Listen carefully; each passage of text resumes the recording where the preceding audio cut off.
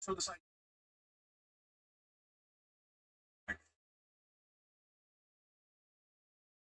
you get them.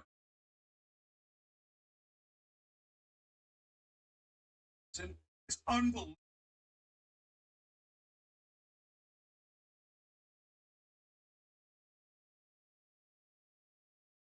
You say, well, Paris. How do we know? That's what the courts are saying. Terrorists are. Otherwise, you're send them to a dungeon. We don't care. Even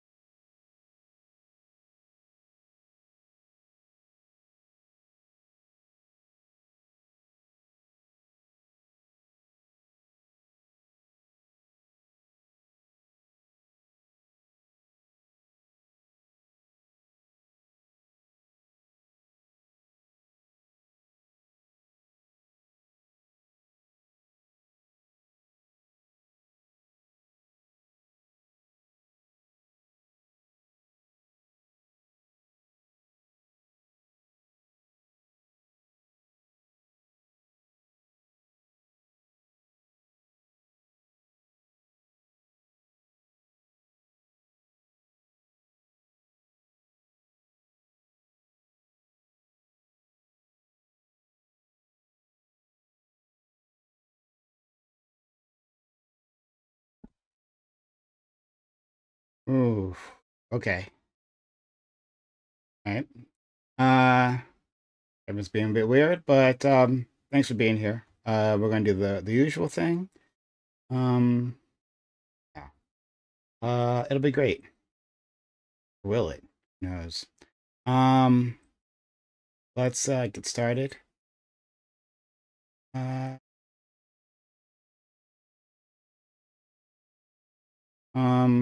yeah, let's get started. And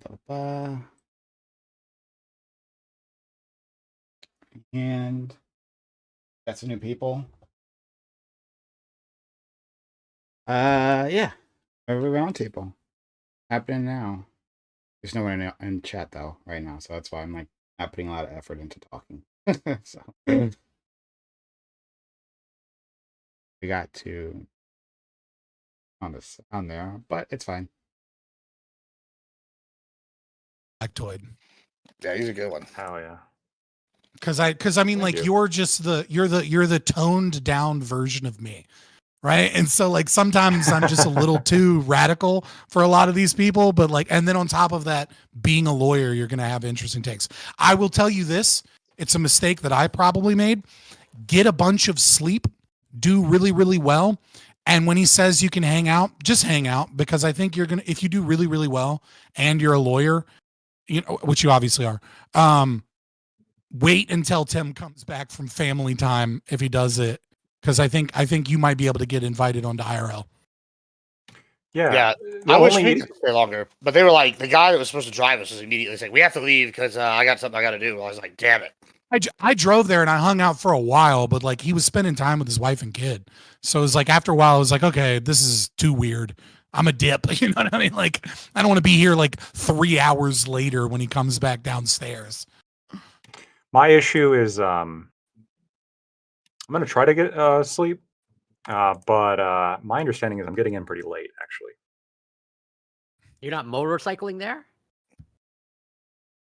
Black and Lactoid. I'm in favor of that, actually. Don't motorcycle anywhere. No, this was actually his idea. Motorcycle there. Save you gas money. No, don't. burn the motorcycle. The wind on his hair, bro. It's going to feel good. Thanks all for being here. We're waiting on a few other individuals to get here. So yeah, we'll do our usual thing and think about What's your opinion? What's your opinion on that, Prime? on what in particular. VATs. Do you like VATs? Oh, Value VATs? added. You mean like the value added taxes? Yeah. Do you like value-added taxes? Actually, I don't know. I mean, they've come up a few times, but I actually don't know much about them. Like they're just like kind of across the board. I'm not even sure how different they are than sales taxes. So I don't have a lot of knowledge on that one. Can anyone enlighten me? You're really letting me down on my meme here, bro. You're really letting me down. Oh, I'm sorry. But yeah, You if can't anyone explain that taxes can't be explained by anybody on the right. And the reason is because it's fucking imaginary, arbitrary bullshit. So if you want someone to try and sell you this magical tax that doesn't align with reality at all, just ask Econo Boy. He'll be able to give you the left-wing Is there verbal any tax in wizardry your mind that aligns you with need. reality? I think most taxes, I think, align with reality, even though I think they're not justified. But like value-added tax is just like, it's the problem is that a value-added tax is just like centrally planned step by step of like arbitrary metrics of what like value is subjective. Like you can't like it's you know what I mean? Like you can kind of do property value taxes, right? And like yes, technically speaking, what is the value of the property? You know, like you can't actually know the value of anything. Sure. If you really want to get into the nitty gritty of the philosophy, but like value added taxes is so much worse, right? Like it is problematic. I'll just say that. I hate value added taxes more than any other form of taxation. And on top of that, it's one of those things that they try to pretend like aren't tariffs, but they are. Yeah, I was asking because earlier the right-wing guy was arguing for VATs, and I about had a brain aneurysm, and I wanted to see if Prime right off the bat would argue for it because he leans a little bit left, more left than me, a little bit, and I thought he would maybe like, yeah, I like that. So I'm like, see, I told you. My cat's freaking out. He wanted to save you from the brain aneurysm. He's actually being compassionate. I just need it, but I think I'm gonna have a brain aneurysm. Binks is in chat. He said all my homies hate VAT tax. I'm with you. He's right. Yeah. Did anybody see that Superman trailer? Did anybody see what? Because there was a Superman trailer or whatever, a sneak peek that was like 5 minutes. Was pretty mediocre in my mind. Oh, Superman. Oh, you're saying. Oh, damn it. I haven't seen that one. I watched one that came out last night. Dude, no, Superman doesn't exist after Henry Cavill. Okay, I'm sorry. This is my culture war, right wing, stupid geeks and gamers esque take. I don't care. All right, like you don't fucking Superman in my mind no longer exists until Henry Cavill is back. He's not coming back. Waiting a very long time. Yeah, he's never going back. Except maybe as a cameo. Right? Or until some studio makes an AI movie with him that's just as good as any other Hollywood movie. think that's so interesting you say that. I think that, then they're going to get sued. He made sure he didn't sign his likeness away because it's been real controversial. Some of the kind of people that have, like Carrie Fisher signed her likeness to Disney, like purposefully, and so did the specific one that everybody uses, the guy that played Tarkin. I can't think of his name right now for some reason. But he gave him he wanted to be in Star Wars in perpetuity even after he died, and he thought one day they would be able to AI him in, and it's he's been a real big fan of that. But I know that actors now are including that in their contracts with a lot of stuff for franchises, whether or not they will let him do it. And I know he specifically did not let him do that shit. Yeah, I mean, I hate IP, but I think an image is even more egregious. Like the idea that someone else can own your fucking your image and likeness is just insane to me. Rob, if you want to join the share together, I'll send you the invite, by the way. Wait a minute, Scott. Is it when you say hang out, what do you mean by that? Is it his fucking house or something, or what? Just loiter on his You're property. You're gonna go. So everybody here that went to Tim Pool's signed an NDA. That was signed an NDA. It's there's a section in it that says we're not allowed to talk about too much about the location and stuff. Okay. But you're gonna be in a studio with that has tons of stuff to hang out, eat food, skateboard or whatever. And then all I'm saying is if you do super well and you're a lawyer, if you hang out for at least a couple hours and give him the opportunity to vibe with you, I think you probably have the best shot of getting on IRL immediately. Yeah. I mean, all I can do is give it my best shot. I'm excited for it. It's going to be interesting. Everybody should tune in. It'll be great. Absolutely. What's poppin', everyone? Yeah. So I wanted to ask you about while we're waiting for everyone to get here. I was wondering if Scott and Lactoid, we might have to just make this like a full topic, right? I wanted to do, how like I try to do different things, like when everyone else is doing one thing, I don't necessarily follow that. We're gonna but, like, bullshit for an hour and a half, anyways. Like, what's up? Just, well, just don't. I pussyfoot it. don't. Just say it. I'm not trying to bullshit for an hour and a half. Okay, right? 2 That's why hours. I'm Three. mourning first. Oh, actually, no. I had two things I want to ask. Right, one is actually about Scott's thing on Timcast. Right, I just had a quick question for them, and I'm asking this to not be a 20-minute explanation. I just need a short explanation. Okay. Ben. Okay. Go ahead. And then I have a larger question to ask while we're waiting for the rest of the crew to get here. But Scott, so on your Timcast, right? I even wrote down the time. It was at 48 minutes in, but that doesn't mean anything to you right now. Right. bring- Like, What did you say? actually, believe it or not, in my notes. You bring up structural functionalism, right? Which I had. Yeah. Well, you actually you've probably said that, brought it up before on the stream, but I wouldn't remember go into that, right? And you explain how you explain that how it relates to societal degradation, right? But I didn't understand your thought train here, right? Like I listened to it multiple times, and I was hoping. Yeah, so I here's didn't. what you did. I didn't get it. Yeah, I didn't yeah, get an opportunity to really extrapolate on it, right? Yeah. So just quickly, so everyone else knows what I'm I'm so confused about. So you brought up structural functionalism, and then you transitioned from that into welfare is bad, right? Which was more the central thesis, right? And then from there, you said there were no, because welfare provided, or at least destroyed social boundaries that people had. Yeah. So And then I'll try and make it almost as there. quick as possible. Almost there, just finished, right? And then you transition from there to multiculturalism is a problem, and then that equals social degeneracy, right? So this is a thought train here. I was confused, but yeah, go ahead. Yeah. So basically, so in sociology, right, you have functionalism, which would be Amelia Durkheim, right, or Emile Durkheim, depending on how you say it, right? And then you have critical theory is the big one, Frankfurt School. Everybody knows about that, right? This is what's constantly in the media. You have dramaturgy, and you have systems theory, and you have symbolic interactionalism, right? But most sociologists this day are critical theorists. And functionalism is kind of like the old school way of, it's a conservative field of sociology. And the way that functionalism itself, the basic concept of functionalism is this: if an institution or a cultural norm exists in society, then it must serve some function, good or bad. If something has lasted, especially generations, then it does something in society. So woe are we to reject that without understanding what the function of that thing is, right? Okay. For Durkheim, he studied religion a lot, right? Religion clearly serves some purpose in society because it's here for so long. So just being oh, let's get rid of religion, it's okay, but if we don't actually fully understand what this religion is doing for society, we're not going to understand the consequences of getting rid of this thing. Okay, right? yeah.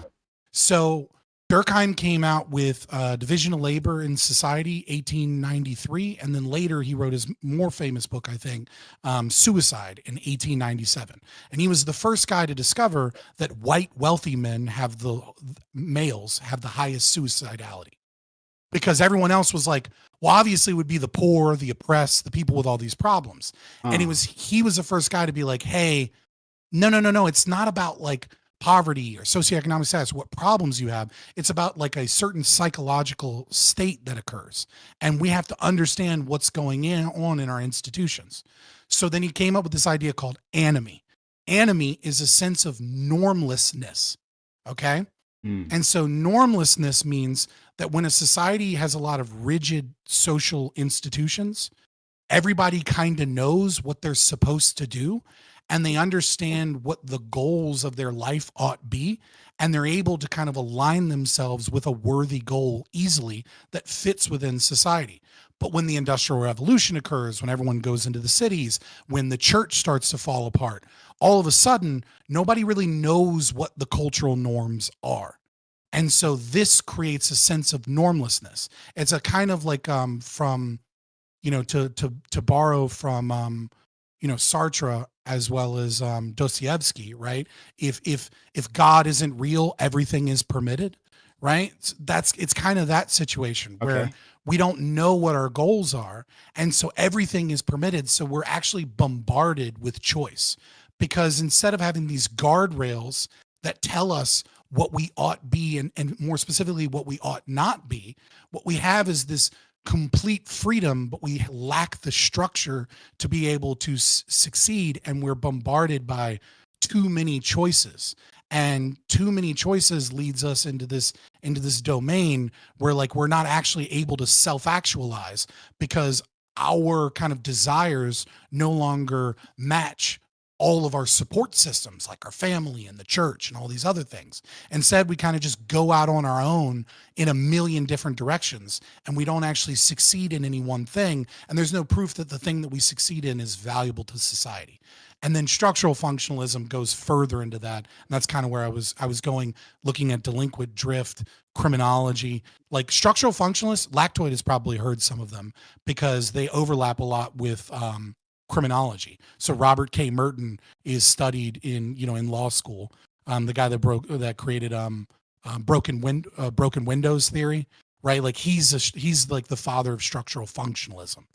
So what? So I'm not going to challenge any of that, because again, I don't. We're not going to do. We're going to be good today, right? Yeah, no. It's fair. It's fair. You asked, no, but it is like it kind of requires you to be. I don't want to say it requires you to be a sociologist, but it requires a lot of education in sociology. I understand. No, I understand. I just I want us to be on good behavior, because we got a new person here, and we don't want to show our ass like we usually do on this channel. We want to pretend like we have some sort of structure here, right? Here on the Prime Kai channel. But just one more question on this, and then we can move on. And I'm not sure if I'm going to ask my second question. All right, well, so multiculturalism. How is that a bad thing? Yeah. Like like with this, like how? Explain, please. Right. So when you have a dominant culture that brings in and assimilates people, right, then you have a culture of shared values towards that single goal, and it doesn't create enemy. But when you have a culture that rejects the concept of a dominant culture and rejects the concept that your values are better than other cultures' values, what ends up happening is exactly what I was describing, that sense of normlessness, right? The sense of like your community goes away. Like this is why cultural homogeneity, homogenous societies tend to do better in a whole range of concepts. That doesn't mean you can't bring in Mexicans, right? That doesn't mean you can't have people from different cultures living together. But what it does mean is that if you lack a dominant culture and dominant norms and like a dominant set of values, and you bring people in to assimilate to those values, but then slightly change that system because they have ideas and things that are, from outside that are a little bit better. And therefore we progress into the future by bringing in those new ideas, rejecting those that don't fit our structure, and accepting those that don't upend our structure. Then it becomes difficult for people to have values, for people to have purpose, for people to have a sense of community, etc. Okay. All right.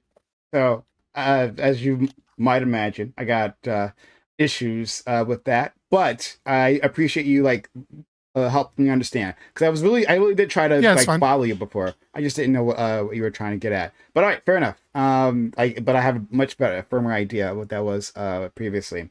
So, and maybe after stream, maybe we can talk about it or something. Yeah, if I'm awake, we might chit chat about sociology. Oh, sure. But all right, so I'll leave that there. I wanted to ask something else, but it's gonna take fucking forever, actually. So maybe we should just move past it, and like get started. We have pretty much almost everyone here.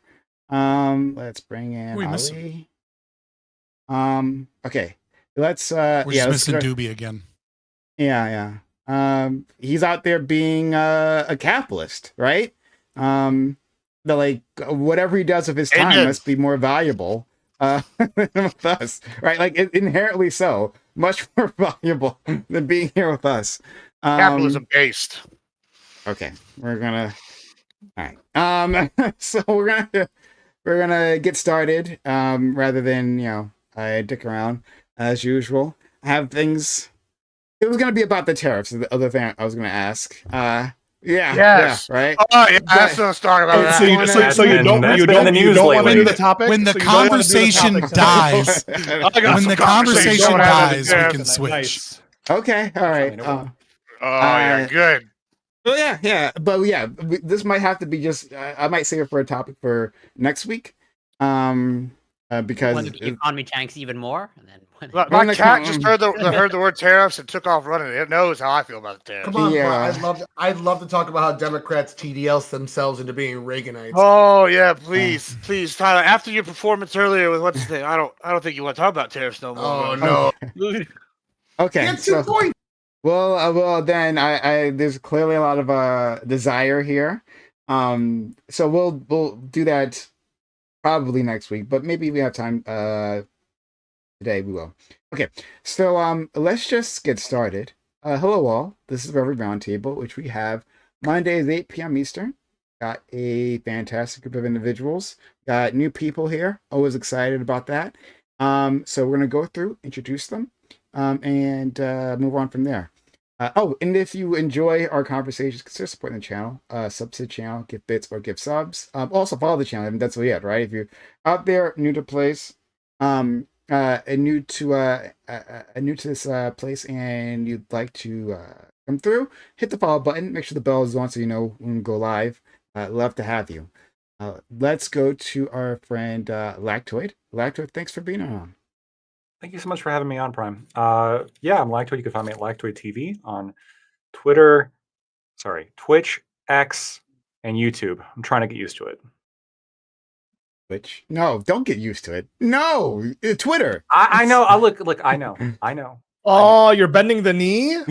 It's been how long? I feel like You're bending the knee. You bend the knee point, too precious. so It's been a year, I guess. I'm so disappointed. at some point I'm gonna have to look. You'll never have to. Oh, did you make an X today? You made an X today, huh? Yeah. Did you re-X? You Did you re-X, re-X? huh? Yeah. I very strongly disagree with Elon's decision, but here we are. is Okay, that one? Oh. that's the main one, actually. Yeah, I think that's the main. The rest of them are all right. Mostly. He's sub-Xing right now. He's not like posting Elon's name. Yeah, you're sub-Xing? Really? Okay. All right. So once again, Lactoid, he bends towards authoritarianism. All right. I appreciate you, friend. Let's go to He Scott. bought the dip. Let's go to our friend Scott. Scott coming off a fantastic showing off the Timcast channel. Crushed it, my friend. You and Connor, I think, were great. Like really interesting, spirited conversation on both sides, right? I think it was different from Pisco's because Pisco's like, well, good logic. The lawyer he was up against, right? He didn't know how to like assert himself, and so he kind of got run over. But I think both of you, Tim barely had time to like jump in there because you guys were going at it, right? Throwing it back and forth with the great idea. So just like shout out to both of you. Yeah, good work. Yeah, I appreciate it. I'm Fabian Liberty on YouTube and Twitter /X.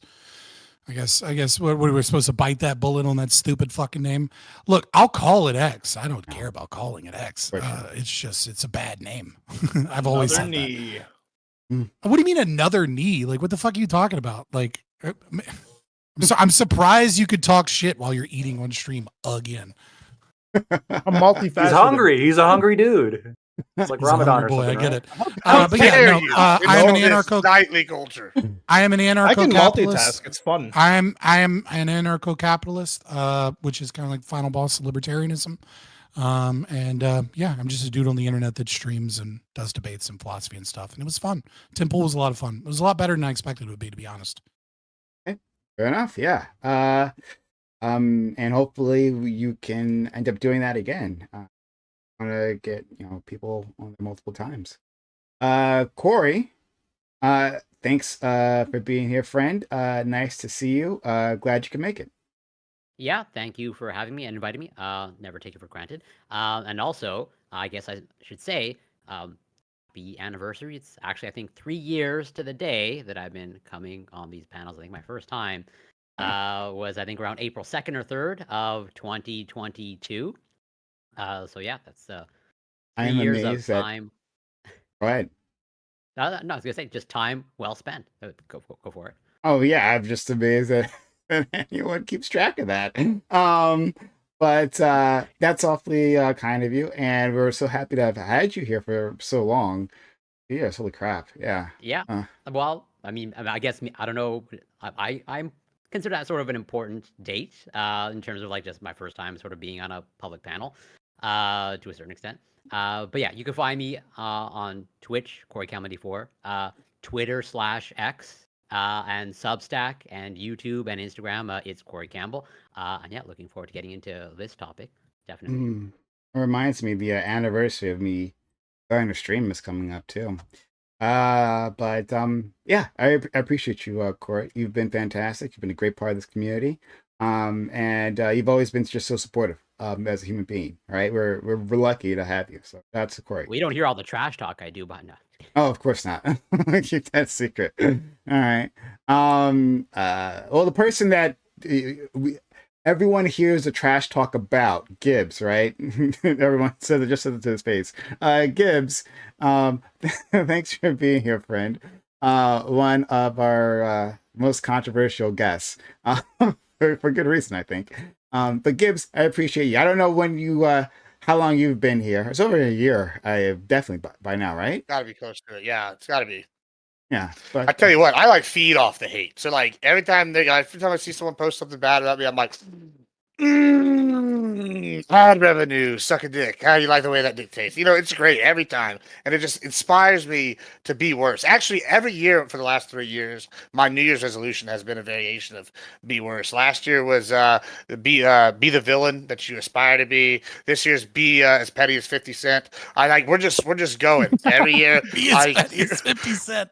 Yes, and yes. I feel like I really I've embraced it, and my life, my mental health has just gotten so much better. Like I'm like happy all the time. I'm just like, it's so like if people think you're the villain, might as well just be the villain. And all right, fuck all you bitches. Well, when you're feeding your ego constantly, right, when you give no breaks for morality, then I guess it would be easy to feel good about yourself, right? Listen, my ego deserves to be filled because I just everything I say I'm gonna do, I do. It's just winning all the time. I just like. Have y'all seen beef prices today? Every week it's gone up. Okay, all right. All right, we're gonna leave that alone. But thanks so much, Gibbs. You're fantastic. Okay, we got a brand new person here. Very excited to meet them, to talk to them. Gibbs hit me up and said, "Hey, you need to talk to this person." I'm like, "All right, cool." So like, I know almost nothing. So Chai Bunny, assuming that's how you pronounce that. Please be so kind as to introduce yourself to the audience and to me. Hi, Prime. I've watched your streams before. I've cheered you on. I've probably called you stupid, but don't worry, out of everyone here, I only respect you and Gibbs. So my name is Chai. I go by Chai Bunny Baby on all platforms. I am a gaming streamer. I like to watch criminal psychology videos. And I just like branching out and doing new things. So since I'm entering this new era in my life, I want to learn more about the world, and I only learn by actively engaging, unfortunately. So far the vibe of your stream is very nice from what I've experienced, but I will be honest, I'm already tired of Fabuloso's voice, so we'll have to see how that goes. I'm also tired of his chatters coming in and saying, he's so cool, like, I didn't come from his chat, so we'll also see how that goes. Okay. This fantastic. It's every fantastically woman, Prime. excited. It's Every don't like every Scott. woman, every woman. It starts with like friction with Scott, right? It's like across the board. I just want to say her standards are outstanding. You know, Prime and Yeah, Jim. I think so. I mean, you should High, you should man. point it out. Topic will high probably even- standards, high. Oh, to be If I- fair, if I was have worried- been if I was on worried to places appealing with, to like, women, half of the I wouldn't people here. have Shut gone up! on I'm as a- talking. No one wants to listen to you. You talk so fucking much. Anyway, I have been My on like goodness. different things with like half of the people here, which is nice. shortening the ropes quickly. The way to get on my good side is to Right? annoy the fuck Is out to of step Scott. on my jokes, That's- man. Come on. Annoying Boring. Scott, right? Like grading him makes me only love you more. So great start here. We're really happy to have you, Chai Bunny. We're always looking for new individuals. So yeah, we hope you are going to enjoy your stay here. Let's move on to our friend. Actually, no, before we move on, I do actually one question for you, Chai Bunny. As a viewer, no, we're going to get Tyler. We'll be there in a second, right? As a We got- viewer. And but this is part of my question, actually, right? Because usually what we do here, right, like Scott was alluding to previously, usually what we do here is like take like fucking 90 minutes to get to like the actual topic, right? We usually meander, and then we find something that we want to talk about. We yell at each other for much longer than we intend to, and then eventually make it to actual topic, right? As a viewer, you're saying if you view this channel. Like, how's that experience? Does that bother you, or you just enjoy the ride? What are your thoughts on that? Well, usually I come in your stream near the end of your show, and then I yell at Gibbs to play League of Legends with me, and he should just leave the show. So since he won't leave the show, I came on the show. I think that's a good compromise. But I do listen sometimes. Like you had a debate on the way women dress and why they dress that way, and like part of me really wanted to join that day, and that was actually part of why I wanted to come on your show, because I was like, man, like I had a lot to say that day in chat. If only I was ready to come on. Huh. Well, maybe we could hear your opinion on that. But first, let me introduce the rest. Maybe we will dick around a little bit more because I actually do want to hear her thoughts on that. But before then, we'll introduce our other two guests. Tyler thinks like I don't like him. That's a sign. But Tyler, second time here. I appreciate you did a great job previously, and I'm glad you decided to come and join us again. How are you, Tyler? Oh, doing well. So first off, congratulations to Lactoid. He's going on Tim Pool Friday. Cool for you. Great exposure. The other three, congratulations again. I think I said it last time. It's fucking great to see. I like seeing, the peoples come up. It's all good. That being said, Scott and Lactoid, congratulations. The entire Democratic Party has TDS'd themselves into libertarians when it comes to trade policy because This is a they long hate game, by Trump. the way. Congratulations on the massive amount of people that just converted to libertarians because they hate Trump. It's fucking crazy to me. The only ones standing up for like climate protection and shit like that nowadays. But yeah, otherwise I'm here to watch Scott and Prime argue for 2.5 hours. Okay. All right. I hear your criticism buried in that, and I accept it. So fair enough. In 3 hours. I'm just trying to be funny. Also, Gibbs, I only say nice things about in public just to be that guy. I don't I believe that at all. resemble that remark. All right. I resemble that remark. Yeah, exactly. So shout to and I didn't get to I didn't say it before, but I'll say that now. Yeah, Lacto is going to go on Tim Pool's this Friday along with our good friend Wick. Shout out to Wick. They're going to argue about Russia Ukraine. It'll be fantastic. I know it will. I mean, like these two individuals, Lactoid and Wick, they survived the crucible that is the Reverie, right? And only the best chatters survive here for like years and years at a time. So like shout out to our friend Lactoid. We know he's going to do fantastic. We're rooting for him. I'm going to be watching. Yeah. Is there something you want to say about that, Lactoid, at all? Yeah, check your messages real quick. Okay. Don't promote it, please. Stop. Stop saying. Oh yeah, sure. Go ahead. Yeah, so I'm really excited about it, but I also wanted to publicly thank Prime for putting it together. So without Prime, it wouldn't be happening. So thanks a lot. Really do appreciate That's that. awesome. Well, and Doobie. And Doobie. And Doobie, but he's not here. If he was here on time, I would be thanking him too. You know what? That's fair. Yeah. But we're trying to get people on, trying to find appropriate topics for them, and get them on. So like, and this is actually a good time to say this, right? Because I've been trying to keep this under wraps previously. But you know, Pisco and Galage went on, had a fantastic debate. And so I set that up, right? And Tim really liked that. And then Scott and Connor went on. I haven't heard I didn't hear any reactions from that in terms of like, you know, Tim's crew yet. I didn't ask, but I will later on. But I'm sure it was fantastic. I think he was actually quite engaged there. And we're trying to find, you know, the big thing is like matching. Are we allowed to talk about that now? Yeah. We could talk. Yeah, I'm Okay. going to be open with that now. Before I kept it under wraps because one, we didn't know if it was going to work out, right? We had to like send someone there and see how, you know, that went, but it's so far it's going well. So yeah, we're trying to get people on. Well, I if you want to, like, let me know, right? And like if I can vet a person, then we'll be trying to get them on, right? So yeah, that's the whole thing. I'm like vetting people, right, within our community to get them on. And of course, Lactoid and Wick are fantastic members, and we're gonna do a great job. Okay, so next we have our friend. Me. Yeah. Ollie. Yeah, I think Yeah, roundabout just said next we have you. Who? I was a little hurt, but yeah, No. thank you for having me, man. Always appreciated. You can find me at Sociological with 2 L's on all the platforms.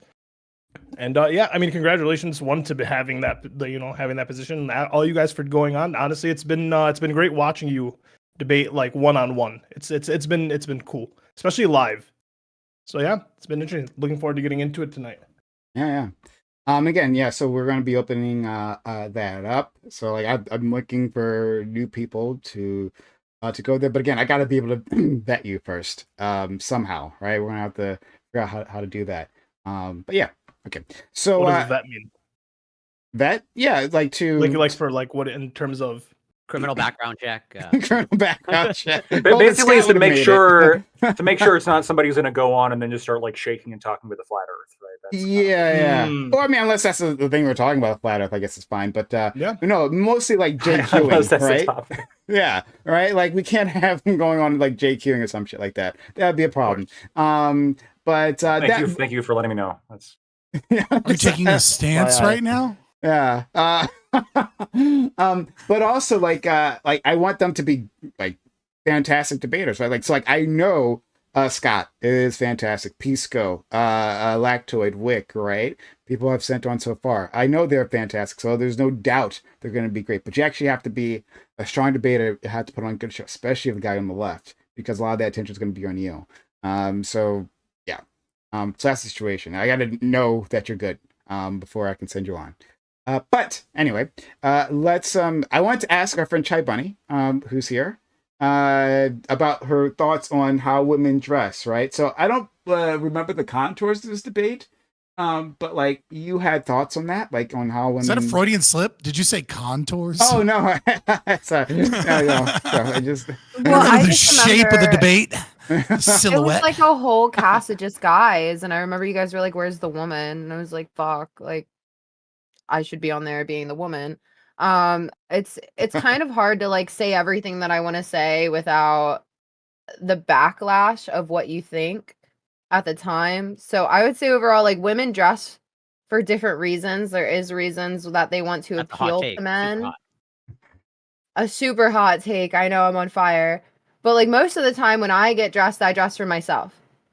I think each woman is an individual and there's different needs Ooh, they that's- have that based is on their super hot. insecurity levels. But overall, like if you're going out with your girls, I don't really necessarily think you're getting dressed hot for the guys. It could just be to look hot with the girlies and have a girly night. Okay.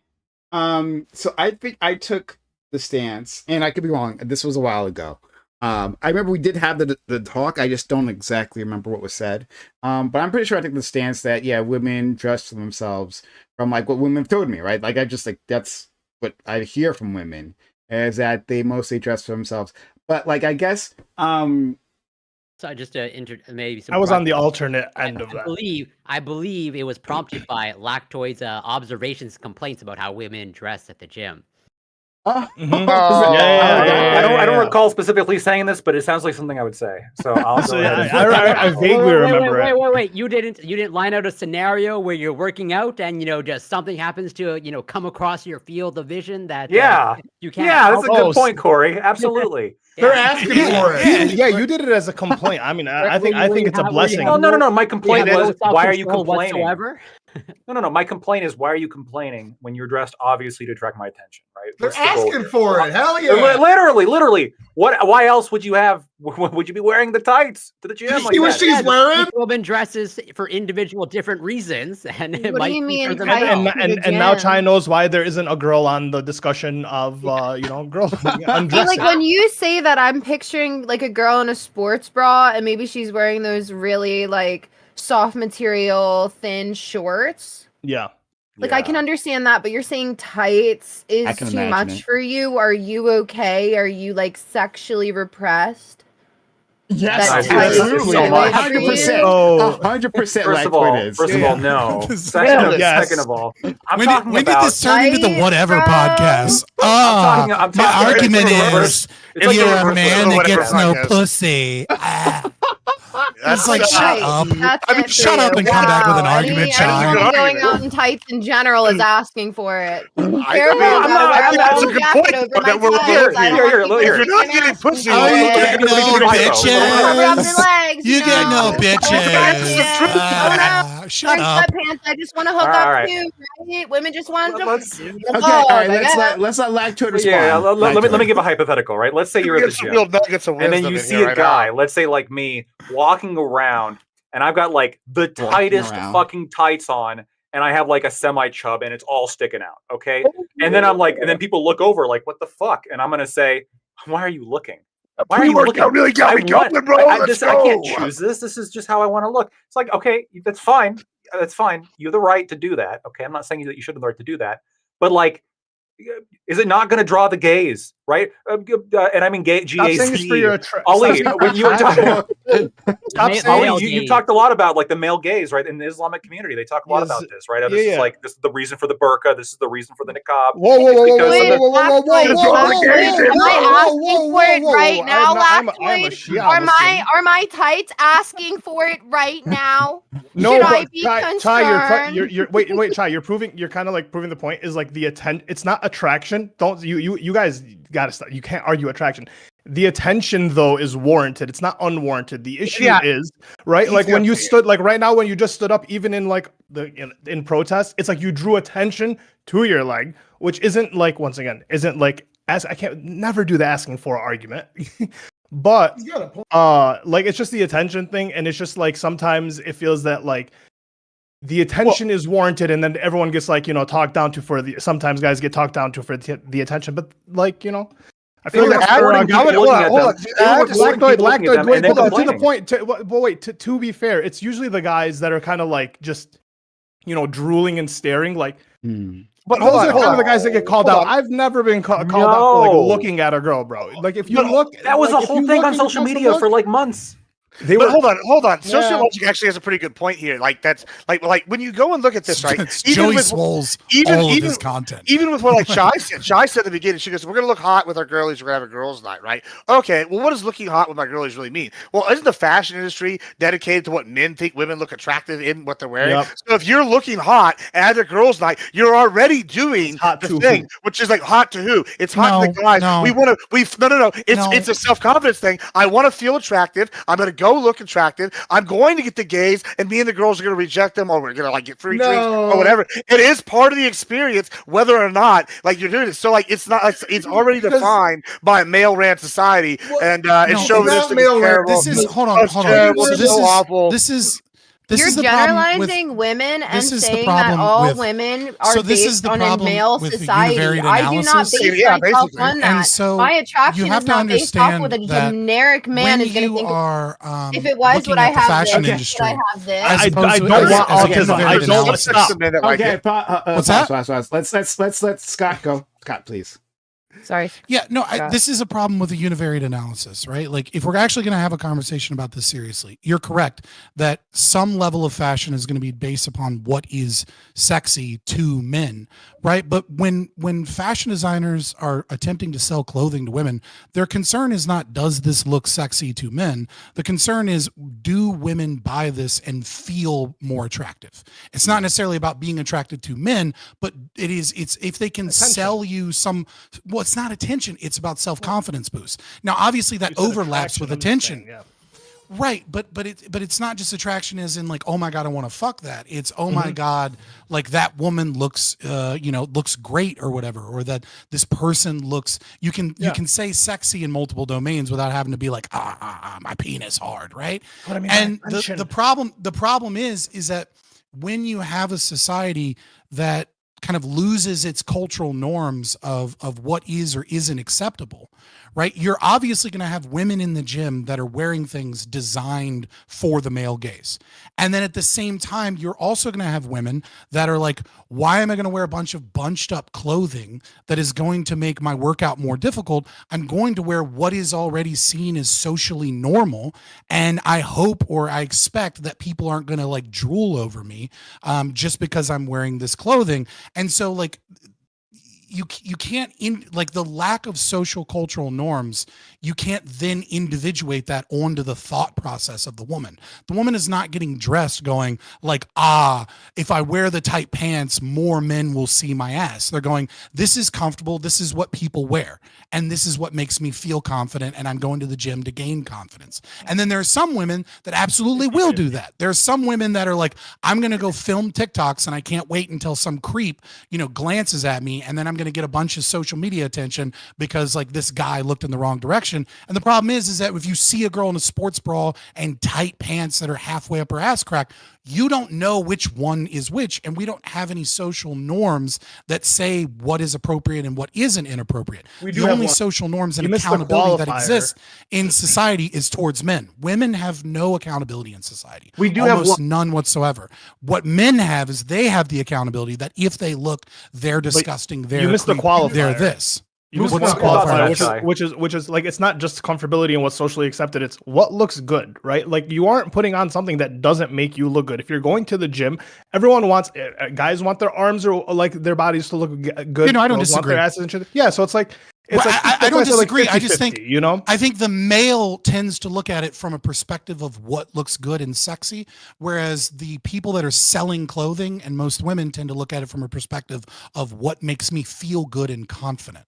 And like, I think there's a disconnect or a cross between the way that males communicate what it is that a woman's wearing and the way that they actually feel about it. Those two things, I think, are too interlinked. I get you're trying to make a distinction. Yeah, there's a Venn diagram. There's an overlap. They overlap too much, I think, to actually pull them apart fully, though. But I get what I appreciate what you're saying. That was the point I was going to fucking make, too. Let's go to Chai. I think she wants to respond. So it's more actually in line with Fabian. I don't want to go to the gym. I don't find that fun. But you know what I do find fun? I find it fun to put on my matching leggings and top that's meant to go to the gym together and making it an experience and not just going to the gym. I'm going to get my pre-workout and my cute matching outfit. I'm going to go to the gym. I'm going to do my thing. I'm going to feel great doing it. And then I'm going to leave. And I'm not going to think about anybody in there. That is my experience with dressing nice at the gym. It motivates me to want to make it an ordeal, not something boring and tiresome and not fun. But you want to look good doing it, right? I think that's great. I think that's great. You want to look good doing it because there's a perception if you don't look good, just in general, right? Like in basic human society, if we're going out, like we want to look our best because people are going to perceive us, right? So it's not so much that you like want attention. It's not so much that you want attraction. It's not that you want to attract anybody, but like it's that you do want positive attention generally, and that's just baseline for I think for most people. It doesn't have to be necessarily girls, but it's the denial that comes from girls when it's like you're denying that you want this perception, which is like once again I think it's baseline for everyone. Corey argues that we shouldn't have it. I'm not going to the gym to make friends, and I'm not wearing makeup to go to the gym, and I'm not doing my hair special to go to the gym. I'm just going to the gym in a nice matching outfit. That's what we're talking about. No, clothes. but like, okay, but so like, this is kind of what Fair. Sociologic's kind of getting at, right? Is this the societal norms aspect of this, right? Like, say I want to go to HEB right now and go to the grocery store.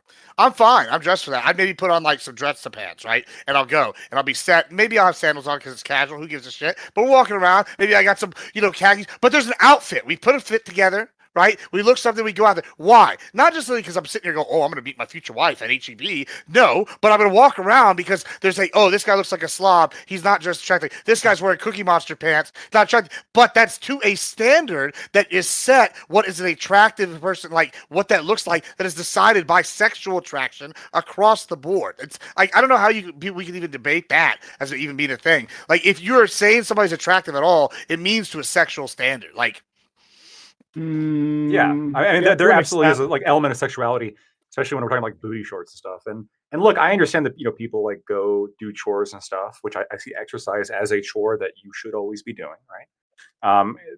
People will, I guess, want to look nice for going to do chores. I personally don't, right? I'm at Walmart in an adult onesie at 11 o'clock at night. I mean, I just don't give a fuck when it comes to shit like that. Mention that on Timcat. But no, but you're like, okay, yeah. but hold on, Lactoid. That's at 11 o'clock at night. You're not going in a onesie at like 5:30 in the afternoon when it's peak traffic. If I'm going to Walmart, I'm going in pajamas.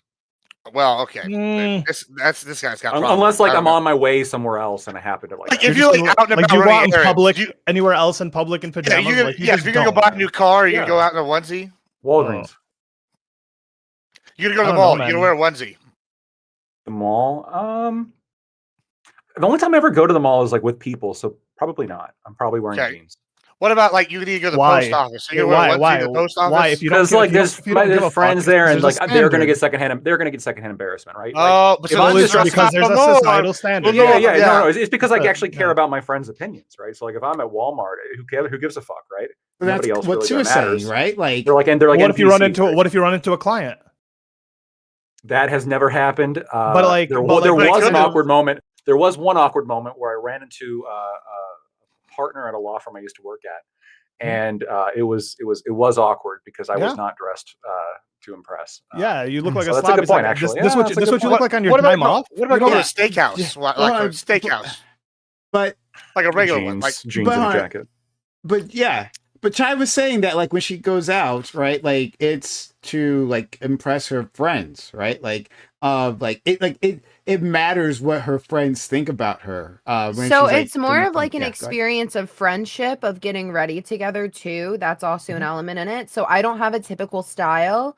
My style is more into the gothic type, like extra straps type shit. We could have guessed. And my friend is also into that, and so we have a special aesthetic we like to dress in together when we go out and hang out. It's just like a thing we like to do together. Yeah. So like, that's I think fine, the issue comes from wait, just real quick. I think grab the holy water. You have this demon, aesthetic, right?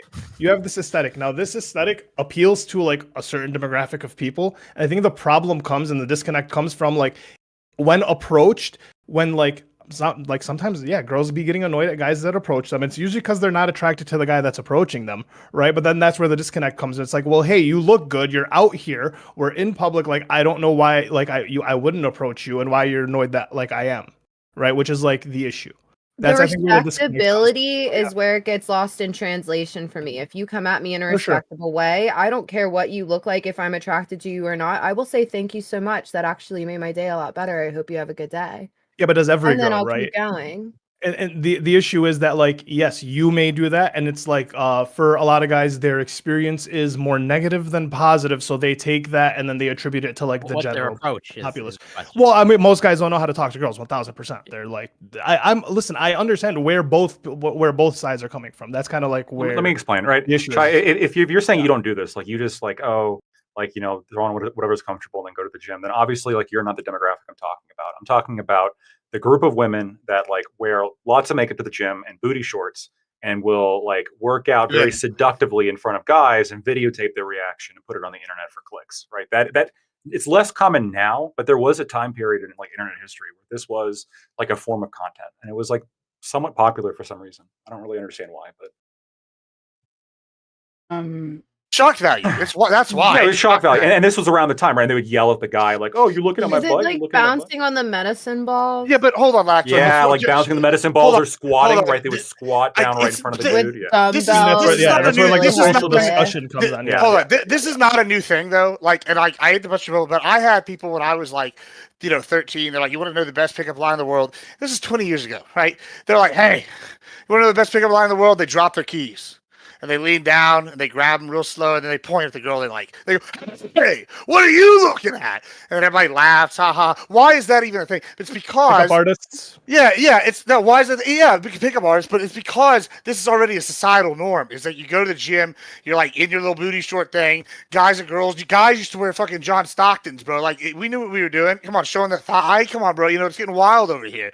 Like I don't know how you could argue that it's not a societal norm based thing. And like when it comes down to that, like there is a sense of like sexual like aspect to it in all regards. So it's like you can't like take that out. I think so. So giving Lactoid's argument like the most leeway here, right? And I don't think it's without merit of his argument. Is that like at what point can we say, as outside observers who can't look into a person's mind, right, that a way a woman is dressing is for men, right? Like, what kind of ensemble can we officially say that this seems to be to attract male sexual attention? Like if they are like, in a like extremely like short, tight dress, so like that's all cut out, super huge amount of cleavage, right? Stripper heels, right? Like in that ensemble, right? Could we say that this person is dressing for male attention, like even if they say otherwise? What are your thoughts on that, Chai? It's just I'm sorry. You kind of like long-winded that question. Did I? Okay, all right, I can try it again. So like, Really. yeah, I just had to keep up with the and the and you got interrupted. Okay, let me repeat the question. Don't worry, I'll go to you as well. But so the question is, at some point, like what's the outfit? What is the outfit? Well, it was. Are you asking me what the outfit is? To repeat it? Oh yeah, the outfit is, like I said, like a short, tight dress, with a lot of cleavage, stripper heels. Like, can we say that person, that woman, is dressing for men, even though we can't read her mind? Are they standing on a corner? No, they're just like walking about. They're going to the grocery store, maybe. In the grocery store. I mean, I wouldn't really want to approach that type of woman anyway, but I feel like, yes, in a way, I would be like, where are you going? You look great, by the way. And maybe that's a good way to start a conversation. But I'm saying that, like, the point is that dressing for the male eye to go out to the grocery store dressed like that. Yeah, so the point that I think, and I don't want to put words in Lactoid's mouth. It's hard for me to think that way as a woman who's not interested in other women, because I don't think that way when I see a woman dressed like that. I more so try to admire what she's wearing or question what she's up to. Yeah. So, but basically what it seemed like Lactoid's question was, at least to me, was that at what point is it reasonable to say that like a person's behavior implies, right, like that they are looking for male attention, right? Like now, if a person, like if she's like in like a nun type outfit, right, that's not going to attract much male attention. It'd be weird if anyone would say like, "Oh, you're dressing for guys" when you're like wearing like a nun type outfit. But if you're wearing it's a nun type outfit of just the hood and nothing else, I feel like body language Halloween bikini with a habit.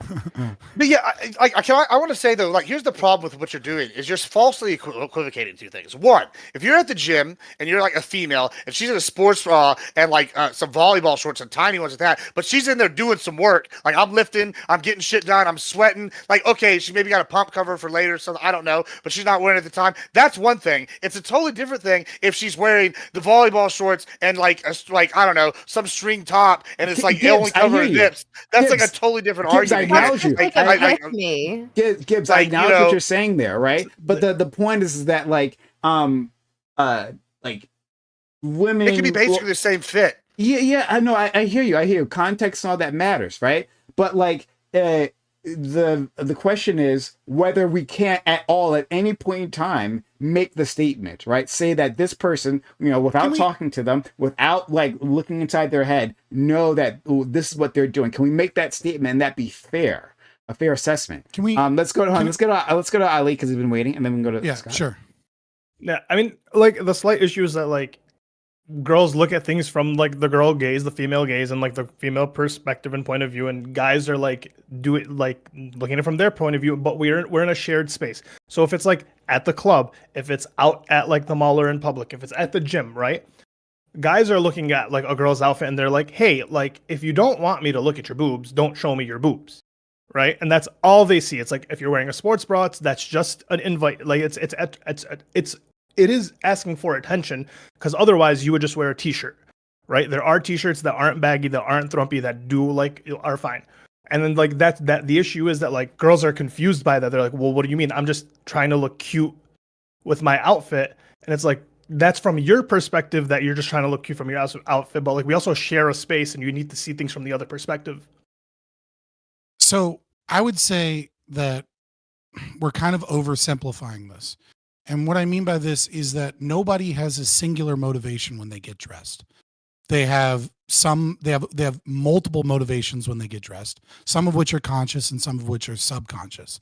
And when we have a culture that is very loose in terms of its norms of what is and isn't appropriate in different social contexts, what you end up with is you have some women who are absolutely dressing just to look cute with the girlies. And there's a subconscious motivation that says, if a really cute guy approaches me, that'll be awesome and I'm dressed appropriately for this, but they're not even thinking about it at the time, right? So what the issue is that if you attempt to ascribe a singular motivation to what's occurring, then you'll never actually understand the situation because people dress for multiple reasons and what they feel changes from the context of the time. If I walk up and start trying to hit on a girl, right, that's way out of my league, and I'm doing it by trying to explain to her why we need anarchism and the state is bad, guess what? Her clothing all of a sudden isn't an invitation to have a conversation with me.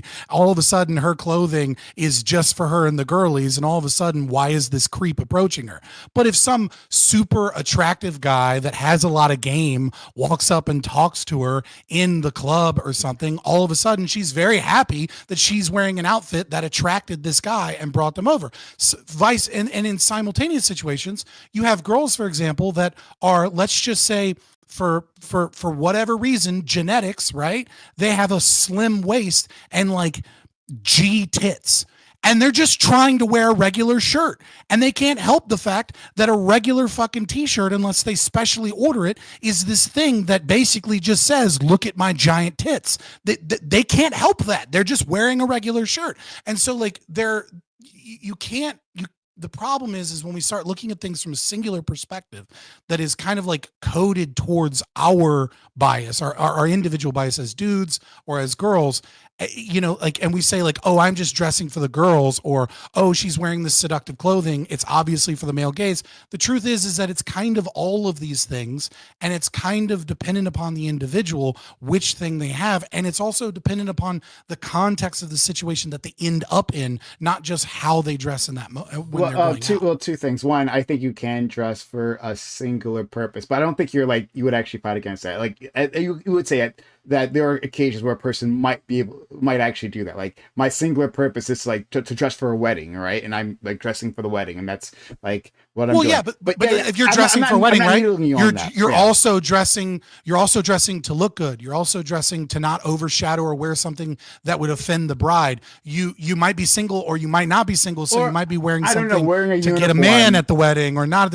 I'm just saying there's a lot of people are complex. I hear you. I'm just there's a lot of things you're not thinking about. No. But like also like if you're just wearing a uniform for work, right? And that's what I'm dressing, uniform for work. Then it'd be weird to say there's multiple reasons. But I mean, are you pressing the uniform? Or are you grabbing it from the dirty clothes? None of those things matter. It's like if there's consequences that can be enacted on you for not having a clean press uniform, right? Like that would be like for work. That still counts as umbrella So for work. that's when we get into the domain of we have cultural norms that allow us to be able to tell more about an outfit and the context of the outfit. That's what a uniform is. That's right. Like wearing a suit to work as opposed to wearing whatever. I won't dig into that point, right? But the other issue is though, we can ascribe primary motivations, right? That like yes, we can understand that. Yeah. There could be a primary motivation. Like I'm just saying that there are multiple ones.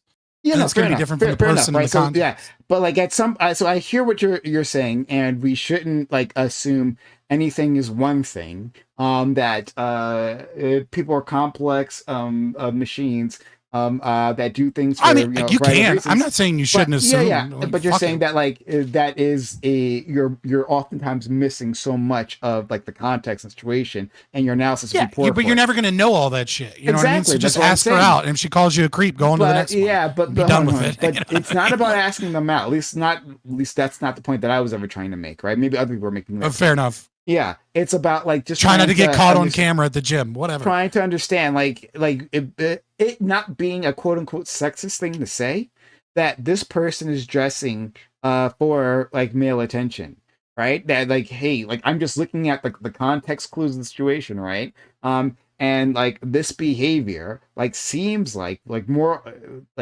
likely than not, like the primary reason is to dress for male attention.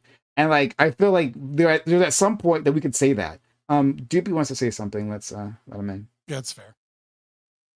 I feel like this conversation always reminds me of this. Maybe I came up with this. I can't remember where I got this from. Okay, but it's a thing that I heard or thought of at one point. But it's kind of like, lighting a flare, right, and then claiming you didn't want anybody to see it. Right, like clothing is communication. If you're dressing this way for yourself, why the fuck are you only doing when other people can see it? Right? You're probably not wearing this shit and getting all prettied up at home, then laying on the couch and watching fucking Netflix. You're going outside where people can see you this way, so that people do see you. And then when they do see you and they react to seeing you just the way you wanted, you pretend that you didn't want them to see you at all. It's silly. It's like using your outfit to like speak loudly and then like acting like you're surprised when people listen to you. It's so silly. I think that we need women to be comfortable. And this it reminds me of this other thing, Prime, that we've spoken about before, this idea that women like they do this like silly game, a lot of them like leading up to sex, because they can't be seen as somebody who wants sex. They need to be seen as somebody who like has sex happen to them, right? It's like a thing that happens to them. It's not something that they want and they do. I think that women are like sort of conditioned to feel like they shouldn't want attention. They shouldn't want the social validation, but they really want it just like everybody else. They shouldn't be vain. So they put on this costume, they go outside because they want to be seen. And then when people notice, they feel kind of ashamed because people are noticing, because they're not meant to want to be noticed in the first place, because society taught them to be this way for some fucking reason. So they like try to cover it up with, oh no, it's just for me, it's just for my friends, just trying to want to feel confident in myself. It's bullshit. I think it's bullshit. I think most of this is just women coping with the fact that they do want validation, they do like the attention, and men simping over them, pretending that it makes any fucking sense. I think we're leaving out an important aspect of this here, where it was kind of starting to get touched on, and then you guys veered in another direction. And like, when you get dressed up, when you wear something nice, the reason why you're required to do it for work, for the most part, as you can see, is often you're showing a sign of respect to the person that's receiving you. If you go over to somebody's house for a dinner date and you wear sweatpants, it's kind of a show of disrespect.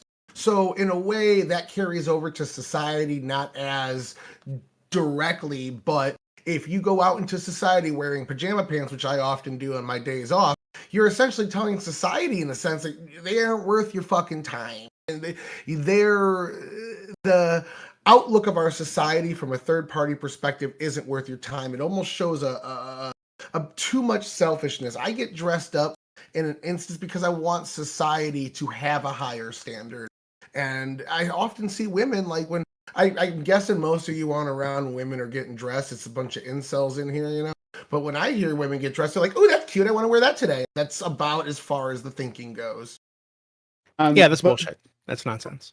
Before you continue, hold on. We do have a super chat, and it was less than 20 minutes ago that this came in. Wow. Wow. All right, so Good.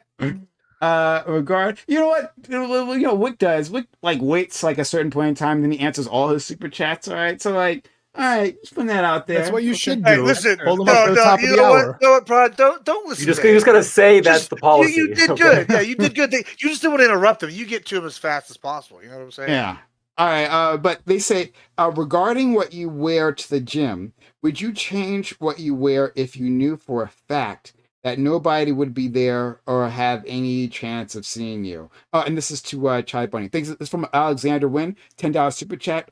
Thanks so much, Alexander, who's been giving like great super chats in the past. So yeah, do you want me to repeat that, Chai Bunny? That question. If I had my own personal gym, because that's essentially what that is. Yeah. Yes, I would work out in a sports bra and those little shorts because I'm comfortable in my own company. No one can see me.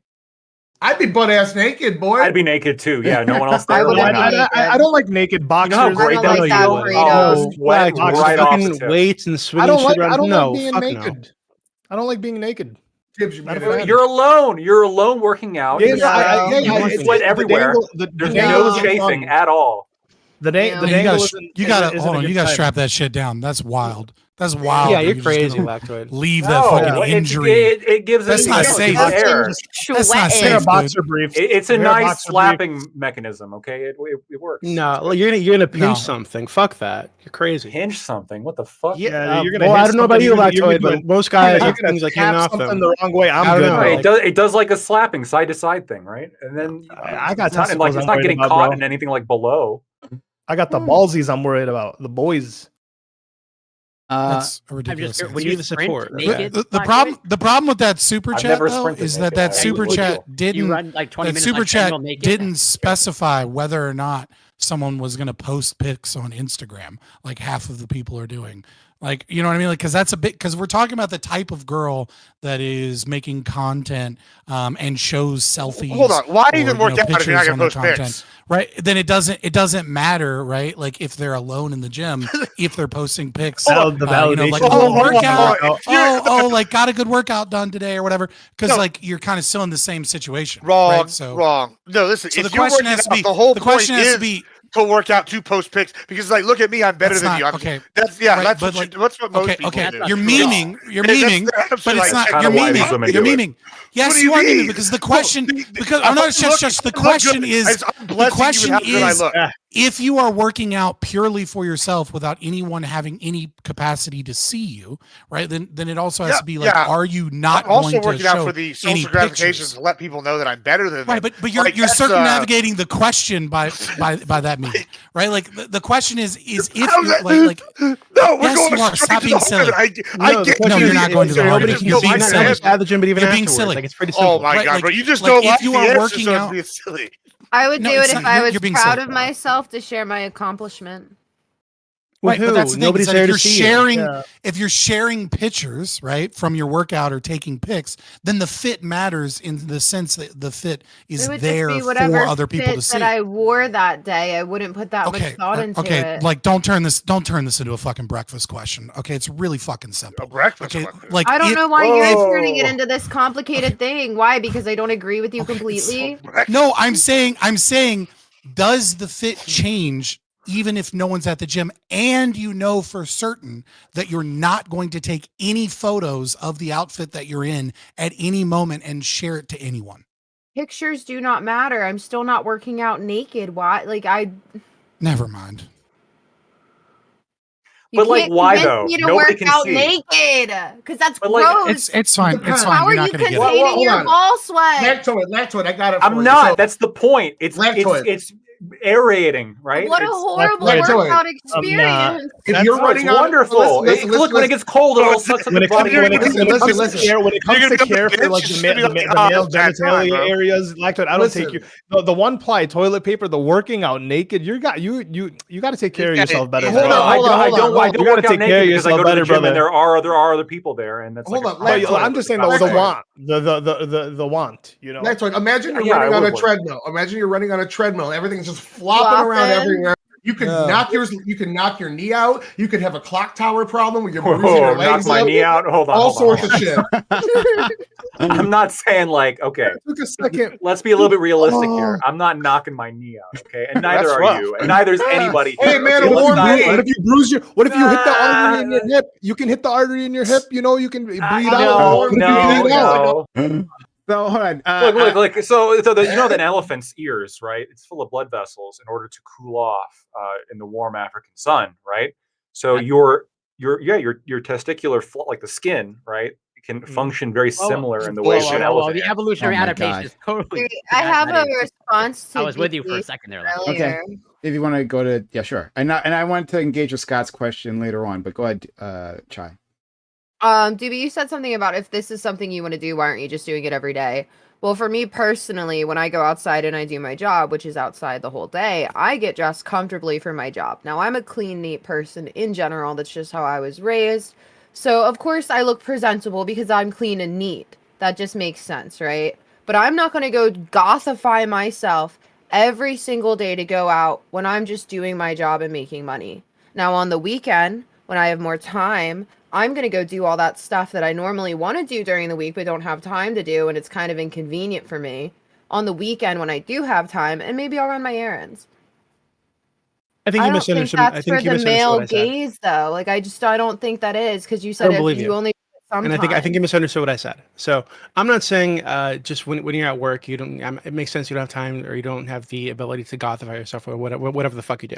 Yeah. I'm saying you're at home, nothing to do. You're gonna be home all day, maybe watching fucking White Lotus or something, whatever the fuck people do these days. And I really doubt that on those days, those lazy, That I'm going to beautiful walk days. past the mirror on the Wait, hold wall on. and look Wait, hold at on. myself fully gothified and go, wow, I look so good. I love the way I look. Like, I'm so happy I had don't think time you're to gonna do take this the today time while to I hang gothify out yourself. at home. Yeah, I don't I think you're gonna would. take. Are you serious? You really go through all Yes. that fucking hassle to sit on the fucking couch and watch I TV used to do it by every yourself single all day day? of my life before I had to get real adult job and then try to do other things on top of it, like hobbies and yada, yada, yada, adulthood. Yes, I miss being able to do that every single day. So on the weekends, I do it every single time.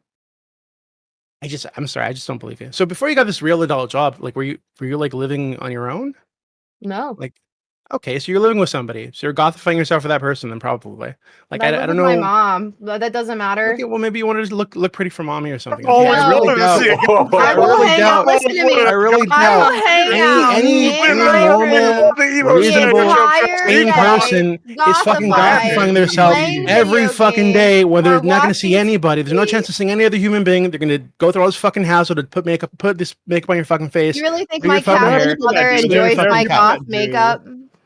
There are people that do, but it is kind of an outlier. Like there are girls who will sit at home and do their makeup because they like makeup. Like it, but it is kind of an outlier. No. Like, I don't think it is as much as an outlier as you might. If that, think. hold on. No. If that, well, hold on, Prem. The only, I'm leaving out a possibility. most girls I'll post admit- it, Prime. Most I'll girls that are admit- doing their makeup are going to at least post it. They're going to do not something. just doing it They're at going to take home. a picture and do something. Okay, but hold on. But maybe I'm Right. leaving out a possibility because there are women who have gotten so used to putting this mask on every day, this clown mask on every day, that if they see themselves without it, they feel like they look hideous and they feel disgusting. So they need to go put it on ASAP as soon as they wake up in the morning. Based Otherwise, on the they don't feel standard. like a human. Right? It could be something like that, right? But I'm not Based saying on the that's you. standard, though. I'm just saying that's a thing that I know exists. Women say, "Oh, I got to put my face on before I go outside or I walk out of my room." That's how I feel about my Women do. beard. Yeah, so I can understand. But no, this was tested during the pandemic, right? A lot of people were stuck at home, and like what do they do? Like, what were their daily routines? And for a lot of women, right? And what the percentage is, I will never know. No one knows. So I'm not gonna make a hazard here. But there was a significant percentage of women who preferred to go through the whole routine of putting on the makeup, right? They said this is just a thing that helps me get Keep ready themselves for the sane. Feel day, normal. right? Feels Yeah, normal. to feel normal, That's right? so Like, sane. I think Because that's they're, like a they're, coping they're, they're, mechanism. they're It's like maintaining the constant. standard of I used to wake up, put on makeup, and go outside because I had to be presentable, right? Now they're trying to keep a sense of normalcy by staying inside and still Well- maintaining that same sense of presentability. well, again, I'm just reflecting what. Yeah, that's like a things that- coping mechanism. Well, yeah, Yeah, I'm just like explaining to you. but the yeah, thought. but I'm so there is a component of that, and again, I'm just like relating what I'm hearing, right? But also just like, hey, not just for like standards and to be presentable, right? It's just that this was like some even describe it as like a meditative routine, right? Like I just like go through these motions, and then I am good for the day, even if the day is completely inside by myself without necessarily posting pictures. Because I'm not sure if every woman is like posting pictures like on like social goddamn Not media. every. Like a Yeah. routine in a way. Yeah, it's a routine, right? It's a routine that people do. Like some people, like they were working from home, right? Like they're doing the Zoom thing, or not even Zoom, but just like working remotely. But like they're like, I'm going to dress up, right? I'm going to like put on a suit and not maybe not a suit, but like a shirt and tie, right? And put on pants like slacks or something. And then I'm going to go into a special place, so that would be my office, right? And that gets me in the mood for work, even though I could just be have like shorts on and like a stained shirt, right? But people do that as well. So like this was also the case for a certain cohort of women. So like all that exists without an outside observer, right? So I just pulled up some statistics real quick for you, and 71% of women in a study said they wore somewhat or significantly less makeup as a consequence of being locked down for the pandemic. We saw makeup sales drop 37% in just 1 quarter or 2 quarters in 2020 and continue to plummet. I would say that if you start looking at like that other, so like 29%, 30% otherwise, yeah. yeah. But then you're also talking about frontline workers and people that still have to go to work every day as well. I don't know how you parse that out as well, but I would say that this number you're looking for is somewhere but like 5-10% is just a guess. I don't know. Now, to be clear, I think that most women should probably wear makeup. Okay, like most women are pretty unattractive on their own, unfortunately. So I'm not like even opposed to that idea. My issue is just that I think that this like kind of coping thing where we're like, oh, yeah, you're showing us your ass cheeks 24/7. You want to make sure your titties are nice and perky. But God, we can't just say you're doing it because you want to be seen or you like the attention or whatever. Because that would be too far. Just to fucking admit it. It's fine to want people to look at you. It's okay. Like guys want people to look at them too. Not a big deal. Doobie, I want you to look at me. I really don't like looking at you, but I'll Look do at it me, for you, Doobie. okay? Well, I'll I do mean, it just for you. listen, I will learn. I've learned to do my beard perfectly, right? And I will spend some time to make it look perfect. And I can say it's for me because I hate the imbalance, but at the same time, I also want people to look at my face and be like, damn, he got a good lineup or he got a good haircut or whatever it may be. It still feels good, and I'm not going to sit here and say that I avoid it or I don't want it or I don't like it. Which is kind of the argument that you hear from girls is that they're saying we don't want it, we don't like it. And that's like the issue that a lot of guys are dealing with is that they feel as though like they're like it's weird, it's strange, and like kind of like how Doobie's feeling. We're like, hey, guys like the attention too. Just admit that you like the attention, so we can just kind of move on with our dates. Just say you don't want it from that person, and that's fine. You don't like the natural look, Doobie? You're not a fan of that? Natural look. Some women can do it. Like my wife is very attractive naturally. Smart man. But some women need the help. Okay, some men need the help. I think men should wear makeup. Okay, that'd make my life way easier. Right, people would be easier to look at. If Tyler started wearing makeup, I think he'd look 100 times better. You're trying to smash her. He's a handsome guy. But I'm just saying, and everybody. Listen, you want this pipe? You want this pipe? You just ask, baby. We'll talk about that later. All right. Fair. All right. So Scott, Fabian, you're cute too. You're staring directly into the camera, waiting for it. You're a cutie too. And Fabian's a handsome. No, this conversation turned into a stupid whatever podcast, so I started playing WoW. It's just true. Like, what have I said that's incorrect? It went to the other form of gaze. Okay, that's what. Oh no, I just what's up? What did you want to ask? Well, Scott, you had a question previously, felt like it wasn't addressed, and I was going to try to engage with it. What was that question? Do you remember? I think you said that you were going to engage with my question, but I didn't say it didn't get addressed. I just kind of faded into the background as we got into this silly conversation. Well, anyway, so super chat. You fixed the super chat, and then it kind of went left. So he's like, "What was the question? How do you fix the?" Yeah, I mean, I was just saying, like, it's. If you're going to talk about the concept of not doing something for the male gaze as a motivating factor in any way, then you have to recognize how many women are on social media and recognize how much of that is part of the male gaze. Like if you're an e-girl, right? Like for you, for example, Chai, right? Like a large portion of your money, a large portion of what it is that you do, right, requires you to look attractive for men, right? If you weren't attractive for men, then you would lose money and you would lose clout and you would lose relevance. And that's not to say that like you're bad for doing this or anything other. Like that's just a reality of the situation. So you're obviously going to do things for the male gaze. So if someone's going to ask you about like your workout fit or anything like that, I don't know you. I'm not like scrolling through your Instagram, but I'm assuming if you're a variety streamer that, is a female in this space, it's a high probability without me looking in any way, shape or form that you probably have other social media that has pictures of you where you're taking selfies and things like that. And that's part of the content that you produce. Do you not have a social media when you post selfies? Wait, do you not hold on? Do you not have selfies on your social media, Fabian? Well, I don't have an Instagram. I don't have a TikTok. I don't have a I don't have most of those things. And when I'm on Twitter, the only time I've ever posted a selfie, I think I post a selfie like once a year. Like I posted one when I was in the hospital bed, be like, I'm in the fucking hospital. Here I am. And then I posted one when I was on my way to Tim Pool. I have social media that posts selfies, bro. Like, you think grandma and grandpa that are 86? Yeah, Scott doesn't take the best selfies. This is exactly why I checked out, right? Because I brought up a valid point, and it's like, but what aboutism? Dude, do you not have selfies? It doesn't matter whether or not I do or don't have selfies. It's not relevant to. It's not relevant to. Yes. No, it's not relevant to. The question is, would you? All right, I'm out. This is retarded, and you guys are all acting differently because there's a pretty girl here. Trying to. It's fucking stupid. Thank you. I appreciate you for that. Thank you. Okay.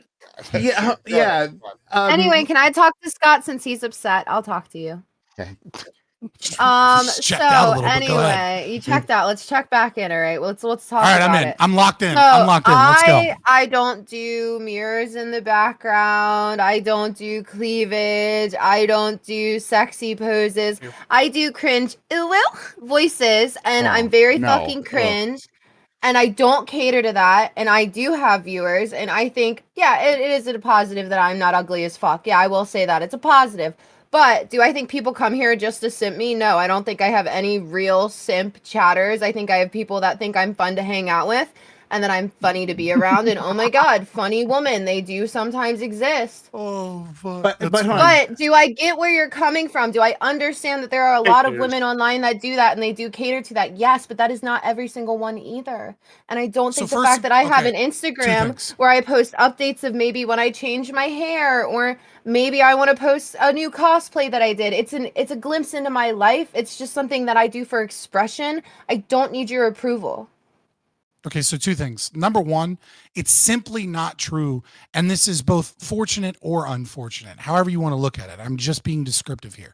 It's just not true that you're going to be a woman online that posts any form of pictures of yourself and makes content that some portion of your audience isn't going to be there because they like looking at pretty woman and that they're not going to simp in some regard. You're just not going to be a Twitcher. Now, yeah, you're absolutely right that some women lean into that heavily and like that's the primary goal of their content. And then some women don't want that at all, but unfortunately it's just going to be there in some regard. And that's going to be some level of your success. In how much you lean into that is going to change the vibe of your content that you make. But there I are don't some think you have to dudes be that follow pretty you to make it big. I don't think that has to be a concept. Nobody said that. Nobody said that. Please, let's not do that, right? Like let's not do the meme of like average woman 5'4", but I'm 5'6" though. Like let's not do that. Okay. So I wasn't going so that's number one. Right. So it's just like, and number two, this isn't about me making a value judgment on whether or not I think it's wrong or evil or bad that you do or don't engage in this level of behavior. It's about when we ask a question of like, what is clothing like and why do people dress in certain situations?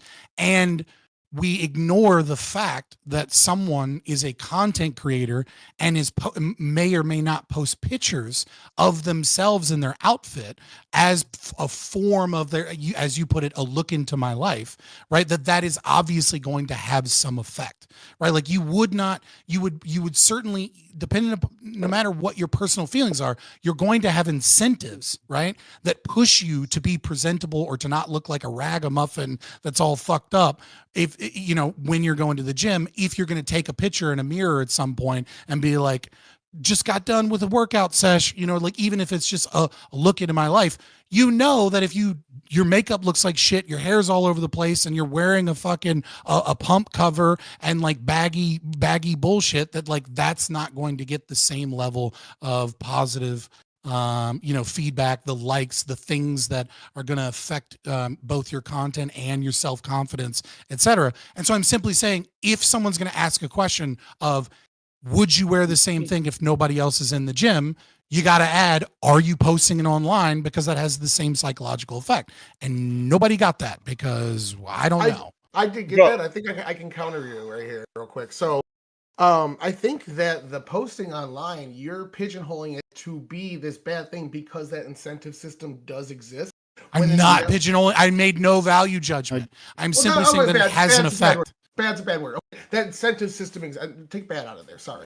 So you're saying that exists, but you're pigeonholing in a sense to say that is there and prevalent. So no matter what the intent of the actor is, that exists. Never said that. System. Well, that's what you're alluding to, is that incentive system just existing at all. If they're posting online, that incentive system just existing at all shows that they're doing it for that incentive system, where the intent of the poster that's not how incentives work.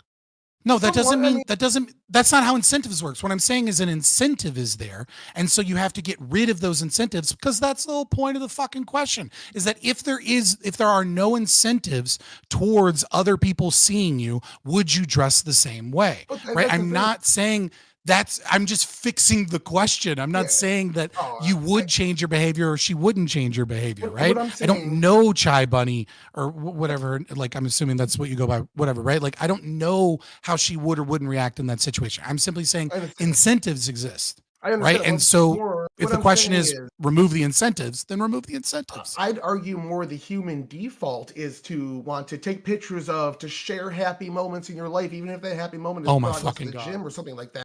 I'd say posting online, even if it's a picture of your body after you just got done with a hard workout, has it's not the actual intent of the post is what matters. And there are thirst traps out there. I'm giving you this.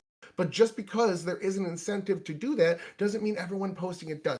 The posting online part that you're trying to frame in here isn't necessarily relevant. I'm not trying to frame anything. I'm saying there's an incentive and that there's overlap. I totally understand that some people do thirst traps and some people just post because they want something, they want, as Chai Bunny said, like a look into my life, right?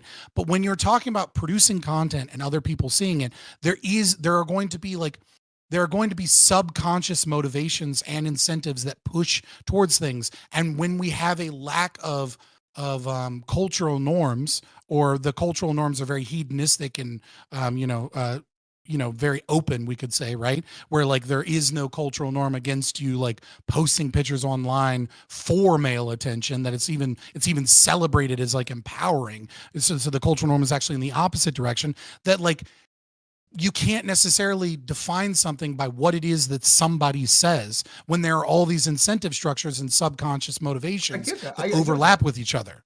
I get that. I'm just saying, like, how the main factor here is the intent of the poster. Like, if she tells me she's posting it because she's happy with her workout and impressed with her progress, I take her at her word. Why? That's her actual, because she that's dumb. That's dumb. She doesn't know all of her motivations. Neither do you, or neither do I. That's the whole point of subconscious motivations and incentive structures and the poison of social media, right? Like, is that there are other factors in the culture, in the subconscious, in the norms that we set, etc. So if someone says, "Oh, I'm just posting this because whatever, because of X," it's like you have to understand that might be their primary conscious motivation, and they're not lying. But there are all of these other motivations and incentive structures that exist in culture, and you can't have a conversation about like what is and isn't appropriate and what ought be the cultural norms and rules without recognizing all of those incentives in those systems. Yeah, Instead, we're just talking about like silly shit. If they're ignorant to it, absolutely, though, is what I'm saying. If they're Oh my ignorant God. to it and nobody's told Well, hold them on. Can I ask you a it's question? something This that is stupid. niche Hold on, conversations. Tyler. Yeah. So I had a situation on my server, right? The best and biggest political server on Discord. Okay, this was like 4 months ago, where I found one of the mods actually, unfortunately, he's like 26 or something like this, and we found that he was accepting nude pictures from a 16-year-old boy, right? Yeah. Dick pictures, sending this kid shirtless pictures, etc. Now I looked through all the DMs. Right, there's nothing sexual in the DMs actually. It was like this kid was talking about like injecting his dick with like some fucking chemicals to like make it more girthy and longer or something, right? And this guy was like giving him like tips. Oh yeah, no, if you inject it like this, then you know you might it might like swell up or something. You know, you should talk to a doctor first, etc. And the kid was sending like progress pictures of his erect penis, right? Um, and this guy swore up Clearly, and down. just looking for medical advice. All right. Exactly. This guy swore up and down, right? And I'm looking at this fucking like conversation they're having, and technically there's nothing sexual, right? Quote unquote, right? But the guy is just saying, "Hey, yeah, let me see a progress picture. Like, what's it looking like right now?" Like, I can assume, given that I know this is actually a gay guy, the model's a gay guy, right? So I know that he's into penis. Asking to see another guy's penis, a 16-year-old's penis, I can assume, even though he's telling me it's not sexual, whatever, I can assume that it's probably sexual, right? It's so like, come on, we can even if people are saying their intentions are one thing, we can guess. We have a brain, right? We can think about things. Yeah, it might be there's a little something bit of else. a grooming element there. That's I don't even want to touch that shit. Yeah, but he would say that he was just giving him medical advice, just trying to help him out as a bro. Don't want to touch like sometimes people are, even if he's not aware of this, right? At some level, it was a sexual thing. I think it's safe to say this is a sexual thing. And even if it wasn't, it's not okay to get dick pics from a 16-year-old. It's like a 20-something-year-old. Yeah, like, either way, not good. But I can assume, I think something sexual is going on there. I get that, and there is definitely a factor. But if the intent was just to post X, and you fucking log on the next day and you find a bunch of dudes are oogling over you, and you start like, "Ew, get out of my Facebook," and deleting the comments, like it's obvious that you weren't doing it to be oogled. So that's happening. Even Yeah, then, but the even then it's not wait. obvious. So wait. You weren't doing it to be oogled. It's not so much that you're asking to, but like the weird the expectation to not be oogled, like the expectation, like when you don't have a private page, if your page was privated, right, and you had people like, sure, but if you have a public page and then you're like surprised and confused and all of that like randoms came to your page, it's like it's so private your page then. Yeah, you're right. The internet be the internet. It is free that's speech. kind of, yeah.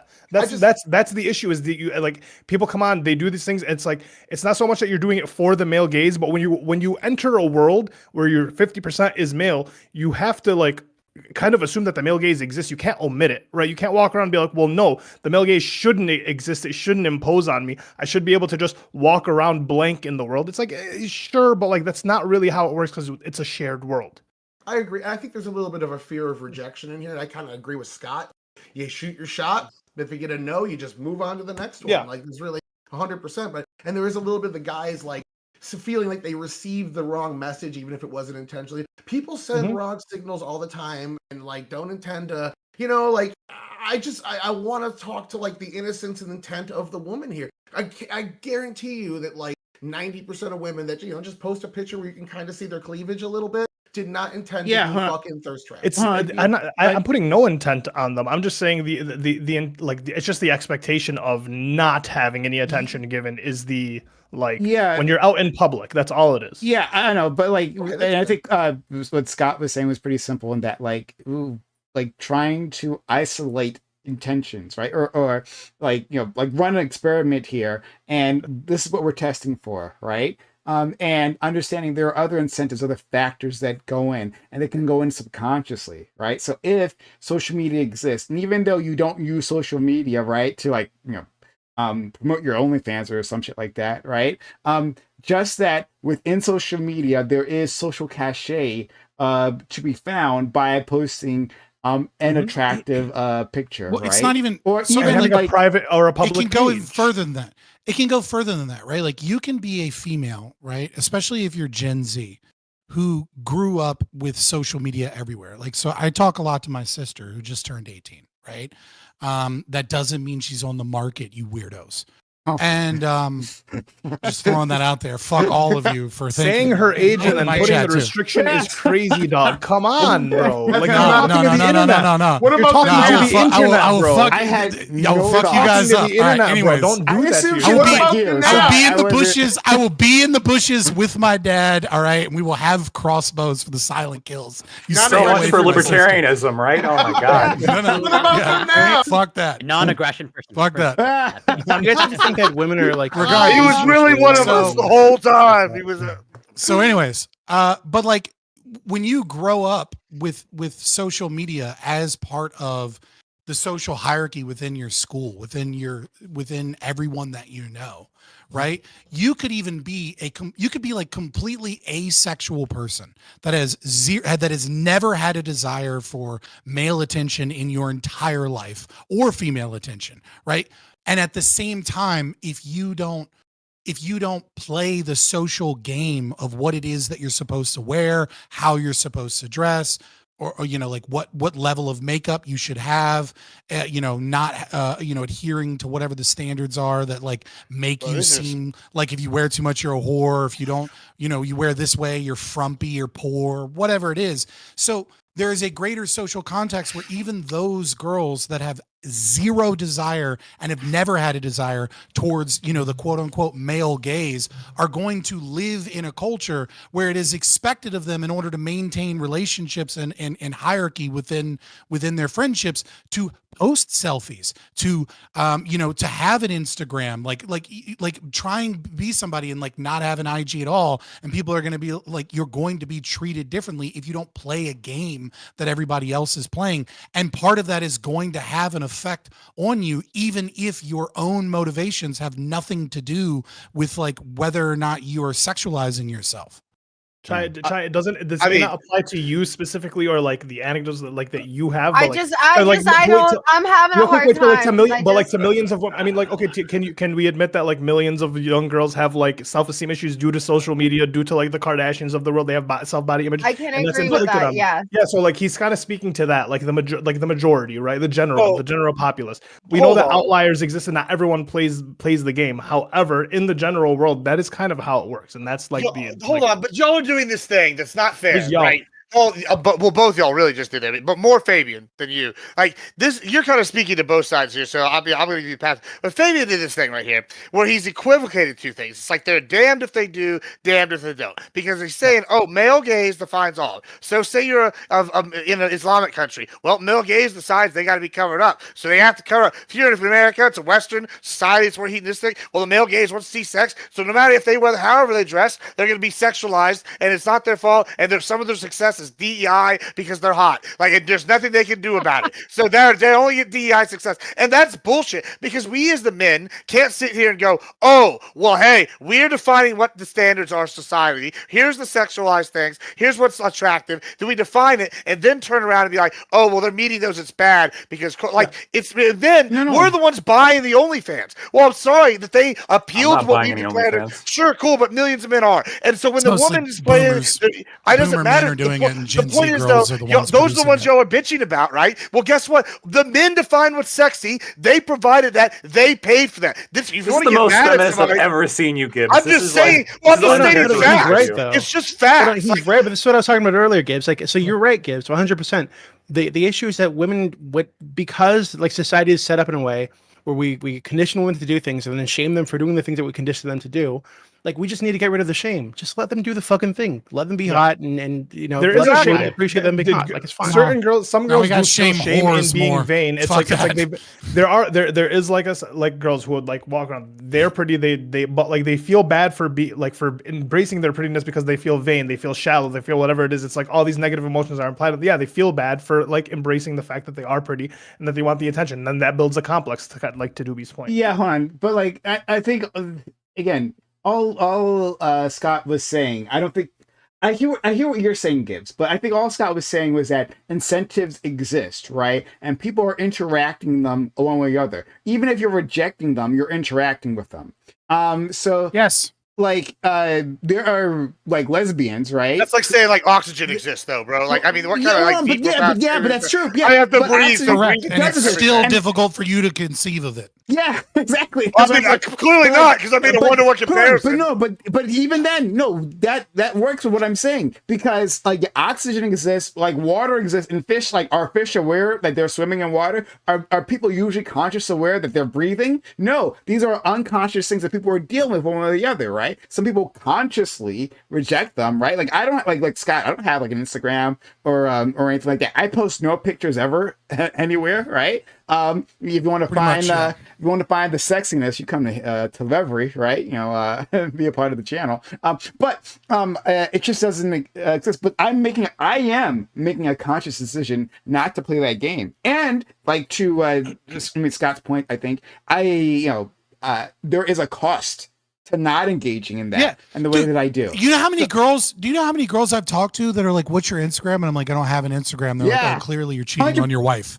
And I'm like, what do you mean I'm cheating on my wife? Yeah. And they're like, you won't give me your Instagram. And I know 100%. all men have Instagrams. I don't so like you're hiding that. your family and your life. And I'm like, no, I just don't want to post fucking selfies. Like 100%. I'm on the internet enough. If you want to see where I am on a Tuesday night, fucking my YouTube channel exists. Like I'm there. Like I'm not cheating on you in front of. As we it's like what are you talking giving about? a girl your YouTube handle is crazy. Dog,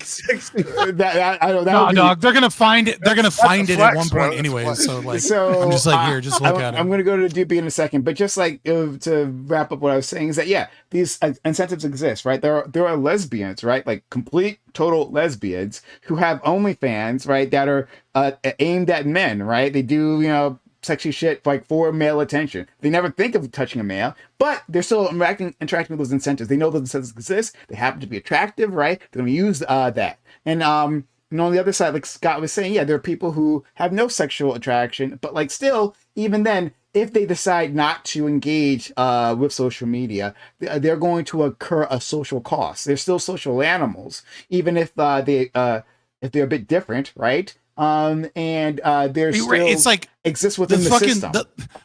The lefties love to say that no man is an island, and then the moment that a right winger says it in their regard and in terms of social issues, it's like, what are you talking about? We're all individuals, and we have no effect whatsoever from like social pressures. It's like 100%. I agree with you, friend. So Doobie, let's go to Doobie, and then let's maybe move on to the actual topic at hand.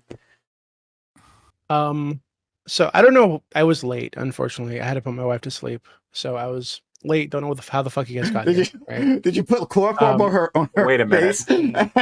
Nah, he just puts it down like that. Doobie's got it like that. So, that's how it is. So I think don't admit so I don't know. crime.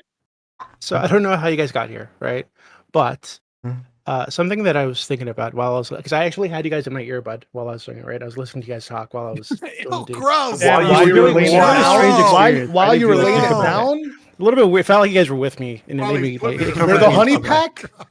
It was already in, so like, why not?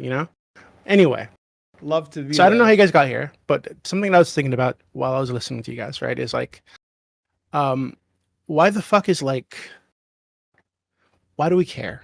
Right. So if some women feel uncomfortable when men approach them, who gives a fuck? Like, what's the big deal? Like, yeah, you're so sorry somebody wants to fuck you. So sad, I know.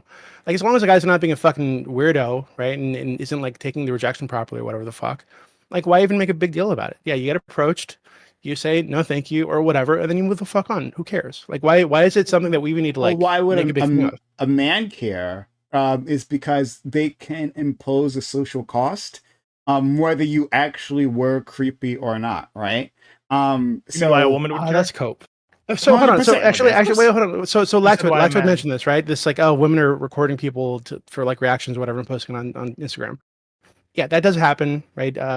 Content creators exist, but this is probably a very, very, very tiny minority of people who are doing this. Like realistically, like this is a tiny minority of people. It's like 10, 20 do this kind of thing. Yeah, it's like so you see it everywhere, right? Because it's like popular content, but like it's like realistically, this is a tiny. No. It's not. I'm not talking about that, right? Like even in the moment, right? someone can say, hey, like out loud, hey, you're being creepy, right? And maybe even just to you, right? Can throw that out there, and you don't, like, as a male who is like shocked by this, right? Like, you don't understand like what is happening to you. Like I thought I was that's following just a guy being a social norms bitch. as Like, I don't. approaching. No, fair enough. No, fair. And you can. I think you can fairly criticize them for that. I think that works, right? But that doesn't mean that a social cost isn't being imposed. And yeah, but he's kind of right. Like the appropriate That guy just response being a now, like when girls like fucking like are intentionally trying to trap you so they can embarrass you on social media because you glance at their ass at the gym, is just go, nice tits, and walk away. Like, just stop respecting. Like, they're using your respect of women and the social expectation of respect so that they Constantly, can then shame That you probably for isn't not, gonna like, work for for not you. adhering to that. And like, at a fellas in certain the point, you chat, just have to do away Twice with it. last week. Fellas in the chat, my don't double God, down. bro. Fellas in the chat, don't I double know, down. I'm on the No, Olympic just double straight down. up double down. And She's making that kind of content. She probably has giving no power, right? So like you can just see what you wanted to stop see. It's giving like them $4 power in that later. Not a moment. big deal. Okay, sorry. Well, No, Scott's right. It's Scott. Okay, hold on. Our friend FK wants to badly join in and say a thing, but like, we're not. We're really getting ready to move on. But I'm gonna give FK a shot because we love him. Hey FK. Oh, I'm sorry. Excuse me. I love him. Hey FK. I also love FK. Yeah, FK is cool. FK, you're in our Discord Hello. DM. Yeah. So let us know what your thoughts are on. We're gonna keep it short because we're about to move on to the next topic. But yeah, go ahead. What are your thoughts? Yeah, just real quick. 100% agree with fucking Doobie on this.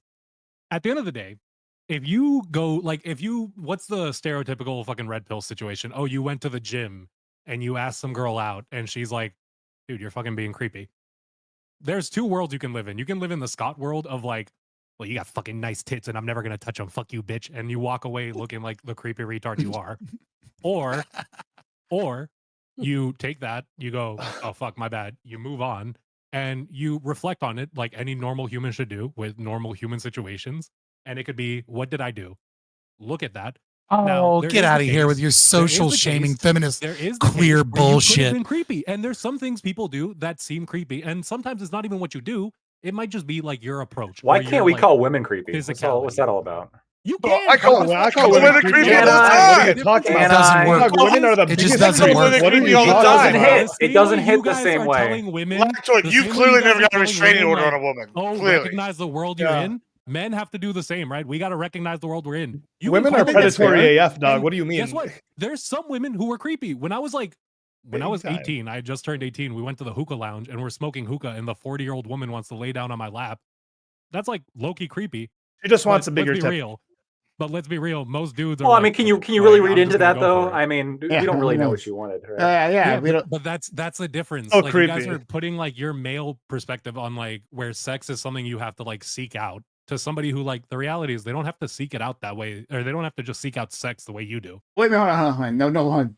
You can't say that either, right? No, lots of women have to like seek out sex. That like it just doesn't appear to them. I know. about that. I think no. Hold on. Now you're putting your male experience on their experience. Hold on. No, Prime. It's supply and women have to no, it's seek supply out and sex. demand. No, you're wrong on this. Supply and demand, right? No, I'm not wrong on this, right? Hold on, because I actually Prime, listen you to are. women. Girls are pickier. Women are pickier. They're more selective with they're more selective with who they'll let.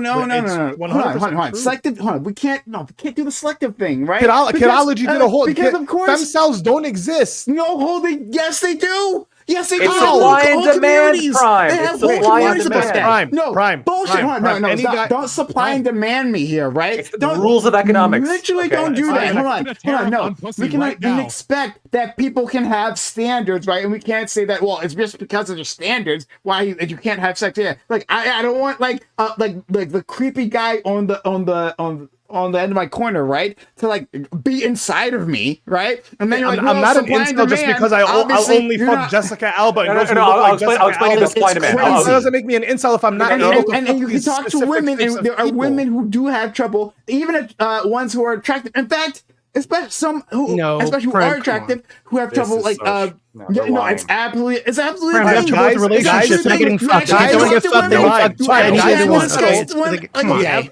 On average, guys will settle for whatever at the end of the night. No, Girls they won't. No, they won't. I On won't. average, guys, I you won't. won't. I never I said you. won't. Did I say? Those Did I Those say women you're prime? talking about that are Did I say attractive, prime? they can Did I literally say go to any prime? fucking I don't bar think and so. order I up, don't then think put the it's dick in them by the true end of the about night. the average It's guy. not So difficult. I'm saying it's not true about the average guy, Yeah, but right? that's Like, for the attention, not the sex. that, like, Come on. not every guy will put their dick into every hole, and it's like weird that we Please, go along on and say Okay, that. you're just talking about because we attractive don't do women, that. but even We that's like a don't fucking. actually do What are you that. saying? Sorry, what? Brian, No, if you're, I'm- if you're saying that some women are so unattractive, no man will fuck them. Sure, I know that I'm exists. not saying maybe that. they smell. I'm saying the Maybe opposite it's of like that. that fucking turtle tank down there or something. Okay, it fucking smells. Okay, maybe, even in that. The case, right? average girl, the You guys will average fuck girl, that the too. average six in the But, like, world, come the on. average mid, No, the average no. mid, quote unquote. Guys, Have you seen how guys. thirsty the guys are in the world? No, It's like in generality. Wait a minute. Especially in Wait a certain minute. areas. No, hold on. Right. So the For the- standard for- can't for- be, if right? a Hold man on. is going And down the those way- areas, the reason I'm saying this is because I Fabian's used to locked have- in. Fabian's killing wizards right now. A modicum of small pussy. I used not paying attention at all. crumb. I Some used people to focus on have it that way. I used to have the same idea. If you remember Peter Griffin when he was a stripper with nothing but like long legs and a fucking head, they would fuck it. They would What? fuck it. People fuck Ashley Trevino. It's or true. whatever the fuck No. that crazy TikTok. Hold on, Yes, no, two kids. that can't be the standard. No. That can't be. I understand that there I'm are. not saying it's the standard. No, I'm no, just saying, well, like, no, but men no, but on that's average will tend to no. fuck anything. Yes, hold on. Okay, just because there is some guy somewhere who will stick their dick into any girl, yes, that exists, right? Doesn't mean guys that who the aren't standard getting for game like will. understanding like a female sexual life and her behavior, right, must be that it's simply that you're being too selective, which is why you aren't like having sex, right? Like that could also be true for men, right? You could also say that for incels too. Hold not on, You're drinking yeah, the no, Kool-Aid. yeah, You're drinking the Oh, Kool-Aid. your other Hold option on, is no, invest this is in yourself and be a crazy. better person in This other is- ways, and then you could attract It's a people who are weird better way at a different of level. looking at it. But, And like, I'm you just saying gotta this be because goofy, I bro. used They're to. lazy. Hold on, I'm saying this because I used to feel the same way, right? This was my idea as well, but like my thinking on this has changed drastically because I've talked to women. Sorry, you guys haven't done this. They I've lied talked to to women you. about this. They You lied think- to you. You think I've just See, never that's spoken why to you're women wrong, and just Prime. Prime. Okay. Let me You let me spoke to hop a woman, into be this a real. second. Wanted a relationship with So someone let that me- she wanted so to hold just on. get fucked. Okay, like she wanted a Hold on. relationship. That was the issue. Hold No, on. no, The truth she's is, talking. I- Hold Just on, about the lies. stop. Relationships Everybody, isn't hard. everybody People have stop built fake ideals everybody that they're never stop gonna reach, crashing so, like, out, what are you gonna get out please. of it? Everybody stop crashing out and just like let's get back to a turn ordered fucking thing. Fabian, Like, shut up. You got some big fucking we're titties. turning Fuck into outta the- here. we're turning into the male whatever podcast. I mean, Let's see yeah, him. it's mean, but whatever. He's a dumb asshole. Let's see him. So, anyways, listen, it is absolutely true that the difference between the average and even the below average female and male experience and their ability to gain a relationship or at the very least gain sex is drastically different. It is also true that there are some women, though rarer than in the cases of men, that no matter how hard they try, they're not going to be able to find If a you're a woman, you normal ain't trying dude. hard enough. If you really, if The- the only thing you want, Hold if on, you're like, hold the on, guy hold that on, wants hold to on. get all you want, Stop, Let him stop, finish. stop. My This is a SK is right on retarded this, point. yeah. You're being Nice. retarded. No. Listen, there are some women, right? I don't know. Maybe you were attacked You could by go out and and mauled spread by your a legs on dog the as street a and child. you get at least, like, So, like, 5 yes, takers. There are outliers yes. besides. If you, yes, Let him yes. finish. If you are a fucking woman and you choose to want to be just a total fucking whore, there's some gross dude that will Oh, so now fuck they're you. a whore for Absolutely. having This is what we're sex, a talking very about. natural This is what we're human No, talking they're about. a whore if they just go out on the streets and Yeah, spread so the issue their isn't legs, finding sex. hoping to get a random finding the kind of dick. sex they want. They Like, that's will what Oh we're my talking about. fucking god! eventually. Oh my fucking god! Can you guys stop crashing But out Scott, and you're just missing for the a point moment entirely. talk rationally? No, I'm not You're missing talking the right- point. How? I am You're gonna admitting. make him go off. I am admitting that it is obvious that the average male and the average female experience is different.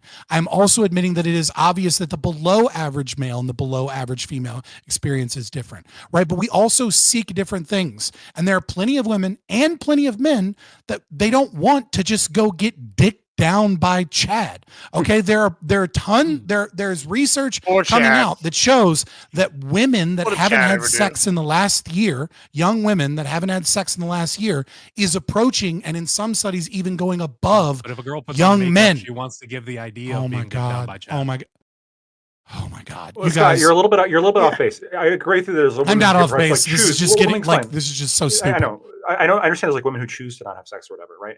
But what we're This is saying not why I is that come to like, Prime. I come to Prime because the conversations are better. all right, sorry.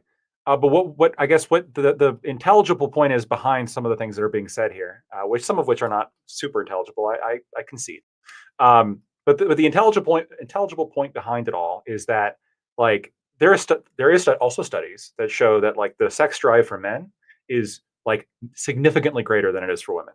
And when you have a society where you have roughly 50-50 of the population, but you have a massive desire for the poon, right? Disproportionately so, compared to the desire for the peen, right? You're gonna see a mismatch in the supply and the demand. You have a high demand Yeah, of and course. limited supply, and you have a Yeah, high supply and limited obviously. demand. This is why the peen is very inexpensive. It's very cheap. It can be acquired very easily, right? But the poon is a little bit more difficult because it's much more demand than there is Yeah, supply. for a It's ton of basic reasons, economics. right? The sexual And to build selector off- of the to species. build off the very basic economics Lactoid just gave there. There's the addition of if you're a man and you go up to a woman and it's that situation where she's like, "Hey, you're creepy. I don't want to talk to you." Guess what? That just means your product wasn't that great. You weren't selling the best product. Guys, You sorry, might hold have on. to- Sorry, I'm you not have sorry. to- I'm not You were even discussing excluded that from the part. market. Well, no, you were just bad at market That part research. isn't even You important. bad at Hold on. market The research. thing that I'm addressing at this point, right? Develop a better personality, Hold or on. maybe develop your style a little bit more to be a more approachable style. Or better marketing okay, campaign. hold your on. game Hold on, but that's and not change that's it. not even So, like, hold on, the hold on. first thing you do when you go up to her isn't But like, here's the "Hey, thing. Stop you it. look Okay, creepy, so you wanna here's the go thing. out?" Look, Or, "Hey, like can I get your number?" Lactoid. The It might reason be why like, "Hey, I have a problem I with like your this hair," is or it that might be something like oh my lesser, god, just FK, like shut that, up. even an interest there, and you move on from there. Okay. Thank you for your contribution, FK. Lacto, the reason why I have a problem is that we're reducing this, like Scott said previously, right? To a univariate analysis. It's saying it's just like one thing. So looking at this on basic economics, but humans aren't basic economic machines. There's a little bit more to that, right? They're not always acting in a rational manner. Like you should know that from economics. Economics actually accounts for this too, right? That people don't always act rationally, but or they have other motivations other than like the acquiring the valuable within that system, right? So in any case, yeah. I can understand that there's very much imbalances on these things. I already know all that. You have to tell me all that. That's stupid. Why don't I even bring that up, right? I'm saying that there are women who put themselves out there, right, and not sorry, I'm not going to call them not unattractive women. I like deeply unattractive.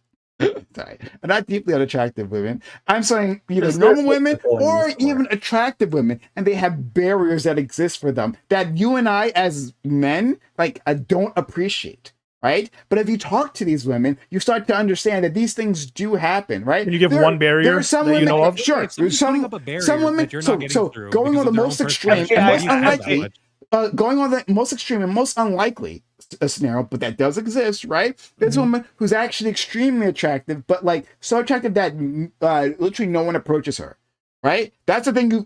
Please tell me you've at least heard of this, at a club, right? No, I understand. I No, understand that- wait. No, I haven't heard of this because every single I've time heard of there it. It's are just stupid. douchebags who will just approach. Yeah, that's not No. It's just her pretend. It's just she doesn't like the caliber of the dudes that approach her. That's really all it You're is. pretending that you just you're just again, you don't. You're literally not even listening to women, right? It's like this is what I'm saying. Oh, no, I'm I listening. actually- it's just a silly thing. That they There say are that's certain not things true. you It's fine, it's fine. gotta Prime, hold believe on, certain Prime, things, Prime, and Prime, you just can't say- be We can that move on. gullible. We can move on. Prime, It's really fine. quick, Prime, just let me, Prime. So I understand what you're saying. There are women who are so attractive they're intimidating. I understand this. They intimidate some guys. Some guys won't approach them, but other guys will. Typically assholes, douchebags, overconfident. Yeah, there's you know, always kinda there's dick always guys, a me right? out there. But however, Prime. So maybe they don't want to fuck those guys. I don't know about you. But if you're saying that these women are like femcells, right? They just can't find someone to fuck them because nobody's approaching them. You'd probably fuck those women, right? Those women that you're talking about. If they're not fucking you, right? It's not because they don't have options. It's because they don't like the options they have. right? That's all it is. Hold on, And hold on, hold on. even But if you but watch My 700-Pound Life, right? They have boyfriends. I Right, but understand we can that. I also understand all this. clarify- You guys aren't saying clarify. anything new. But hold on, like, okay. So the other. Give me another Fuck. barrier. Hold on, no, 1 second. No, there are plenty of other barriers, but like I literally don't have the time because now it's already 10 o'clock, and Barriers are and I meant It's I okay. gotta- It's your show. Just give me one quick one. Hold on, 1 second. No, 1 second, because I'm trying to deal with what Doobie said here, right? Because one, there are guys, once again, like myself, right? Like plenty of other guys who are not going to stick their dick into anything, right? There is this idea. People have standards, right? So you're saying, so like relating that to a woman, you're saying, okay, there are men who are approaching them, right? Even though sometimes like no one does, but I'm going to grant you this. There are men who are approaching them. They're just douchebags. They make them feel unsafe, right? But you say, oh, you have the option, right? Oh, but there's a guy who makes you feel extremely unsafe, and he's going to put your dick in you. So you have the option. That's no real option. Yeah, same option guys have. So a guy who's like fucking very unattractive. This guy might be able to go to a bar, find some frumpy, smelly, musty whore, and maybe get his dick into her by the end of the night, right? He's probably not going to want to do this, right? Even if he hasn't yet, even if he really wants to fuck something, we've all been there, Doobie. he's probably not going to do it, right? And if he does, he's not going to tell anybody about it. He's going to get really drunk, not going to say shit about it to anybody else. I wouldn't do it. So I don't know, and I don't drink. So okay, well, I wouldn't either. I mean, right? yeah, because I'm not like a desperate guy. But you're wrong here. Some guys if will, you're a man and it's you fine. have this mentality, you're a horrible man. If a woman even gives you the pleasure of giving you some time, We're not with judging. her, We're not judging the What the character fuck? of What the is this person. behavior? It's just yelling the across reality. world It's that this FK. woman It's is a FK. beauty amongst the rest. Okay, Okay, we're not judging the sexism will work character for me of than the it is for judge. the We're woman. not judging I the like character of the this. person. We're just the reality Okay. of the situation. So PewDiePie impression. That's what a simp would say. I'm gonna. So the last thing. So Ali asked me for one other bearer. So I'm just gonna say this, and then we can move on because like we got to get to the topic. You give me a 3-second response to your barrier, just real quick. Okay, fair. That's fair. Yeah. I'll do that. So there are women. So going on to dating sites, right? We all know there's like a mismatch of like men to women on dating sites, and that like there's like a few men at the very top, right, of attractiveness who get like almost all the attention, and then men on the bottom who don't. There are women who get extremely little attention, and the attention that they get like does not lead to anything, right? So if you talk to women, again, if you listen to women and like they talk about like their experiences on these dating websites, Listening to women is why we're having this stupid conversation. I know. Yeah. All right. Okay. So, but like those we just excluded them. We could talk about cool shit. They'll say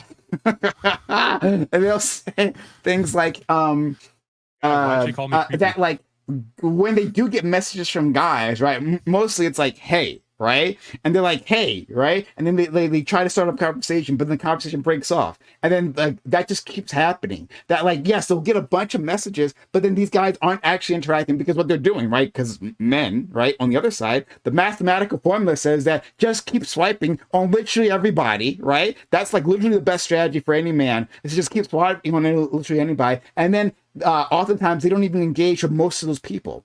So there are a lot of women who aren't at like the top level of attractiveness who end up getting a lot of messages there, right? But then don't actually like lead to anything. They're seeking a relationship.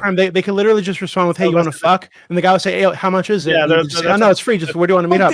And then he fuck. Not a big deal. Like it's easy. But I like, please, like it's not a real choice. Yes, of course it is. Wait, Prime. I'm sorry. Wait. I've had that exact situation happen. I'm going to say something.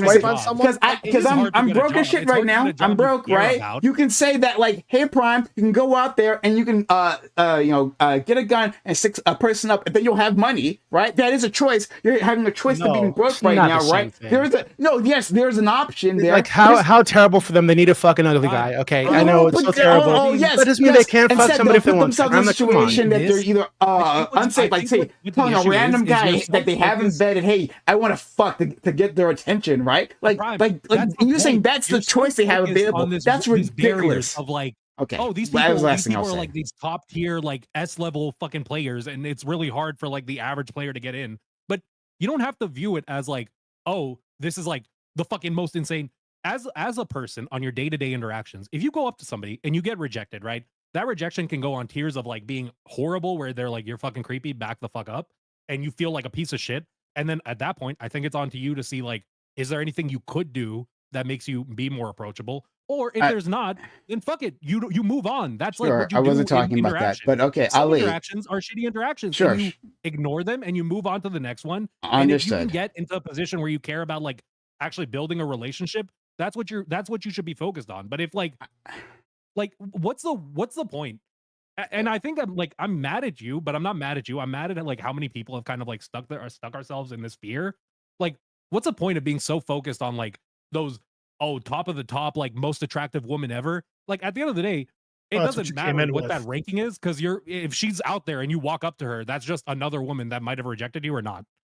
Okay, so I wasn't focusing on any of that, and I wasn't addressing any of that. Yeah, I promise I don't give a fuck about Yeah, let's move on. Ali, I'll give you your last word. Yeah, I'm just gonna echo what Doobie said. It's just like if you're on Tinder, if you're just looking to get laid exclusively, the trust factor kind of like goes in and out. If you're getting hit on by like 1,000 people, you could just ask them to fuck and you'll get laid. If you're looking for a relationship, Tinder is like, yeah, I'm sure it's way harder for girls to find a relationship. I'm 100% confident in that. I'll give them that. But yeah, we can move on though. We will move on. We'll have to talk about this some other time. We have just stop looking for shit on Tinder, dudes. Well, I mean, it was just an you're example. not gonna find. But I mean this like genuinely. Have you ever like, seen a here, woman's dude, Tinder, just by the stop. way? Like when they show it to you, Just all the stop. different matches People they get have. married off of Tinder. This idea is terrible. The matches aren't what's important. It's not a What I'm terrible talking idea. about. Like, yeah. Factoid.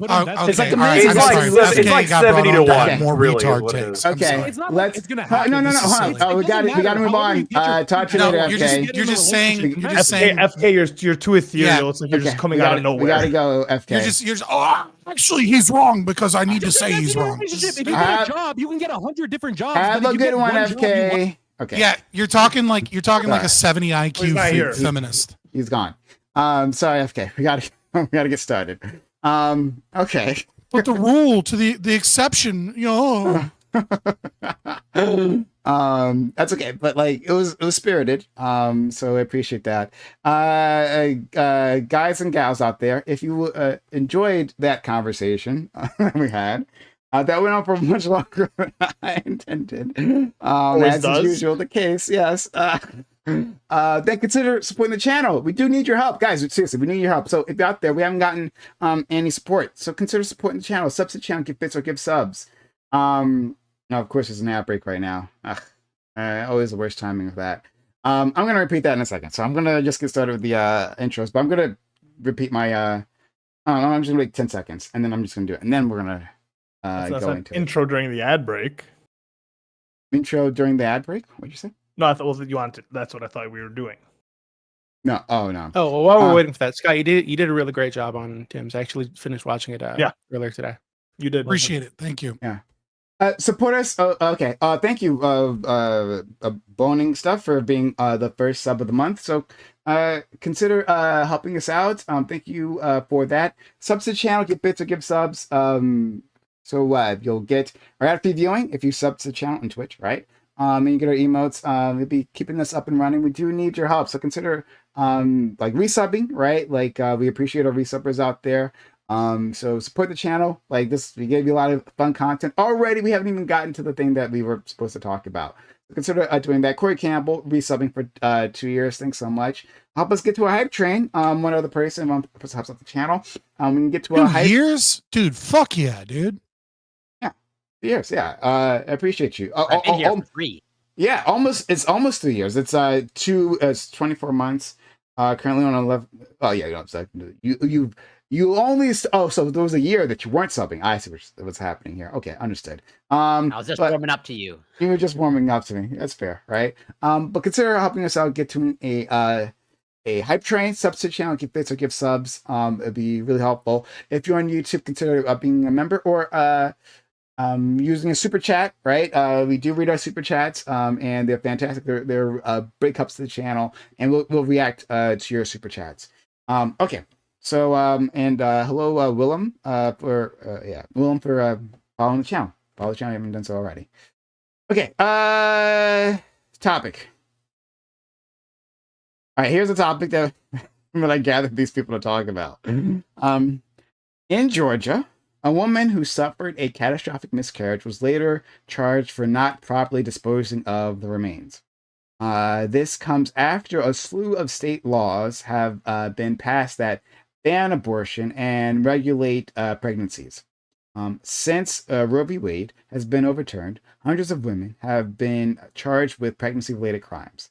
Have these laws gone too far? Do we want procedures to have the option to criminalize a woman for a natural medical outcome? Or should we go even further and give personhood rights to unborn children?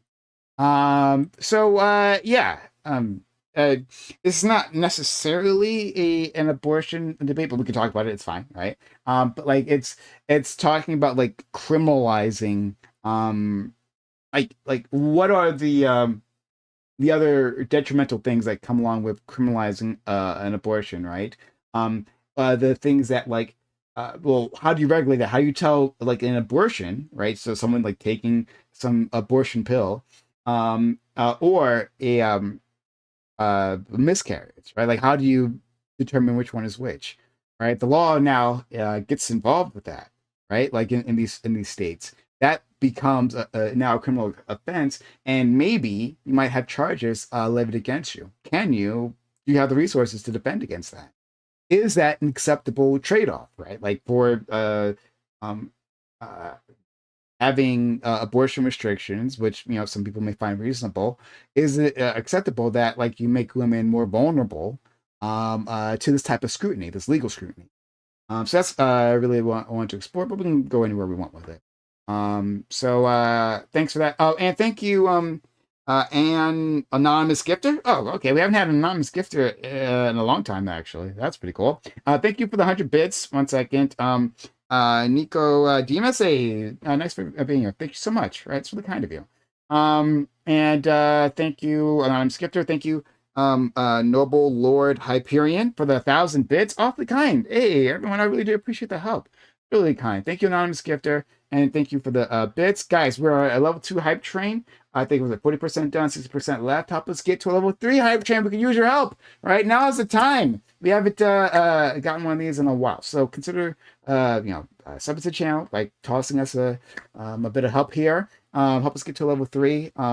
After your viewing, right, you get to get all of us and our emotes, and you'll be keeping us up and running. So if you enjoy this content, please do help out and use your 1 free sub if you have one, right? Use that here. Okay. So while we're waiting on that, and we'll get back to that in a second, let's go for intros, right? So Lactoid, yeah, what are your thoughts? Yeah, this particular case is being, I think, pretty unfairly characterized. The actions done by the state actually here are pretty reasonable. The first thing to keep in mind is that this pregnancy was even beyond the first trimester. I mean, we're talking 19 weeks, so this is well into the second trimester. And once it was determined that it was a natural miscarriage, then the charges were dropped. So I guess I fail to see what the problem here really is, right? Like, you have somebody who, well into a time in which abortion would have been illegal even before Roe v. Wade in many areas, the overturning of Roe versus Wade in many areas. All of a sudden, the pregnancy is ended, is gone, and they find in the dumpster the remains of the baby. I mean, I don't know. I think that warrants an investigation. I think that warrants looking into, hey, what's actually going on here? And when they determined that it was a natural miscarriage, they dropped the charges. Again, totally reasonable. I think it's. I mean, I don't know how we have this conversation without touching on the kind of pro-life, pro-choice debate. I think it's probably going to happen just kind of naturally. But if you're going to have laws against abortion, it would make sense to enforce them and investigate whether or not it was a real abortion or whether or not it was just a miscarriage. So I think it makes sense. Thank you so much. All right, 2 minutes left in that hype train. Help us out and unlock a random emote. I actually don't know what that is, I guess. But yeah, you can if you support the hype train. So consider helping us out. Now's the time. Less than 2 minutes left on the clock. Jump on. Anything will help. 100 bits, a gift sub, a resub, right? Help us out to get to level 3 hype train. Okay, Scott, please. Oh, also, and Scott, don't forever, please. Scott, don't be Yeah, Scott. Forever, please. Scott, don't be Yeah, Scott. that's fine. Yeah, no, I mostly agree with Lactoid here. This case is being plastered throughout the media mostly because the left thought once Roe v. Wade was overturned that it was going to be like women in prisons everywhere. And the problem that the left has is that all of the doomsday predictions that they use to try and gaslight women into voting, Democrat against their own interests, didn't come to fruition. That there's like a couple dozen, gray area cases, which of course, some of them are, bad. Some of them are, things that we should be concerned about. But in the grand scheme of 350 million people, most of the cases that they bring up, this one included, is literally just the state doing what the state probably should do if they're going to do policing. It's this entire case is silly. She's raised a bunch of money, for legal defenses that she doesn't even have to worry about because the charges have been dropped because she threw a baby in a dumpster at 19 weeks and then didn't go to the hospital or call anybody. So they investigated. Of fucking course they did. It would be crazy if they didn't. Yeah, I mean, like that's pretty much it. Is that this is really a conversation about abortion, and this is just the left trying to gaslight and fearmonger women into saying that they're coming for your rights, and be afraid the state is coming after you because you're a woman, because they don't have any good examples to showcase the state being super egregious in these no abortion laws. So much. And thank you, Unspoken99. Hey, how are you? You've been here for a bit. Thanks so much. Thank you for the 5,000. The freaking 5,000 bits. $50. That's really, really kind. That's so kind of you. So thank you so much. We're at level 3 hype train, 49% done, 51% left. Help us get to level 4 hype train. Oh man, this is really nice. We're really moving along. So yeah, anyone else who'd like to support us?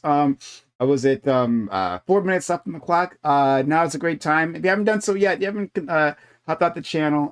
But if you like what we're doing here, right, want more of it, then we do need your help. Now's the time.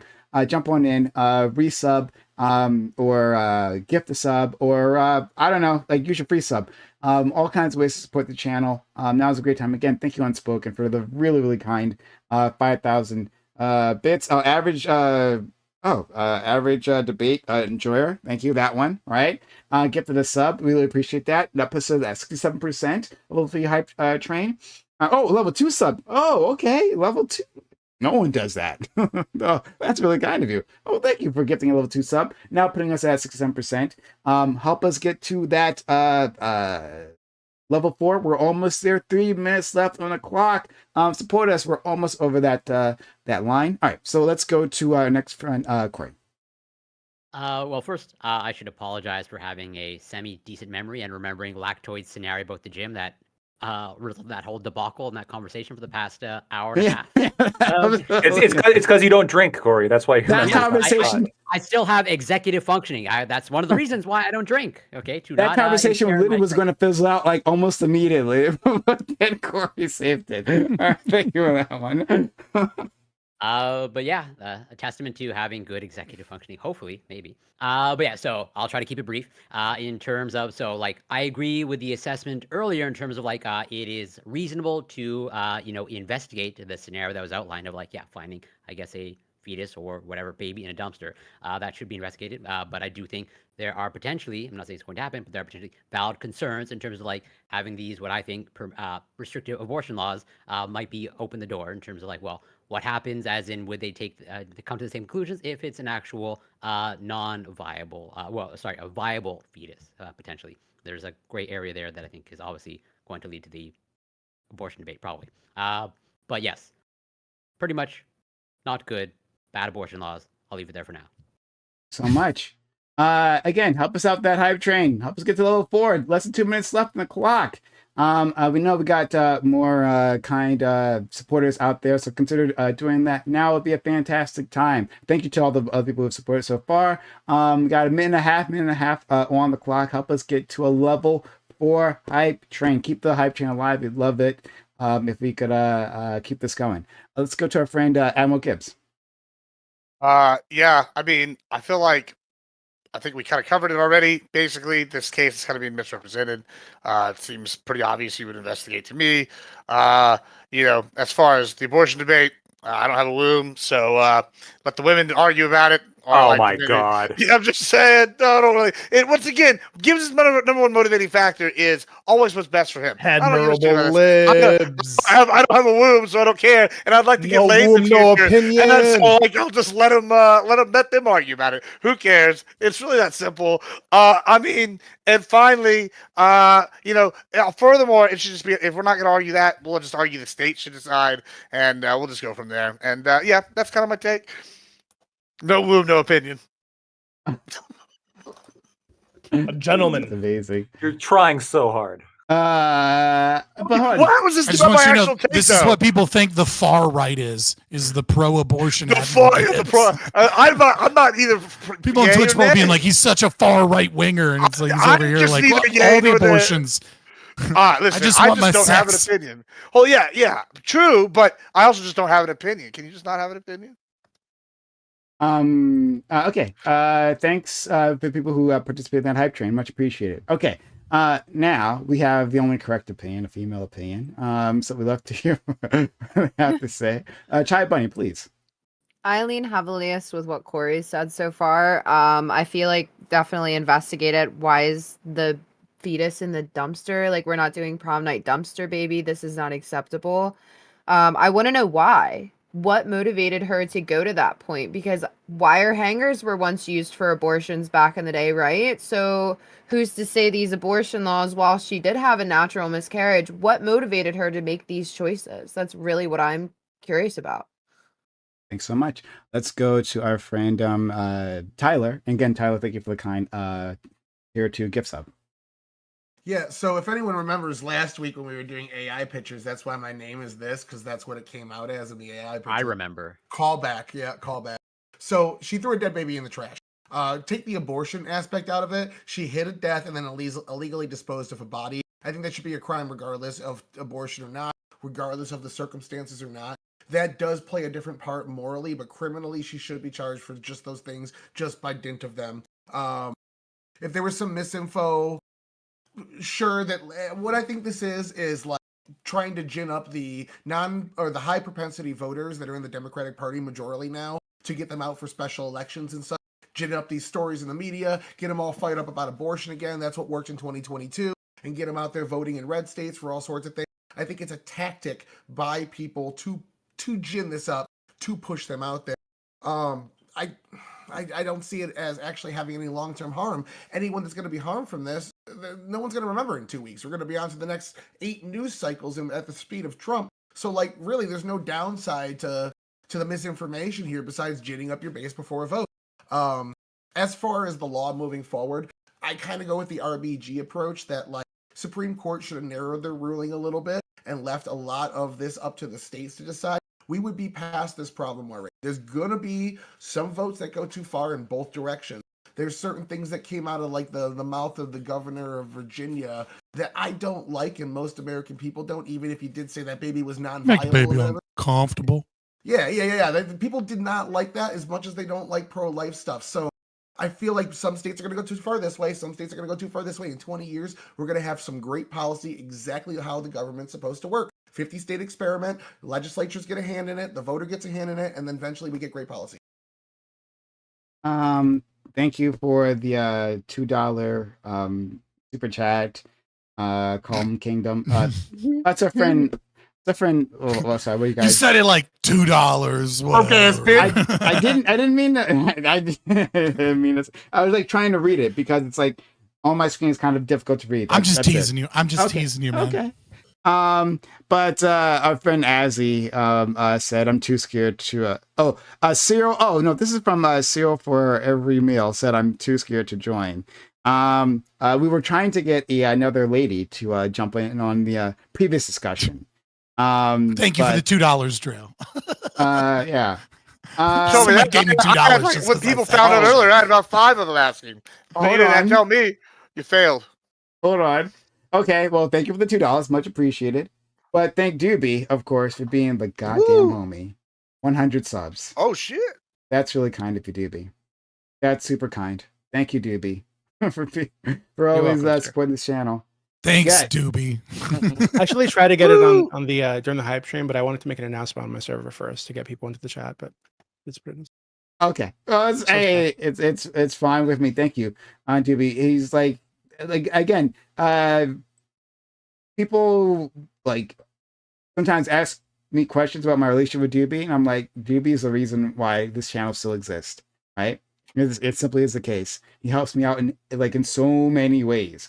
So many ways. I wouldn't have gone on Timcast if it wasn't for Doobie, right? Doobie reached out to me. He made that happen. Doobie's constantly being a kind friend to me, to his community, and for years and years and years and years at a time. He don't have very little to offer back. So shout out to my friend Doobie. Once again, friend. Yeah, thank you. All right. Who's next? Ali. Yeah, I think the average person doesn't understand abortion laws, and they're afraid, rightfully so. You have the left who's, fear mongering, saying that the right wants to throw you in jail if you want to get an abortion, point blank period. You have the right that's fear mongering the people and saying that, hey, everyone wants to get 9-month abortions, and like, look, they're trying to kill babies in the streets. You're kind of just leaving regular people who don't know how to read the law to kind of decide on what they're going to do with their lives. And when someone hears something like, hey, if you go to another state, you're going to come back and you're going to get fined for like essentially murder, right? Like that's what they're thinking. They're thinking if I get an abortion in a state that, or in a different state, and my state is like, has an abortion ban, I'm going to get charged with murder. That's kind of like, it may not be right. It probably isn't right, but that's what's going on in people's minds. So like, yeah, you're going to have, situations where like, I would assume this happened because homegirl had the miscarriage or whatever it may be, and then she's like, well, if I go to the hospital, they're gonna be like, well, no, you just killed this baby. That's it. Like, and to Tyler's point, it's I don't think it was a murder and a hiding like that. That doesn't make sense. I think it's justified. I would like if it was me, right? I don't know. Point is, like, when you hear something like Roe v. Wade is overturned and you're like, oh shit, now we're gonna go to jail for abortions, we're gonna go to jail for murder for it. That's what you're thinking. Yeah, that's a problem. That's what this is gonna lead to. But yeah. Okay. And finally, friend Doobie, please. I think this is like, I think it'd be fine to throw her in jail even if it was like a natural miscarriage. So yeah, I really don't understand like what the issue with this case is. Sure. Well, let me explain my view of this, right? And then we'll jump right into it. If the moment that we allow the state to look into this area of life, which is a natural function, right, of women's bodily anatomy, right? That like pregnancies succeed, pregnancies fail, right?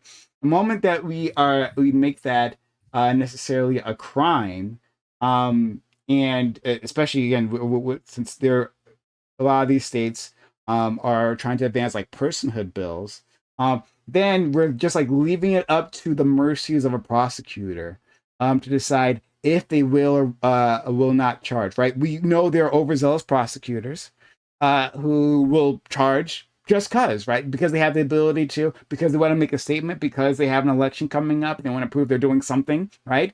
And they'll charge these individuals. And people will be hurt. Always, people who are going to be hurt the most are the ones who are least resourced.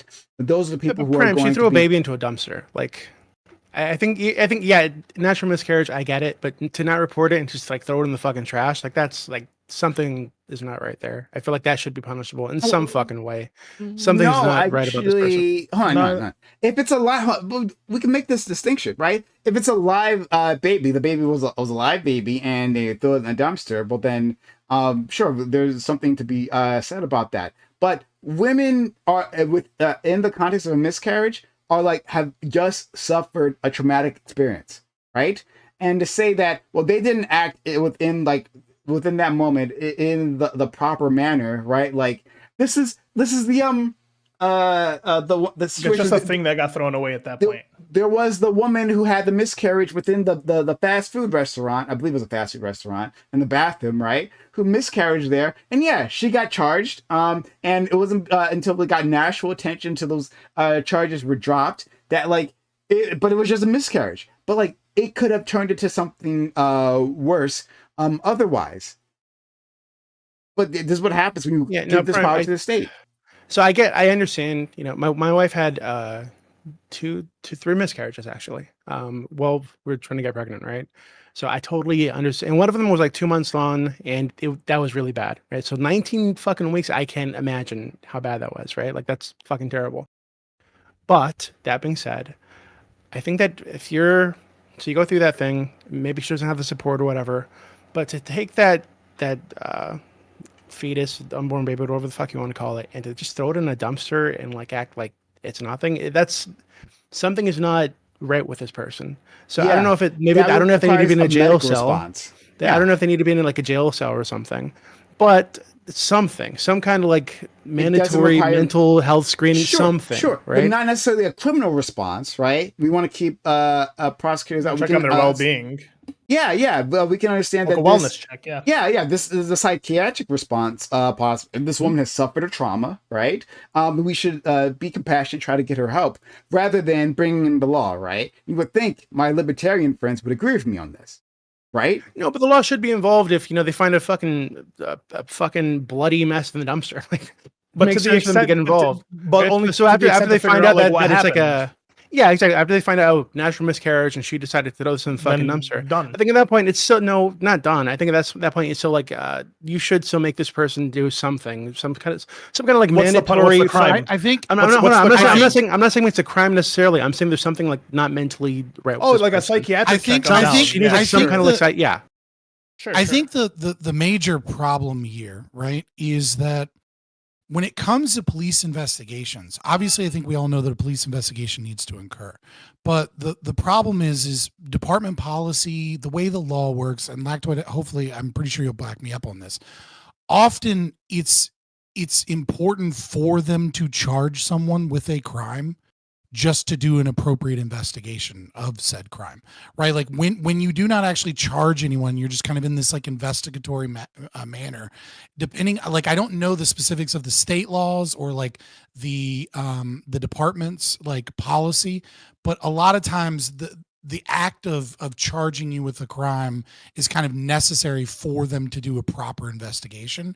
And like, I do think that we could kind of like come together, hopefully the left and the right, and recognize that maybe there are certain things that need to be thoroughly investigated, but we should like change department policy or the way that we engage with like kind of the fear tactic of charging someone with a crime. But I actually kind of like, what do you think about this, Lactoid? I want to bounce this off to you because I think that there are like certain lines that can't be crossed unless you're charging someone with a crime because they have rights, right? And it changes upon like what you can do, what you can investigate, what records you can get access to, etc.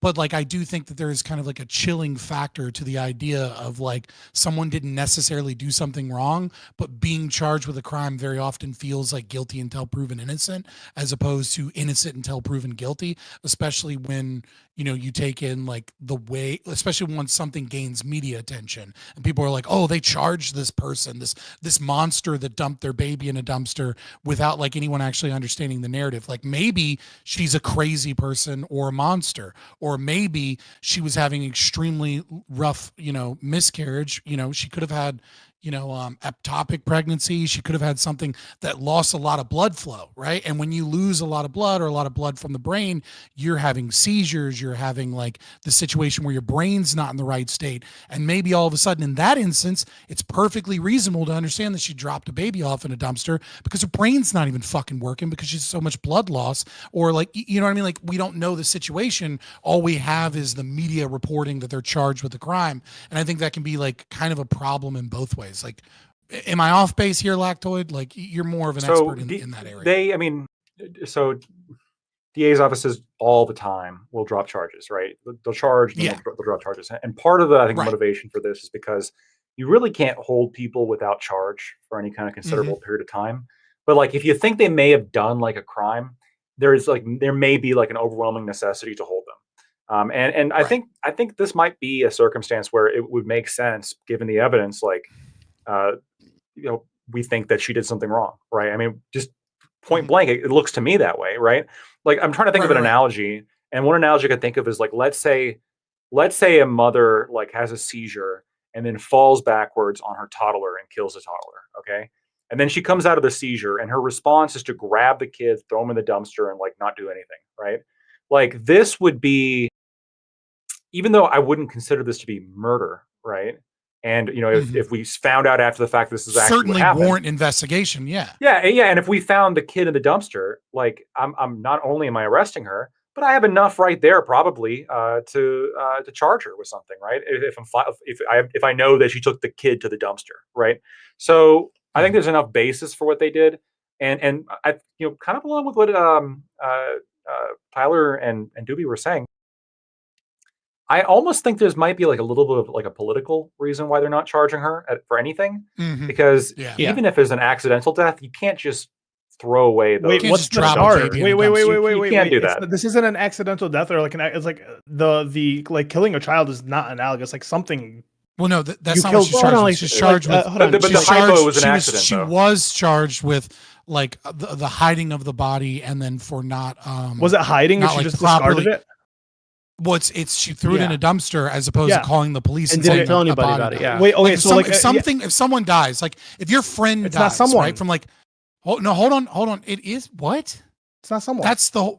What do you mean it's not someone? That's why it's political, because Georgia considers this a person, right? So the fact that they're not charging her, I'm sure that Georgia would charge somebody who like somebody died in natural causes. They threw this guy in the dumpster. They charge that person for throwing the fucking body in the dumpster. Yeah, so the fact they're not charging her. If your friend had a seizure at your house, if your friend had a seizure at your house and died from a seizure, right? Like let's say he had a brain aneurysm, and you were like, "Holy shit, that's so scary. Let me throw him in the dumpster and not tell anybody." Right, you would be charged with a crime, even though you didn't kill him and you had no involvement. That's the problem with abortion laws, is that like one, you're considering the fetus a person. At what point? That's the problem with the laws, is that people have misunderstandings about it. Right? At what point do you consider the fetus a person? Right? That's kind of like the issue. For all intents and purposes, like. The baby could it's not a baby. It's just a thing that died that she was growing. It could be like a pet animal, like a pet at that point.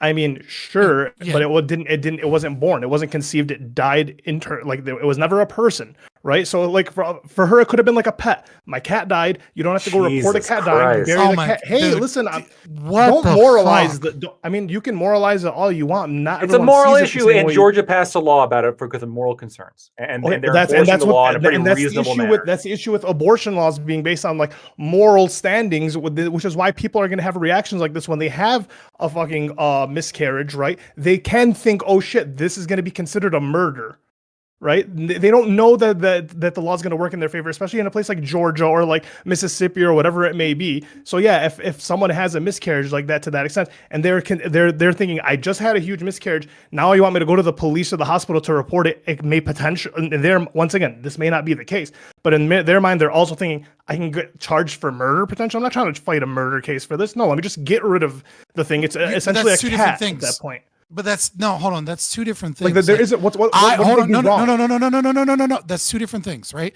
I agree with you that if we investigate, it very well may be true that they were not in the right state of mind for a host of medical issues, or because they were, in fear that they were going to be charged with murder, right? So they didn't do it. But again, if your friend dies at your house, it very well may also be true that the reason you dispose of his body is that you'd be worried that you'd be charged with murder because someone died at your house.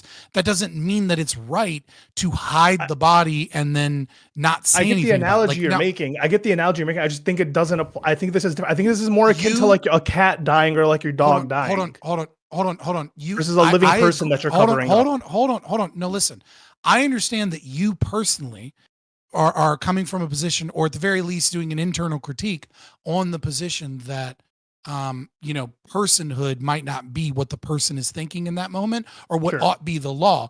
But we're dealing with the reality, which is that this is something and this is why it's coming into the debate in the abortion issue, is that in Georgia, a 19-week-old fetus, right, which is only like 2 weeks away from viability, right, which is where like you have a 50% survival rate, is considered a person, right? And regardless of whether or not you personally believe that a 19-week-old fetus that was, you know, born, stillborn, or was a miscarriage isn't a person, the law in that region says it's a person, and that's why it's illegal to do that. Now, we can have a conversation about whether or not it's right for the left to fearmonger or the right to fearmonger, or maybe like have a discussion on what personhood means in the law and what some gray areas might be problematic in that regard.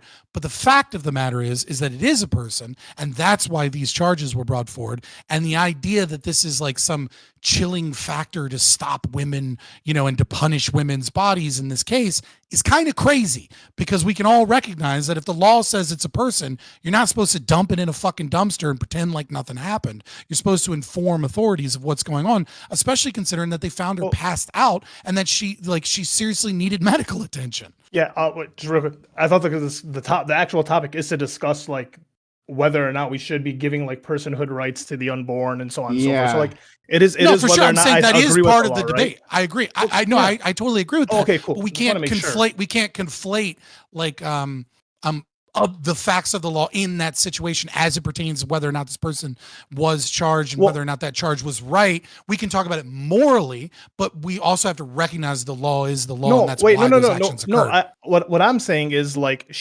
to an extent, this person was correct. They had a miscarriage. They don't understand the laws because the laws are written in a way that Georgia sees the fetus as a person, right? This would that was my opening, is that people don't understand the laws. The laws are confusing. People are afraid of being charged with murder to whatever. We shouldn't be prescribing personhood. I don't think the laws in Georgia should be going this way, because once again, this is going to be the outcome is going to lead to this. Is we prescribe personhood to like fetuses, then like the slope is like eventually like every abortion is just murder, and that's kind of like So hold on. Let's let in. I want to let Corey in. Anyone else want to jump in? Okay, Corey. GB too. Okay. To clarify, so then Scott, according to, let's say, the laws in Georgia, like you would agree, at least from what I understand from the laws of Georgia, it's like they have whatever that whole detecting a heartbeat, and so like roughly at 6 weeks it's considered a person. So then by like your analysis, like every individual woman that, let's say, either has a miscarriage or whatnot, like it's mandatory for them to report it. Like if it takes place at home, sort of like spontaneously, and they miscarry and they pass it, like it's spontaneous abortion. Yeah. So you think that should be mandatory to, well, at least based off of the law, like that should be mandatory reporting to, like, automatically. 7 weeks. Before you answer that, just quickly, because I didn't realize it. Okay, well, Goldie Goldstein, thank you 11 minutes ago for $5 within the PayPal, right? And they say, Doobie tossed me into a dumpster when I was miscarried. So. Can I just appreciate that name? And I hope to God you go on streams that are like JQ Spurgs that are constantly talking about the Jews and and just talk with the name Goldie Goldstein. I hope you use the power of your name to trigger people that are obsessed with Jews. I really do. Yeah, Goldie Goldstein, thank you. I hope you're still listening. I hope you didn't miss that shout out. And maybe Doobie knows who you are. But man, he's out of my server. Hey, so you like PayPal? Thank you, Are you a big fan of PayPal though? You like that PayPal payment? Could you make sure? Go Elon. Go Elon. So let's go to okay, whatever. Let's go to Scott. You can respond to that. I apologize for interrupting. Yeah, no, I just if you're talking about the law, that's the law as written. I don't agree with it. I'm an evictionist, right? That is your understanding of the law. That's what the law. That's what the law should, or not should, but that's what law does dictate. A descriptive sort of. Yeah, I mean, presumably, yeah. If you have a spontaneous abortion in, let's say, 7 weeks, right? I would, my reading of the law again. I would refer to Lactoid on this, but I would assume that you're supposed to report that in some regard. Do you want that to be the case? I would also say, do I want that to be the case? He doesn't want to state. I mean, the law. I know, but that's a discussion. The discussion. Hold on. That's no. I'm that's a fair question, right? The law has to draw a line somewhere in how you ought report these things. You know what I mean? Like so long as the state, is the monopoly on like who enforces these things, that line has to be drawn somewhere. I don't know where I would particularly draw the line, right? Like I'm kind of ambivalent on that, but the line does need to be drawn somewhere, right? Like we can't just have it to where nobody reports anything, right? We can't just have dumpsters full of fucking, aborted. Well, that's the fear mongering on the right. Miscarriage or whatever. That's the conservative fear mongering. We're gonna have dumpsters full of babies, right? That's like it works both ways. That's so not. Now we have to have reporting. If it's a Well, okay, no, that's not fear mongering on the right. If you're saying that there ought be no line on whether or not someone is supposed to report these, right? Like if you have no system of investigation or reporting, yeah, we obviously you're going to have dumpsters with babies in them. Like that's going to be a thing, no matter what the fucking law is, right? If the law allows women to go to an abortion facility whenever they want, you're still going to have dumpster babies, right? Like now. Different incentives are going to increase or decrease the prevalence of that. Let's go to that's not necessarily fear mongering. Yeah, I just want to follow up with Doobie in terms of you characterized earlier like this woman clearly has some sort of issue since they discarded a fetus at 19 weeks. Does like your opinion change like as you get earlier and earlier? As in you no longer find something wrong with this person or take issue with if they discarded something at 10 weeks, or like I think you're really because. My understanding of a 19-week fetus is there's like some mass to it, right? It's not just going to be like blood and like fucking goo, right? Well, yeah, is it just like the psychological aspect that it's sizable, it's something more tangible to you, and therefore, yes. So hold on. So I'll give you an example. When my wife had her miscarriage, it was primarily just like blood and like goo and just weird shit, right? Very, very bad. But I can understand somebody not like reporting that to the police and like bearing it or something, right? I get that. But I think that if there's something for you to throw into the dumpster, and again, my understanding of like a 19-week fetus is it is pretty far along in development. Something is, and again, it's totally fair for them to be having like some kind of like traumatic mental episode. Okay, for 19 weeks of a pregnancy ending suddenly in this way is going to be traumatic for somebody, right? It's fine. Yeah. I'd want some kind of like mandatory follow up to make sure that they are mentally okay, right? Right. But if it were like 6 weeks, not really much of a follow up needed. Yeah, I think as you get like lower, less development, I think it's fair that you probably wouldn't need that the same kind of follow up. But the reason I think this is like I think Galactoid said that it was like political, right? Because Georgia does consider this legally to be a person. Right, like my understanding is their law is to say unborn fetus is a person, right? So if that's the case, if they were being consistent with their own fucking understanding of this, they would charge her with whatever you would charge somebody for hiding a body, right? But they're not doing that, which I think is interesting because I don't think that she should be punished in that way, right? I don't think that makes any fucking sense. I'm okay to be clear, like I'm totally fine with abortion up to like birth, right? But that being said. I think it's like an interesting test. I think of like it's an interesting test of like the conservative will to actually follow through with what they say their philosophy is and what their ideology is, right? If it's true that this is a person, conservatives should be advocating for this woman to be put in jail for whatever crime you would charge somebody for like disposing of a corpse for, right? So if they're not, and they think this is a person, there's something wrong there, I think. I agree. If conservatives are consistent, they should also, if they consider a zygote a person, they should be advocating for lowering the age of consent if they want to be consistent. But they will never do that. They'll never bite that bullet. What? Hold on. What the fuck?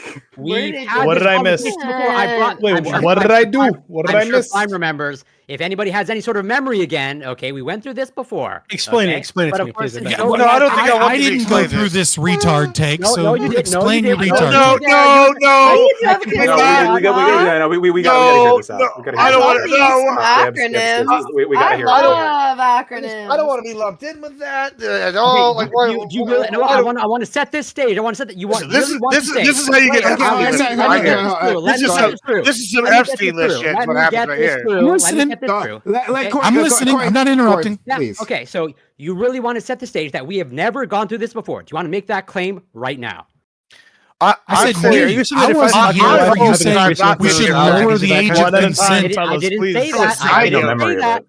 I did. Of course. Okay. I'm gonna bring up the VOD. Okay, and you should be, Oh, my. maybe concerned about your lack of memory and executive functioning. Because Well, When did I- this happen? I have never There. advocated What are you for talking? zygote. Are you talking about me? I was not here for you saying we should No. Can lower I the know age what of a consent. zygote is? What's a Okay. zygote? Okay.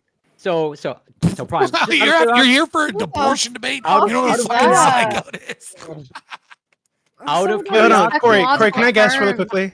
'Cause I just want to, because Technological the only, because I've never heard, maybe I'm forgetting too, Corey, but I don't think I've ever heard this conversation. But Uh, the only way that I can imagine this making any kind of sense is like if your position is that like, so my wife's pregnant. If I fuck my wife, am I like having a threesome with my unborn child? Like, I is think that I it? remember There's this. another yeah. person technically there. Like, now is it's that what it coming is? back to lactoid. That is Now it. it's Oh my coming god! back. What the? I fuck wasn't is here that? for that. If I was, I don't remember that. I'm drinking. That's a Ruby, terrible I'm thing pretty to sure think that about. Why would actually you say was that? the argument. Are you serious?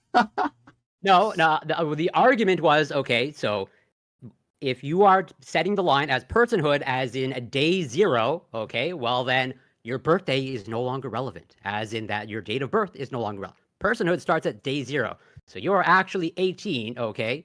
There's an adjustment there in terms of What? 9 months of age. Yeah, Are you- yeah. you know what? I'm not stoned Chinese enough, way of brother. doing I'm not. it. I'm not. Brother. I Brother. fucking feel that, Brother. brother. But I got the autistic Christ. math argument that we should lower the age of consent to 17 and 2.5 Did I months say that? to be consistent. Did I say that? I said if conservatives were consistent, they would advocate for that. So don't put Yeah, words in yeah, my mouth. Corey, Hold on. Corey, I don't know Corey, that I should Corey, be lumped in with any Corey. of this bullshit. This is I think it should Corey, be this, Corey, 25. This is retarded. this is fucking retarded. wild. This is Like- he's talking about like in China they do it, I think. I'm pretty sure I get what China he's they like saying. start I understand the premise. your age from like conception, right? And then like when you come out, This you're like only 1 year old. listen, hold on. Hold on. No, I want to tackle this because it's so stupid. Just logic This you out only of your makes position, sense. Scott. This only makes sense if the conservatives' argument is that you need specifically 18 years of mental development outside or inside the womb. Like this is no part of the argument is of conservatives creating an age of consent of 18 is based off of them being exactly 18 years of personhood. This is you applying some autistic weird shit to try and be like, ooh, I got a gotcha. Like this is just silly. Please stop. No, I'm actually not going to stop. And the fact that you don't remember it also should concern you. Okay. What do you mean? Don't remember it? I was like had like 2 months where I wasn't here. I was not here for this conversation. Oh my god, you were here. Oh, Was I'm I gonna here? pull up the VOD. You should be like ashamed after this. Okay. Yeah, The fact Scott, that you should be okay, ashamed. because you You're were correct. here. You're correct. You- Trust yeah. me. As the resident libertarian, the amount of times I have been screamed at for age of consent bullshit arguments, and I have to get involved in them, I would have been fiery, and we would have had a huge debate about this. You're not going to remember because you didn't get it back then, and you still didn't get today. Initially, your reaction was the same. It was like, I don't understand. What? Okay, same thing with lactoid. I will pull it up. I would love to just watch it on stream with you. Let's see if you remember it. Same thing with lactoid. You will never bite that bullet in terms of you don't remember, okay? But just say you don't remember. But it is there. If I was there, I don't remember it. I sincerely apologize for not looking at you and calling you a fucking retard over and over and over again until you shut the fuck up with this stupid ass gotcha moment that is designed to distract from any conversation or any search of the truth. This is a dumb and disingenuous tactic, and I hope that you are ashamed with your utter stupidity, and someone in a PhD program should have a little bit more adherence to truth and philosophy as opposed to this dumb tactic that you're engaging in. Please don't talk to me for like 20 minutes, you fucking retard. I have an adherence to consistency. That's Shut what up, I said. retard. I'm not Shut up, saying- retard. Shut up, retard. Caps when you talk Okay, about we're age gonna of move on consent. with our lives. So Exactly. we're This gonna would have become a giant We're thing. going See? to go to. I want to challenge Corey's logic real quick. This is so fucking You're gonna stupid. challenge his logic Corey, real quick. Okay, Corey, fine. wouldn't doesn't this actually demonstrate that conservatives want to raise the age of consent because they simultaneously prosecute child sex offenses very vigorously, combined with the fact of being pro-life? If they want to advocate, like if you want to make that argument, I'd be By 9 months, they want to raise it. Well, no, but that's the thing of like they set the demarcation at like day zero at a zygote, okay, and they also uphold like it's in the law in terms of like depending on how it's worded, 18th birthday or 18 years of age. You brought that up when I brought this up from earlier. birth. Okay, from birth. Yeah, so from birth, and therefore, so if they're going to be consistent, then they need to actually, in reality, like either change laws or change the wording and be consistent. It's either 18th birthday or 18 years of age. Pick one or the other. Well, hold on. Just to be clear. Wait. Can I clarify? Like coming in with Wait. hard Can I arguments. wait. I have to respond. This is Corey. dumb. Well, hold on. Why? This is just dumb. Because I got a good response. Like he should just be laughed at and Scott, ignored. Let him for have his stupidity. fun with the argument. Let me have. So Corey, when it says birthday, 18 years, right, from their the day of their birthday. Isn't that like referencing maybe a particular it's not conception day, it's birthday, isn't it? Like referencing maybe like a specific milestone in one's life. We went through this last time again. You don't remember? The wording matters. Whether it's 18th, I'd agree that if it's 18th birthday, then my argument doesn't hold. Or If it's 18 years of age. then my argument holds. That is the consistency. Now you get it. Now you retreaded the exact same thing that we did. We gotta go back and fix this error. I agree. Okay, let's move on with our lives. I don't ever want anybody in this audience or any of these viewers to fucking come at me and say that libertarians are autistic and that's a reason they shouldn't be listened to. Okay, I just want to point that out. There are plenty of autistic people. Plenty of autistic people. Doobie, Gibbs, and then Chai. Okay, all right. Let's move it. Anyone else wants to go? Put your hands up. All right, Doobie, Gibbs, and Chai. Okay, Tyler. Yeah, I see your hand now. Yeah, so I don't think maybe I didn't hear the response to what I said last, but this is terrible. I want to piss off Scott, okay? Because what I'm actually curious about now is whether Corey thinks that 18 is kind of arbitrary, right? Because why would that indicate that they want to lower age of consent by any measure? We cannot have this argument here. No, I'm just gonna because wouldn't the argument be actually you guys should want to raise age of consent, right? Because age of consent is pointing to like a thing, right? Like in somebody's development or whatever. So wouldn't you say that conservatives want to? I mean, personally, I think most conservatives are not most conservatives. That's not fair. Most pedophiles I've run into on Discord are call themselves tradcon conservative types, right? They're super traditional Christian, even full on traditionalist Nazis, quote unquote, right? And they're like pedophiles, right? That's most of the pedophiles I've run into on Discord. So I don't like this idea that Lacta would put out that they prosecute child sex crimes vigorously or whatever the fuck. I don't think that's true about conservatives. But beyond that, Corey, no, they don't. No, stop. Yeah, no. yeah, absolutely. No, this no, is no, true. Literally conservatives. You think these judges that are hold on, Lacta, where's the fucking Epstein list? How dare you bring up facts? Lacta, where's the Epstein list? I don't know where the Epstein you don't know. Yeah, very, very, very fucking vigorous. Why didn't Biden release it, Doobie? I'm not saying that. Hold on. I'm not saying that the Democrats. I'm not saying the Democrats prosecute this thing vigorously. You mean the left wingers? I'm saying that this is like a fucking smokescreen. Right? This is like false. It's like false valor, right? Or like a stolen valor. I don't think it's true that conservatives actually do this. That's stupid. That's just stupid. That's the facts don't say. Yeah. The Epstein client list is. Hold on, the Epstein client list is an entirely different situation than judges and prosecutors that are conservative going after these crimes. What you were talking about is individuals with high amounts of power. I agree that when you're talking about Republican politicians in being afraid of going after Prince Andrew or fucking Israeli intelligence assets or whatever the fuck else is on that list, that they're not fucking doing their due. I'm not misunderstanding you. You are though. I'm not talking about judges or anything. I'm talking about the same thing. You're not talking about the thing that he's talking about. I'm pretty sure. Wait. Didn't Tennessee just make it like a death penalty for people? So I'm saying when I say conservatives here, I'm talking about the conservative movement. I'm talking about the MAGA tards that are still sucking off Trump after he refused to release a fucking Epstein list. Okay, those people. The people who are jerking him off right now, overwhelmingly making fun of everybody for having binders and are constantly every single time Pam Bondi tweets something, they're like, there was a lot of fucking pressure.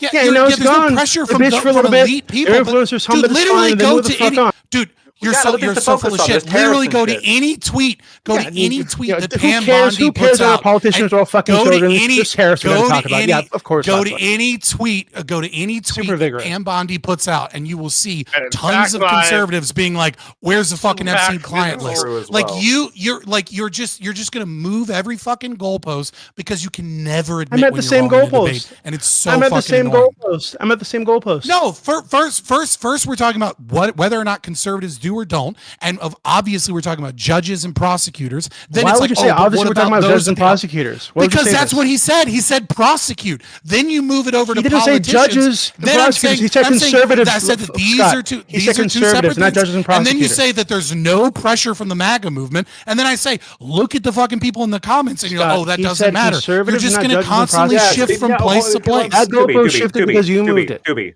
No. The goalpost You didn't moved shift. it twice. These district attorneys that are like running on like, yeah, we're going to go super hard against the criminals, especially the child sex offenders. Like the reason why, I think it was in Tennessee or some other state, where now it's the death penalty. Like if you sexually abuse a child, they'll give you the death penalty, right? These movements are being pushed by conservative voters who are voting in these tough on crime prosecutors to go after people like this. In fact, one of the big criticisms from the left is that, well, these right wingers they want to go too hard on crime, right? Like it's we got to focus more on No, like the a criticism rehabilitative surrounding that is approach. that they're doing this because the implication is that what the implication is that they're actually going after like trans people because they think that LGBT people are like fucking pedos, so they're using these laws and some of the language surrounding these laws to like prosecute to like go after these people. Like that's the criticism, not just that they're too hard on pedos. They're not giving the death Supreme penalty. Court. Hold on, the last Supreme Court justice hearing, almost all of it was Republicans being upset that she was too soft on pedophiles. Like the idea that like because wealthy, connected elites aren't going after fucking agents and like connected billionaires, therefore that proves that they're not against it. I agree that many conservatives at the top, conservatives in air quotes here, right, are not doing their due diligence and going after like wealthy billionaire pedophiles. But the idea that the conservatives are in no way, shape, or form different in terms of the way that they prosecute and the way that they judge and the way that they write legislation is just silly, and you should stop. And you should be like, okay, that's fine. How so, Scott? You're just making me. I all know these you will fucking never claims. admit when you're just Oh, God. wrong and you're just proving gonna wrong over and over again. Scott, just tell me, like, where are you drawing this idea, this conclusion that conservatives go after pedophiles more? Because I'll even give you conservative judges and like prosecutors go after pedophiles more harshly than non-conservative judges and prosecutors. Where are you drawing that from? Mm-hmm.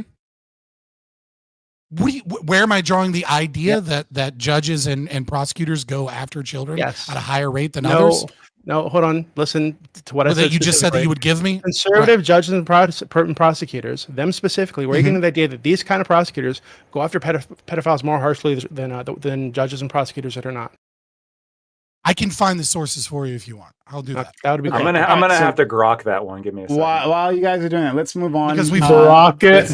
Let's move on, and we can circle back to this, okay? All right, so we're going to go to Gibbs, because I believe you had your hand up previously. I did, yeah. We're going to go to Chai, you, then, hold on, Gibbs, Chai, Tyler has been waiting extremely patiently, and then back to Corey. Yeah, so, I mean, I'm not going to take it back to what I wanted to bring up. I mean, because I wanted to bring up something about, like, animal control and baby abortions and our miscarriages out in the middle of the country where, you know, we have to use animal control to pick up animals and shit. What do we do out there? Are we going to really call the police to have someone bury a little baby that was, 9-10 weeks old? Like who are you going to call? You have the morgue come out there out in the middle of nowhere? Like, I'm gonna make some point, Ghostbusters. Yeah. But since we've gotten on the Alex Jones topic about whether or not I hear flutes or lizard people, or if it's the deep state that are all the pedophiles run by Epstein and like what are we really talking about here, guys? Are y'all sitting here trying to argue that they have conservative laws in place to catch pedos because of how is this connected? This seems like what's next is what are you gonna say? NAMBLA and APAC are in bed together and that's what I'm waiting for. Are you gonna start yelling about the frogs turning gay? What's going on here? With NAMBLA, APAC might be in bed with them. So I I would like to move away from this issue, right? Because I think there's lots to talk about in terms of personhood, right? And I've got a point I want to bring up on that as well. But sure. Let's go to Chai Bunny, please. So I feel like when it comes to like the miscarriage, I don't know anyone who's had a miscarriage, so I can't really ask. I didn't really look this up, but I feel like when you have a miscarriage, shouldn't you need medical attention anyway? So why not build it into that process? That way it's more comfortable and it doesn't feel like a target thing, and it's more about you being okay in the process as well than just question, this and that. And I do think that the mental aspect does affect the case, and the fact that this is something that is new in our world. I get that it could be political as well, but I mean, this is a new thing, right?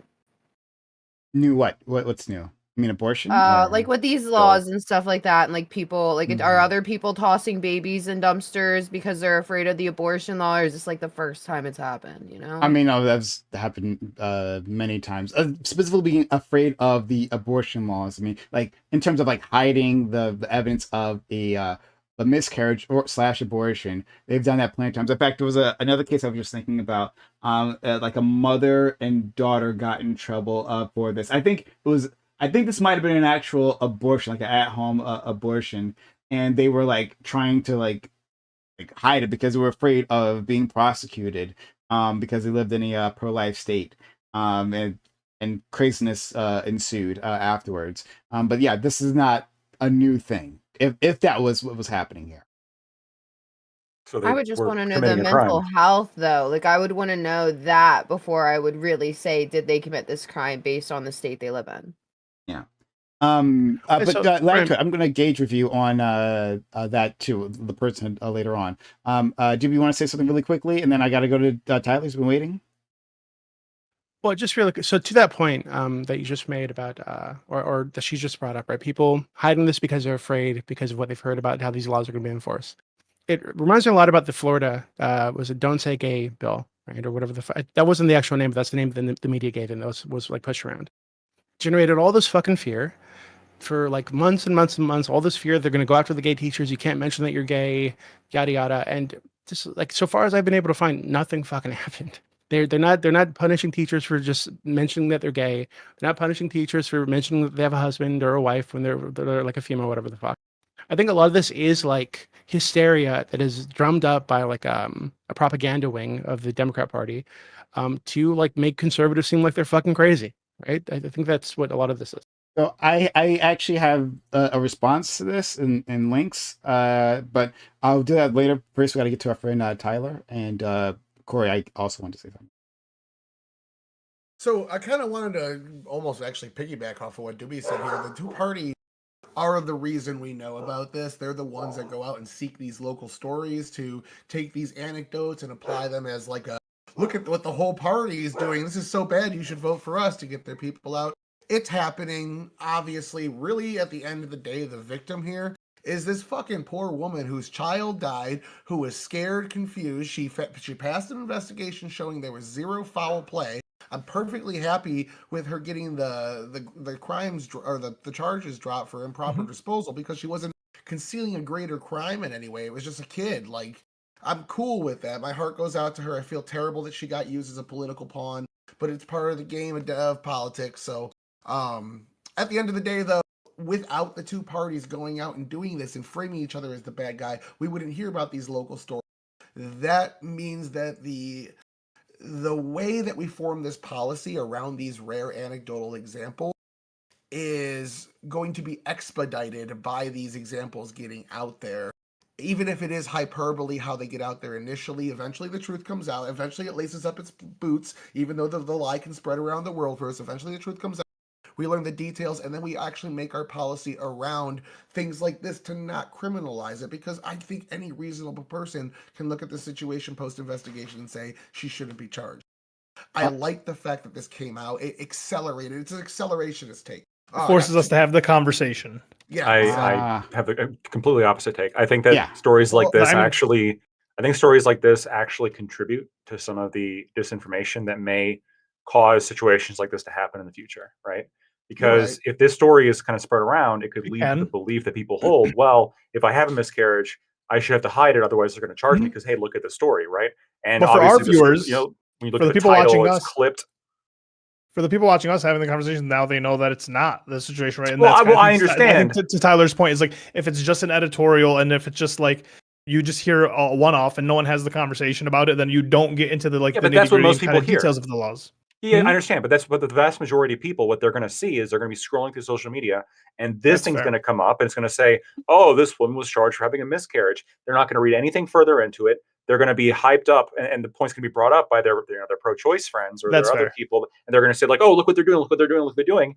And then in a situation where somebody does have a miscarriage and they need medical attention, they're under this misinformation that's being spread by people with a political agenda, and now they might not actually seek medical care. So I actually think that headlines like this are irresponsible for that reason.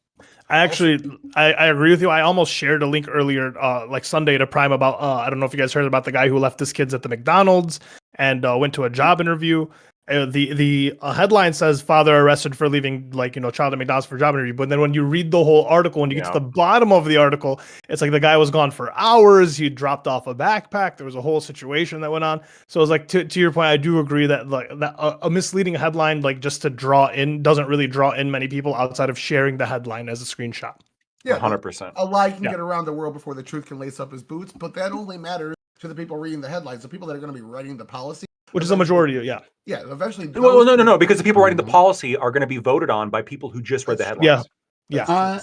Also, the we shouldn't assume the people writing policy are actually educated, right? We've seen that over and over again. That lawmakers who are writing these anti-abortion laws aren't educated about female biology. Like we're aware of this. So I have one more thing to get to. Go ahead. 90. Passed over. As far as Scott melting down to Corey's extremely fair question, your response. Watch the VOD. I posted the timestamp VOD. We replay the exact same thing a year ago. Lactoid brings up the exact same objection. A year ago? Get him, Corey. Neither Scott nor Lactoid remember. I'm a better narrator of Lactoid's mega life feminine energy right here. Lactoid. My job is done here. I'm done here. This is so. Hold on. Always bringing up old shit. I swear. It's a dumb fucking argument that apparently happened a year ago that I don't remember. I don't care that I remember your retard argument. It is a clear demonstration that Lactoid doesn't learn because he doesn't literally remember a year ago. And he brings up the exact same argument that he did a year ago and he doesn't remember it. And neither do you. Yeah, Lactoid. It's a retarded fucking argument. It's stupid. I guess I didn't get into the weeds of it because I wasn't paying attention to it or I dismissed it as the stupidity that it was. Well, if it's so stupid, then you didn't get it a year ago and you still didn't get it today initially. There's nothing to get. It's a dumb fucking argument that is like, if we're logically consistent, we need to lower the age of consent. Scott, it's you're not stupid. Engaging with the argument. It's a fucking you're word. not engaging with the argument, okay? My claim I've is engaged with the stupidity of your argument. It's stupid. No, You're dumb. You're dumb for repeating. I will concede it. My argument is stupid. My argument is stupid. More than a year ago. I will concede it. Okay, so you admit it's stupid. Then let it fucking go. Here's my argument. My argument is you did not initially understand my argument, and you replayed the exact same thing a year ago. Initially, you did not understand my argument.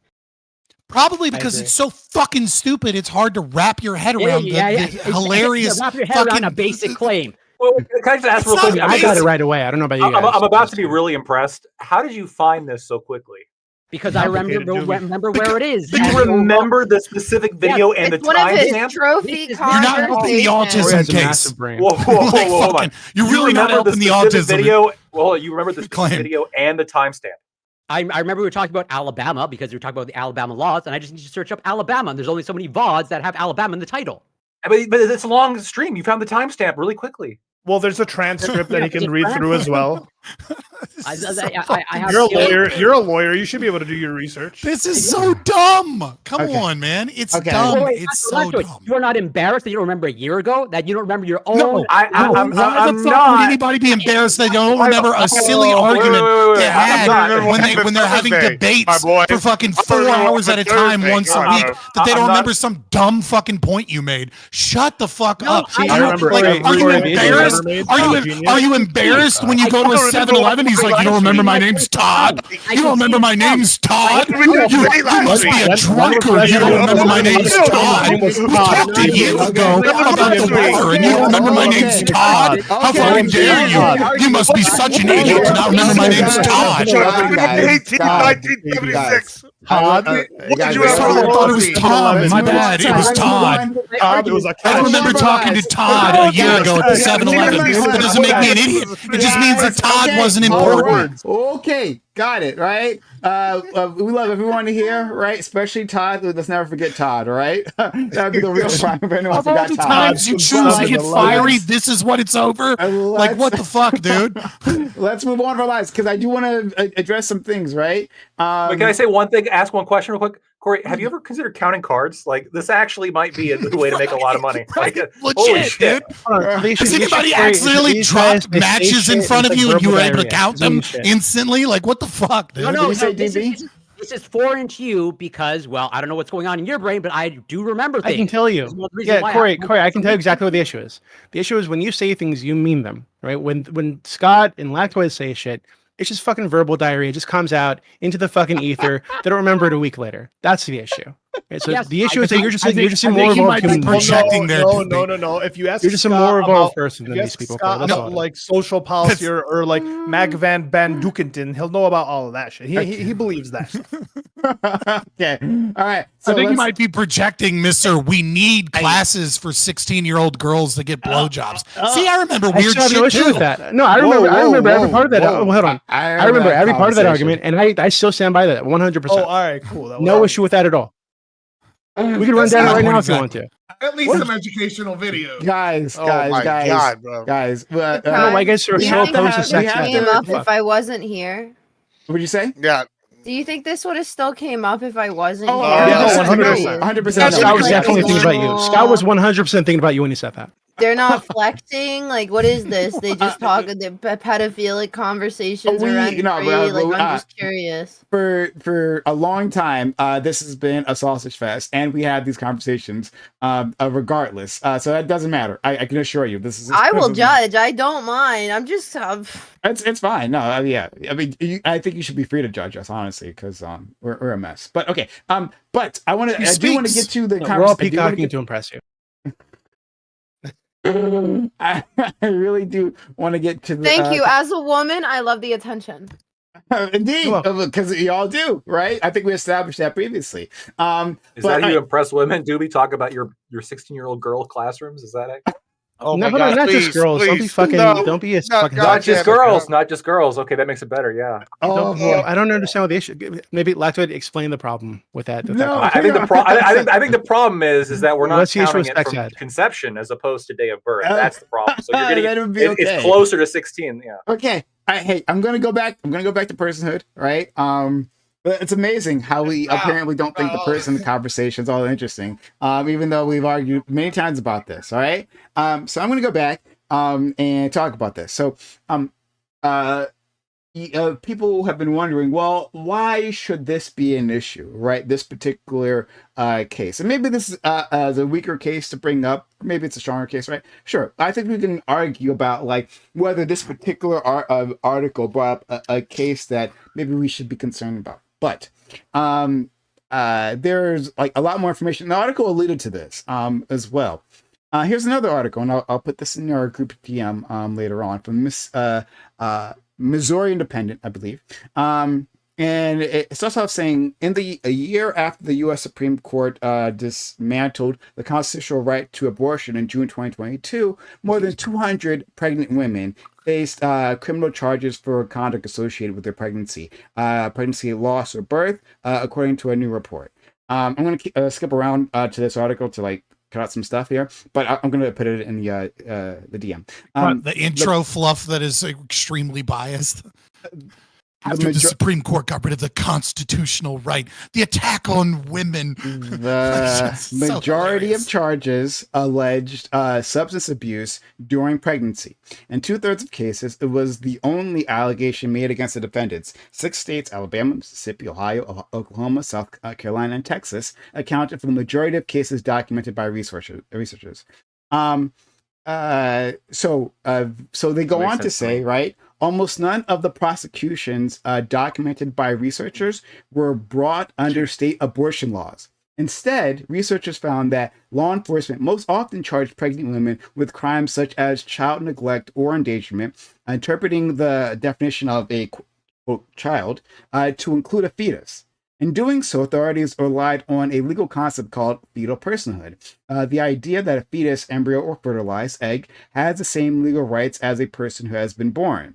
And then last part, then I'll gauge you guys. It says, this is a quote from the researcher: "If we focus on abortion laws, you miss a crucial part of the picture and the fact that pregnant individuals are being criminalized for allegedly endangering their own pregnancies, for pregnancy loss, and in some cases for conduct related to abortion. What's driving pregnancy criminalization is the expansion of fetal personhood." Okay, so that's like the focus of this is what I've been focusing on.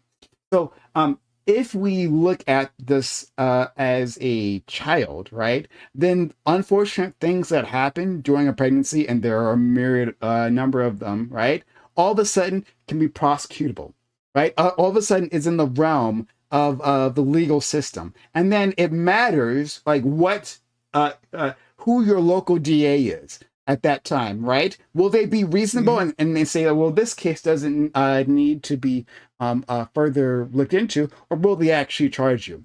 We've talked about this before, right? In terms of women being charged for drug crimes while pregnant, right? We had a whole nother stream about specifically this. And in that one, there were plenty of cases where they tested positive, but it was a bullshit test, right? Or they tested positive for drugs that the hospital gave them, right? Like for like steroids or whatever it is that or painkillers that the hospital gave them themselves. It's literally documented in their medical record, but then they get charged, right? And now they got to fight that case. So we've seen exactly this. When you give these prosecutors this tool, right, it will be used. And this is again why I was reaching out to my libertarian friends there, right? Because we're empowering these individuals and we're saying, oh, well, reasonably, it'll just end there, right? A charge will be filed, and then reasonable minds will prevail, and then these people, people have actually been prosecuted and charged and sent to jail over these things, right? And that's the problem. Right, I want to keep the law as much as possible out of this particular area because it's going to be used mostly against people who are unresourced, and somewhere else in this report it says as well. I'm going to share it with you.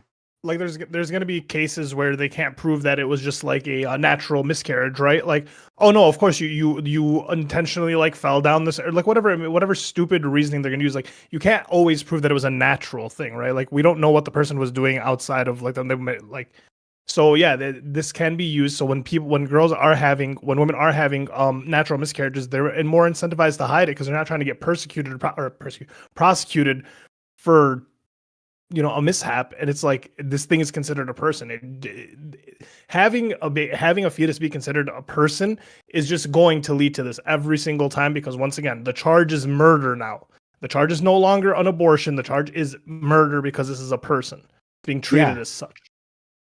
So we've already seen, so there's two things I want to say here. Number one, historically, we've already seen that we do tend to have prosecutors and judges err on the side of caution when it comes to the way women treat infants, in many cases with sudden infant death syndrome, right? There is a high bar to proving murder of babies, and most judges and most DAs are they're pretty damn careful, and they almost always err on the side of women in those cases. There are a lot of cases where if you start looking into them, you're like, I'm pretty sure this lady murdered her baby, right? But you'll find that it's pretty difficult to charge people with killing their child. That being said, there is a conundrum here, right? And the conundrum is that this is two bodies housed in one.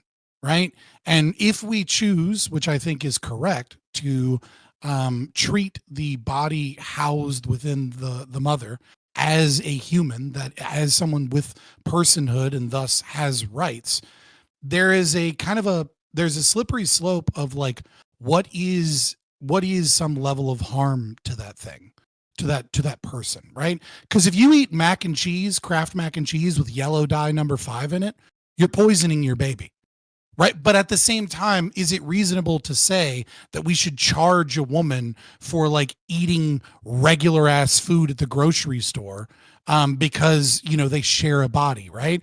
So, I mean, like, you know, if you have a glass of wine, maybe you're poisoning that child, or maybe that's, you know, there maybe a small glass of wine every now and then is somewhat acceptable. We have to draw an arbitrary line somewhere, right? Some people would be like, anytime you drink alcohol in any way, shape, or form, this is horrible and you should never do that. And I tend to agree with that, right? But at the same time, eating unhealthy foods is also the same thing, right? If you're not giving the baby the best possible environment to with the lowest amount of risk in terms of development, you're doing that.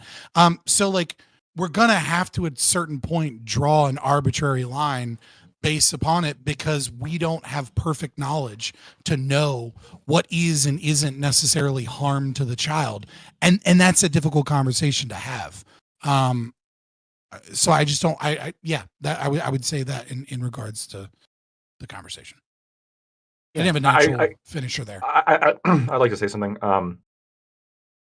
I understand the point that finding a distinct kind of delineation is difficult.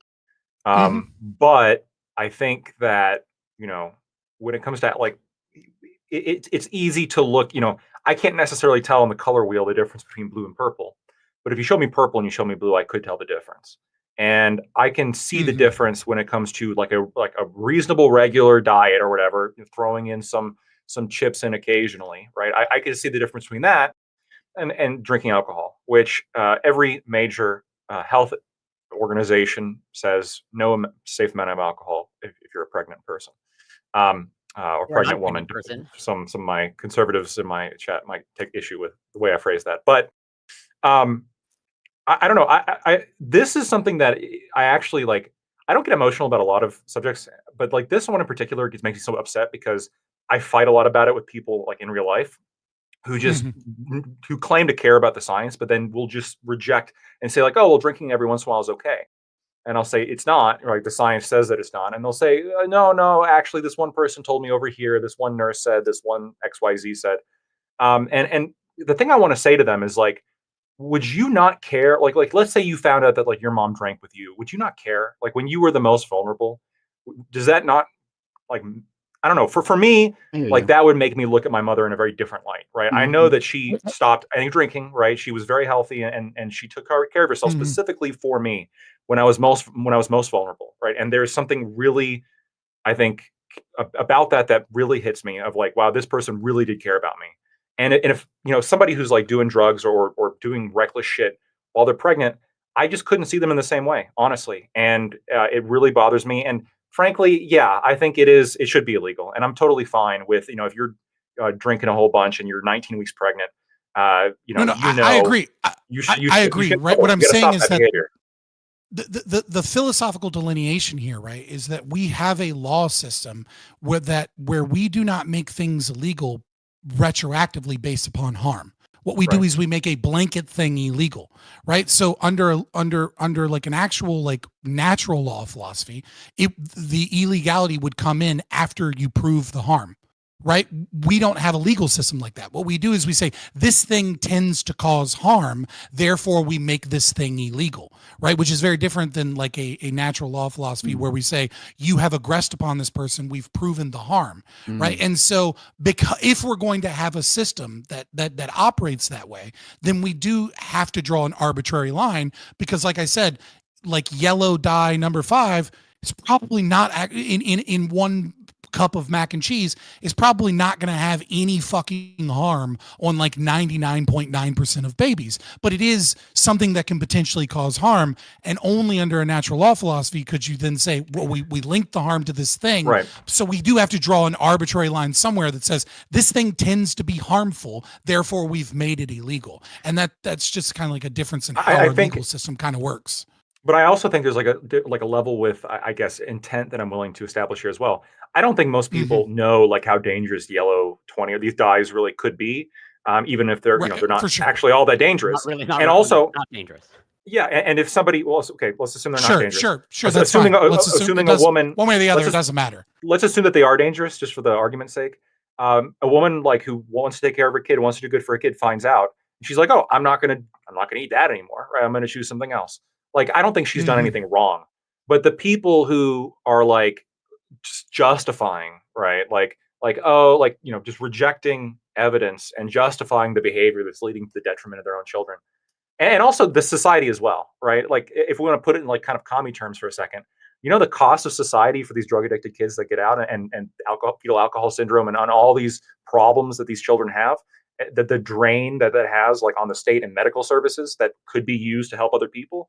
Like this is a massive problem, and I do feel like if we can solve the problem by like getting the law involved in this way, because I do think that they're people. When we're talking 19 weeks, um, then yeah, I'm okay with doing that. I think we should So do it. I really want to engage with this, but before then, and Corey, I know you got your hand up. I just want to let especially our new people know, right?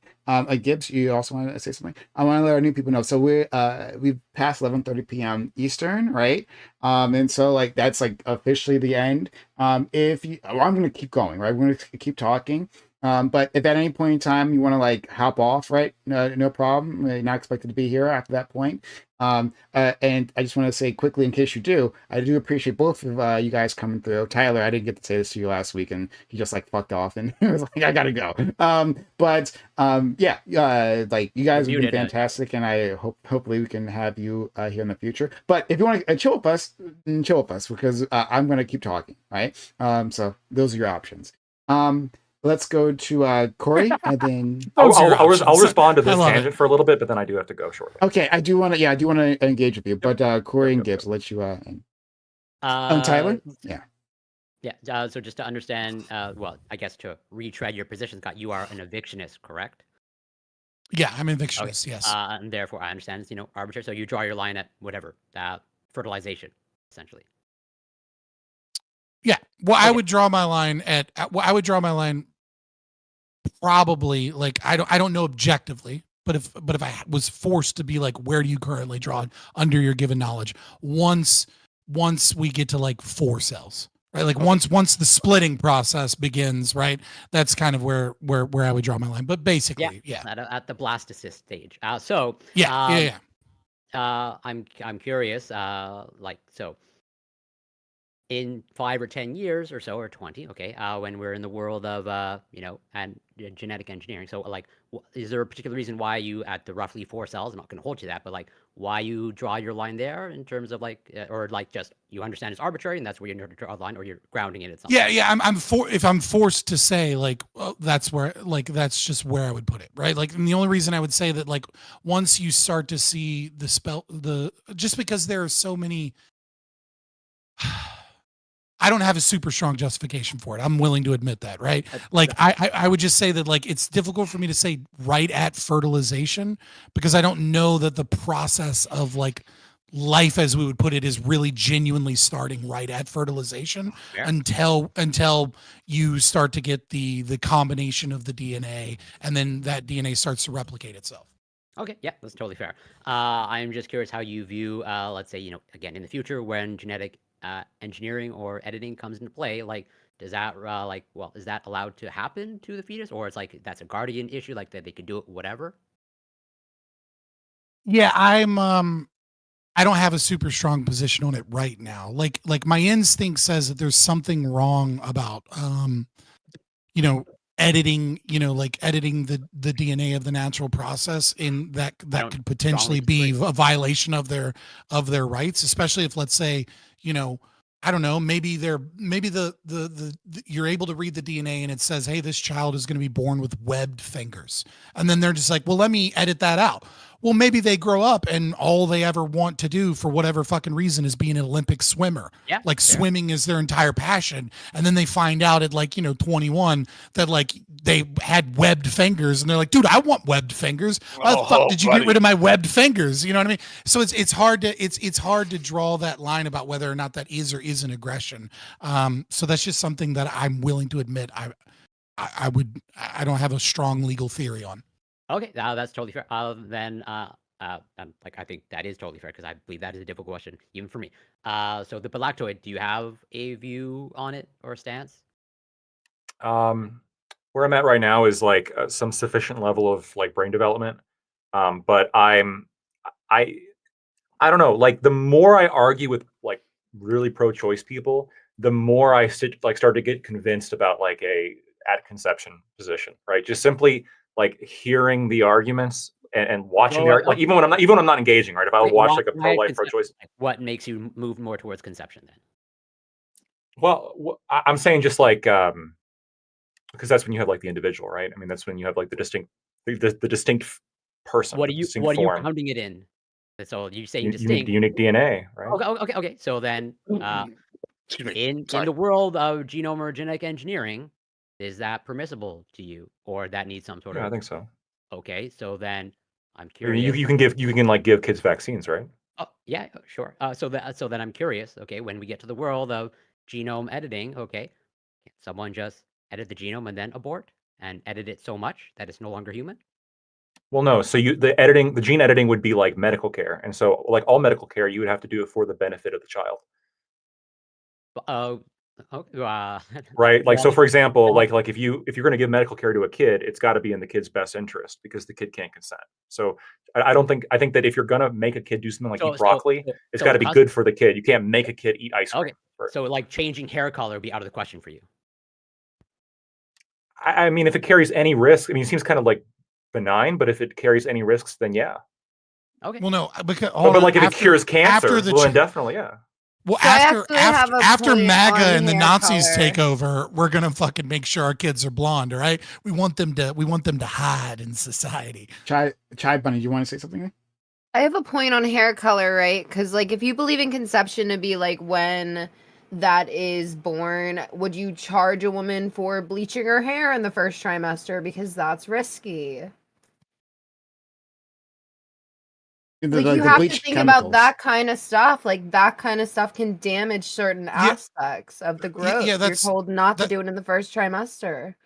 Yeah, that's why I said that we have to draw the line arbitrarily somewhere because our current legal framework doesn't punish harm as it exists, but rather the potentiality of harm. Well, how right? bad is it So, though? Yeah, I would have to know how bad it is in terms Yeah. of us to be able to kind of come up with it. But ultimately, it will be an arbitrary distinction until our legal system is one that only punishes actual harm that occurred after the fact.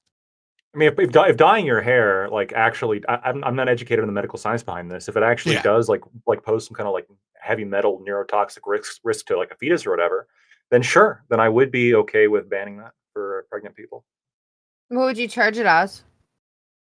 Oh, I mean, If it led to death, I guess. murder. I mean, Well, like for me, for me, like we're gonna be how I would consistent, approach it. really. No, how I would Like, approach you it would is have like, to charge it with alcohol use and like cigarette use, tobacco, weed. Like, yep. what would these fall under? I don't think you would have like a one like you would have a statute that allows for aggravating circumstances. So like you could have like something minor be like a ticketable offense, something like kind of moderate. I would say like drinking, like wine every once in a while, and cigarettes and stuff. Perhaps that could be like some kind of moderate level offense. And then if like you're shooting at meth, that could be like a felony. Okay. Let's go to Tyler as I'm gonna say, then Gibbs. I believe you're muted. You're muted. You're muted. I'm leaving after this, but I don't think I'm going to say anything super controversial. It's going to merit a big response afterwards. Like We'll the last decide comment. that. Okay. Yeah. So I don't think. The law. So women. As for the law, I kind of want to like clarify a little bit around this because I've been looking it up as you guys have been talking. So one thing we're leaving out of this is intent. Intent is a very important part of the law here that we're not discussing. When we talk about this, the only people that are alleviated from intent generally are people that have certain sorts of clearances or whatnot that they have to get pre-approved for, because that intent is implied that they're going to do a certain thing with the classified materials or whatever. Generally, though, intent is implied here. So I say we consider it a human being as soon as that DNA is unique. That does not close the door to all sorts of other arguments, like personhood. Personhood arguments generally say something that around the time that advanced brain functions develop, that's when we see these things come into, that's when we see this become a person. Or if you look at other arguments, like we limit rights to children right now. Like, this sounds cold to discuss it this way, but like I'm just trying to give a legal route as to how this could be done. we don't give children certain rights, like you can't go out, curfew laws and shit like that. You're under the authority of your parents. They make the decisions that are best of you. We could write into our laws, hypothetically, a clause to say, like, before 18 weeks, those human rights don't apply. And that's just it at the end of the day. Hold on.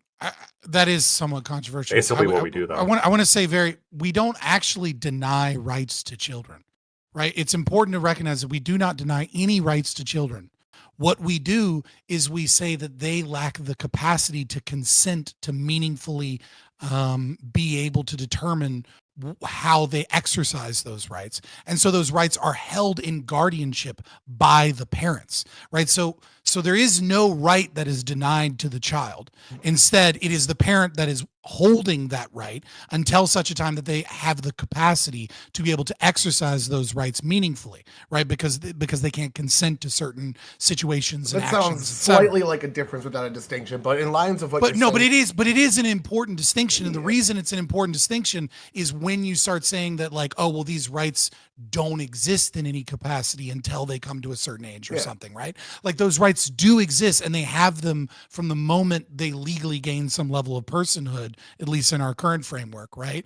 But, like, it is important to recognize that those rights they always exist. It's just that the parent is holding guardianship of those rights. I think the logic we use to, like, vaccinate your kids and do certain things with your kids, we can extend that same logic to say that before 18 weeks, you could abort your kid too. If we really wanted to, it would be consistent with the laws that we currently have now. But I kind of want to just throw this intent argument in here because, like, intent is very important in the law. Intent's the difference between first-degree murder and involuntary manslaughter, or self-defense and walking free. Sometimes there's a lesser crime, sometimes there's no crime at all. So I just want to make that, like, something we need to make sure this is in the argument. Someone's intentionally trying to kill their kid or taking a drug in a negligent way. I think negligent are the two words I looked up here, negligent or intent to harm. Those are the two things. And the substance that they abuse, it has to be something that is, like, the substance itself is harmful, not contain something that's harmful that you might be unaware of. So we do already have these things somewhat parsed out in the law. Like, if you go do meth is, there's no positive to doing meth, but there's a positive to eating. Well, hold on now. I got a lot of studying to do tonight. Listen, there's a few people I disagree with you. A little bit of AI told me this, so it might not be 100% accurate, but this is what the law generally is. It's just as good as a lawyer. Trust me. Okay. Thanks for that, Tyler. Much appreciated. Actually, ChatGPT, the newest one, is beginning to outperform your average lawyer. Oh my God. Tyler, are you leaving? So I got a jet. I just want to say one thing. Your unique DNA thing is, I would say, in my opinion, problematic because not every single cell in your body has the exact same DNA. And if you're going to go by unique DNA, then some of your cells are persons. I think it would just be unique to the parent, saying it's an individual. That's all that I'm trying to to say. Bayesian. So you're probably technically right. I'm more just using it as a label, so I'm sorry. Colloquial. Thanks for having me. Thanks for being here. I also just want to give a closing statement here. It's real simple. One, yellow dye, number 5 manufacturers. If you'll need somebody to advertise and work for y'all, I am taking sponsors, and I would love to have y'all hit me up. Then I will do an outstanding job. Secondly, just fucking eating Kraft mac and cheese, fucking Aniletto extract. So good. Yeah, I will be y'all's Marlboro man. I'll be y'all's Marlboro man. Just pay for the steroid usage afterwards. Anyway, secondly, what was else? I'm also very excited that we're entering into the new realm of the Ubermensch designer babies that are now going to be the Space Marines that are working for the God Emperor. I'm pretty excited that this is now entering the realm of possibility, and it's no longer science fiction. I can't wait for the gene editing wars. I know they're coming. It's happening in every sci-fi universe I've ever seen. It's going to happen. And finally, I'm at Gibbs if you like what I would say. Check me out there. All right, y'all be good. It's been fun. Have a good one, friends. Take care, Gibbs. And I'm always bad. And I do got a jet if you had a response. I will. And just everyone, if you want to call in, I said this to someone previously, but if you want to call in, jump into the waiting room. You can come on. We won't have you on camera, but you can come on and we can talk. So, like, go into the Discord. ! Discord within my chat, right? And then come in and we'll go to the waiting room. We'll pull you in if you have something you want to say on this. Smart way of doing it. Yeah. But to my friend Lactoid. So yeah, I think it's I don't have so much to say. I think it's weird that as a libertarian, you'd give law enforcement this additional tool, right? Like it seems odd to me, considering your skepticism of state violence in general, that you would say that uh, that within this territory, which is ill-defined, right? Like to the point where you're still deciding where you think personhood should be, right? Or however you want it. Conception equals some additional conference of rights, right? That like within this ill-defined territory, you would allow the state to come in and make these potentially life-changing decisions. It's odd that you would do that. And I don't quite understand. If you could help me out there, that would be helpful. Yeah, so I'm skeptical of state violence, but I'm skeptical actually not necessarily because it's the state doing it, but because it's violence. Like really what I'm skeptical of is violence. And I think this is kind of where I depart from like the more, I guess, deontological anarcho-capitalist types who may be here as well. No, probably not actually. Maybe not. I'm a violation of the NAP is a violation of the NAP. Yeah, I'm kind of consequentialist a little bit with this analysis, where okay, maybe there's laws against murder, right? Does the state fuck up sometime and arrest somebody for committing murder when they didn't commit murder, or arresting somebody when the circumstances are kind of odd? We don't really know. Like it's difficult. What exactly happened? X, Y, Z, right? Yeah, like there is area there, and we've developed a tremendous amount of law and put in a tremendous amount of effort to try to find as close as possible the lines that exist, because it's better than having murder legal, right? We could solve all these problems. We could legalize murder. Now we don't have to ask these questions. Now we don't have to find these lines. Now we don't have to do all this work. Sure, but with all criminal justice, there's a chance of getting it wrong. And so, is it possible that by empowering the law enforcement to, stop somebody from, 19-month pregnant person from injecting methamphetamine and giving their, kid brain damage is going to cost $1 million to the state when they get born? Yeah, the state could fuck up. But there could be something, there could be edge cases that I can even agree with you. We gotta, we should be diligent, as we should with all criminal law. This is why we have beyond a reasonable doubt. We should be diligent to make sure that we're only putting the people who are guilty in prison, or we're only punishing the people who are actually guilty.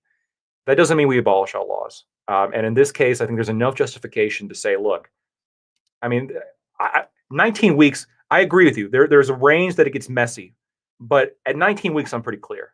It's pretty clear for me. Again, I don't know exactly the difference between blue and purple, but this is purple. This is a person. And I think it's fine for the state to criminalize hurting that person. So I have an analogy, right? So let's imagine I am the base ANCAP here, right? That says all state violence is unjustified and the state power is unjustified. And then a bill comes out that says, well, what we're going to do is the state is no longer going to maintain prisons. Every single private and public prison is going to be abolished, and we're going to let every single criminal back out onto the streets. However, the bill isn't going to give you any additional rights towards policing, and is still going to make it illegal for you to capture murderers and rapists, right? Because that would be kidnapping and you'd go to jail. So we're just going to release all the rapists and murderers onto the street, and you're just going to have to deal with that. And when the cops find a rapist or a murderer, they'll grab them, and then they'll be like, bad, better show up to court to pay your fine, but there's no more prisons. I would say fuck that bill, right? Even though the state is unjustified in housing criminals, if they're not going to allow me to imprison or, forcibly punish people, and it's still illegal to do so, then the state is the guardian of those rights that they have stolen from me. And so it is the state's duty to, to the best of their ability, enforce natural law.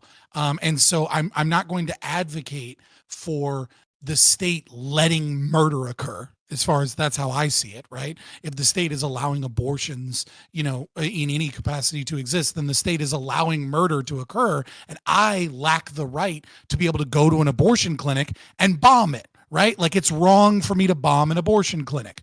I'm not allowed to do that, and I'm not saying you ought to do that. I'm just saying that there are murderers in that building that conduct murder every day, and they should be punished. And yet we allow them to continue. So I'm going to advocate to the best of my ability that those It's left murderers too eventually early. go to prison. Right? Like you need to go to prison. You Oh, abortionists are all deserve the death penalty. Every single doctor that performs an abortion, you should be killed. I'm not saying that any individual ought to go out and enact this violence Just against them, saying. because you're going to go to jail and it's not going to help the libertarian movement at all. But you're murderers, right? And so if a reason bill why you comes shouldn't out do that it. says Won't we're help the finally going to libertarian. put these, I'm 100% willing to bite this bullet. The only reason you shouldn't do it is because people are going to think you're crazy and it's not actually going to help the libertarian movement. But I think murderers should go to jail, some form of jail. And if a bill comes along that says the police are finally going to start doing that, then yeah, I support said bill, because I don't have the right to do it myself. Okay. I'm going to be called a terrorist if I go kill an abortion. I got it. Okay, so there's a reason why Lactwood keeps his real name private. It's because he doesn't want to associate it with like these fucking arguments while he's on screen. There's a good reason for that. All right. Same. I don't want fucking people trying to swat me and shit because they don't like the fact that I know that it is just objectively true that wants to abortion keep his doctors law are murderers, license. and it would absolutely be justified to kill them. But we shouldn't do it. To be clear, Lactwood, I'll say it for him. Lactwood doesn't endorse any of these statements. Okay, all right.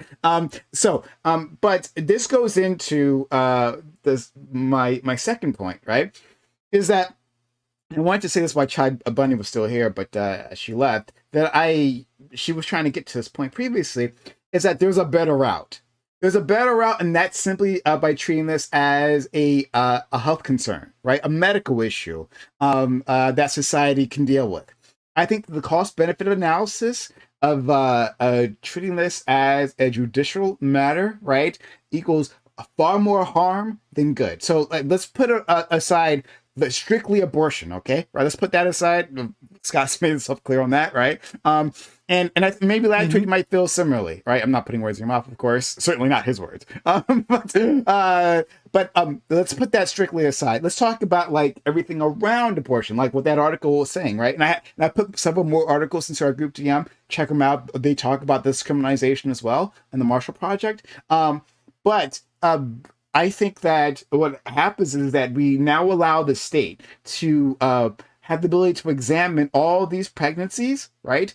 Even ones where nothing catastrophic has actually ever happened, right? There's a report within the medical records that say, hey, we found some sort of a drug, some sort of stimulant, right? Or something that resembles meth or whatever the fuck, right? But in actuality, the hospital gave them those medications, right? There were standard procedure. Sometimes they're also within the record, right? Like a different part of the same record that's there.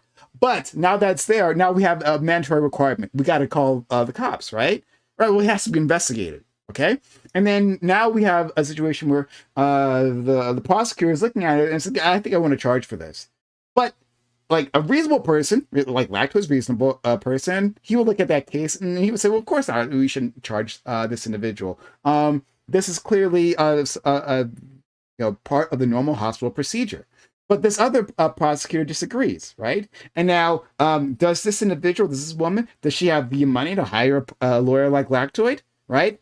Oftentimes not. The people who are being charged and the people who are going on in prison, these are people who are unresourced, right? Who can't get these things thrown out. I think simply like I understand there is a concern about the unborn child, and I share that concern, right? That we should want to encourage behaviors that protect these children when they come out to the world, right? Even for the selfish reasons that the Lactwood mentioned, in terms of like, the fetal alcohol syndrome, right? And the cost of society. There's a reason why we should care about this. Well, okay. Well, we have, and to great success, right? Talking about alcohol, we have had a campaign, public health campaign, educating people on the effects of alcohol to children, right? The fact that every one of us knows fetal alcohol syndrome without having that to be explained is a success within that campaign. right? The amount of women, I don't have a study in front of me, but I imagine the amount of women who engage in alcohol once they know they're pregnant has vastly decreased because of this campaign, right? Without sending them to jail, without empowering law enforcement in this area. That's the route, right? We can encourage these women to not do that. We can employ social shame, because I know my friend Scott loves to do that, right? We can employ social shame. Hey, like, knock it off. I know you're pregnant. Don't intake those drugs. We can do all those things, and I think that would be much more effective. Because one of the costs of not doing that, then I'll wrap up here, right? One of the costs of not doing that is that women are afraid to seek care, right? Either from misinformation, to say, like you were saying before, well, the law doesn't actually say this or that. That happens, right? But also from actual being actually afraid, because maybe she did smoke some pot, right? She shouldn't have done that, but she did smoke some pot. We still do want her to seek prenatal care, correct? Right? We still do want her to access resources. But if she thinks she's going to get locked up because she's going to test positive, she's not going to do any of that. Right? If she thinks that, like, if she's a person who needs just resources for the home right afterwards, right? Like the stroller and stuff, and there are resources out there, but she's like, if someone finds out I'm in jail, she's not going to reach out. The better path is treating this as a health concern. So, Lactoid, if you want to respond. I mean, we could do all of them. I'm open to doing whatever it takes here to prevent these tragedies from occurring. I'm okay with educating, but at the same time, right? Like, if there's somebody who's totally methed out and then neglects their kid for like 2 weeks and the kid dies, yeah, like meth, I guess, is the underlying root, but I'm still punishing that behavior. And the other problem is, if you have somebody who's addicted to drugs and who's pregnant, you're gonna have, like, maybe you can medicalize it, but you're going to have to restrict this person's autonomy, right? Like you can't just be like, oh, come to the doctor every couple weeks. It's like, no, like, you're addicted to drugs, you're doing them. We're going to have to, like, put you in a padded room to make sure you don't do it. And yeah, we'll provide you treatment and et cetera, but we can't have you doing this. And so you're going to have to go into the room. Sorry. And there's going to have to be, big men who are going to take you into that room. And that's going to be the cops. Right. So, yeah, I'm not in favor of removing the ability for law enforcement to get involved here, and also not in favor of removing the criminal justice system from this field. If it gets to the point where you have people dodging neonatal appointments, we're already there because they're doing drugs. Yeah, this needs to be investigated and punished, and these people need to be made an example of.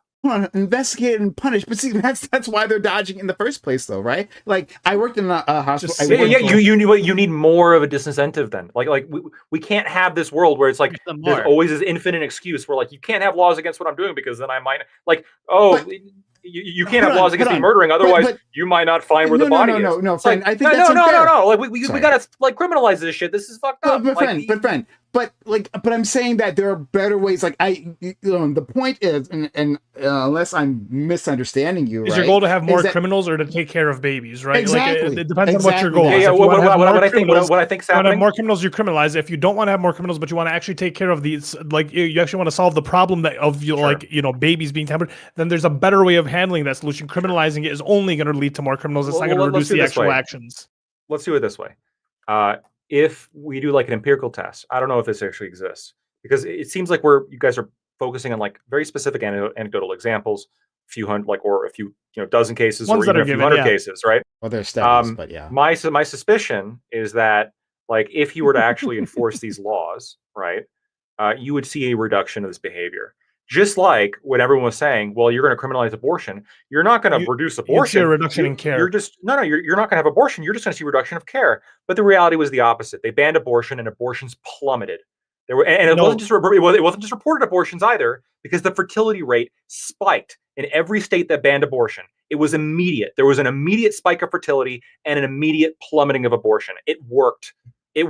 When you ban things, sometimes it works to prevent it from happening.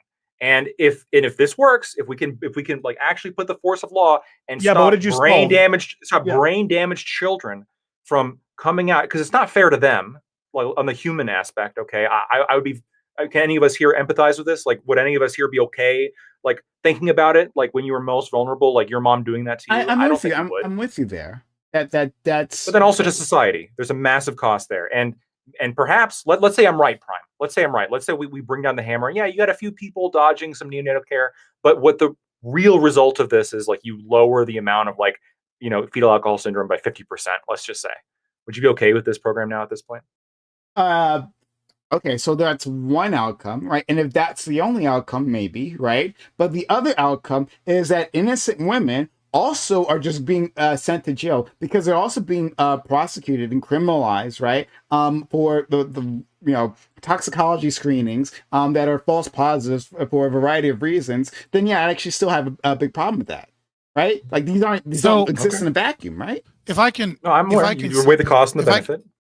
If I can step in, right? Anytime you are going to seek justice, you're going to have accidents, right? And I would say, as an ANCAP, right, that the state is less incentivized towards accuracy than private institutions. But like, one thing we can all, I think, hopefully agree on is that CPS agents at hospitals that lack the medical knowledge to actually understand what's in these medical records need to stop being mandated reporters for things in these medical records, right? We already have doctors, and doctors are already mandatory reporters, and there's and a large chunk of these cases, most of them are from CPS agents or social workers at the hospital that don't understand what's going on. They just see has a criminal drug history, and then they find in their chart that they like test positive for certain drugs, and then they're like, oh, I'm a mandatory reporter. If I don't report this, I'm going to be the one in trouble. So then they report it, and an entire system of uneducated people get involved in investigating this until eventually a doctor is like, hey, dumbass, I prescribed this, right? Doctors are already mandatory reporters. We don't need to double up on this. We can get rid of the majority of the issue of like innocent women giving birth that are being reported for like drugs in their system that like occurred at the hospital. And then like we can also, I was also going to say, I wouldn't suggest this, but if we're going to do those drug screenings, right, we need to emphasize that drug screenings need to occur when they get in the hospital, if that's possible, not drug screenings that occur after they've already been given drugs. So I acknowledge easy policy. It's an easy fix right there. Sorry, what was that last thing? Then maybe I missed it. Testing right when they come in as opposed to afterwards. I mean, that's just an easy fix right there. It's not always possible because some women come in and they immediately need like an epidural. They're already super dilated, right? Like we're already going to be moving them towards a C-section because, but barring it's there's a complicated pregnancy, right? But barring that, like the majority of these issues, these cases, when it comes to pregnant women giving birth and then having CPS and police involved, even though it was the doctors that prescribed it, is because social workers are considered mandatory reporters. They're involved in the process. They don't know what's going on. They just see drugs pop up. So they're like, oh, I have to report. We should get rid of that mandatory reporting for social workers that work in a hospital field because there's already someone there that's more qualified, which is the pediatricians, the lactation specialists, there's a slew of people that are far more qualified to be doing that reporting there at the hospital. And it's like, it's a redundancy that's just causing problems. Yeah. And then I agree with you there, like, I guess on the most basic level. Boyd, hi. Thanks for being here. I see you. But Lactoid, so you're not going to like this, of course. I know you're not. But there are other compounding factors as well, right? Who gets believed when they say that, no, I'm innocent of these crimes? Who gets believed when we're talking about like child endangerment, right? Who gets usually charged with that? There's going to be a lot of like race plays a factor in this, right? Well, I say right, but you may disagree there. But race plays a compounding factor. We can see that, outside of pregnancy, like who does CPS take action against? CPS takes action against families that are unresourced, right? and oftentimes tend to be minorities, right? Also, white poor people, but like these are the targets of CPS. These are the people who are most likely going to have their child separated from them. It's Why not do you that think that is? middle class families or upper class Dude, families. have you ever don't- met a social worker? Like, they're the wokest of woke people. that- Like, I'm that- sorry, it's that- just that- silly. That Like, isn't I've silly. met No, tons it's of social that not is silly. just silly. No, it's not just silly. no. It's You're literally just the you're numbers. just The looking numbers at, are there. Hold on, the numbers are actually it's called there. disparate impact theory. Yeah. And this is just Hold critical on. race theory. Oh my God! Dumb Please, shit again. I'm sorry. I see a triggered you. difference in Hold the on, statistics on the calm outcomes. Calm down. I understand you're triggered. Okay, all right, calm down. I'm directing this to Electric. No, it's just stupid. Hold It's a on, silly argument. I know. Triggered. Got it. Heard you. Right. But I'm directing this to You can't just say triggered every time somebody calls you out on silly arguments. We can engage afterwards. But I'm directing this towards Electric for now. But yes, actually. So in terms of like, for instance, like even outside the criminal system, right? In terms of mothers dying from birth, right? Like you see a disproportionate amount of Black mothers dying of birth because they're not believed by medical staff. Not even talking about criminalizing them. They're simply not believed by the medical staff when they're going through issues. They say, "Hey, my body doesn't feel right," right? And medical staff ignores them. And this happens even when they're medically trained. I've talked about this before. I have a cousin who is a nurse herself, right? She said, "Hey, I don't." She gave birth. "Hey, I don't feel right," right? Something is wrong. She informs the medical staff, right, using medical words in the way that they can understand. The medical staff ignores her.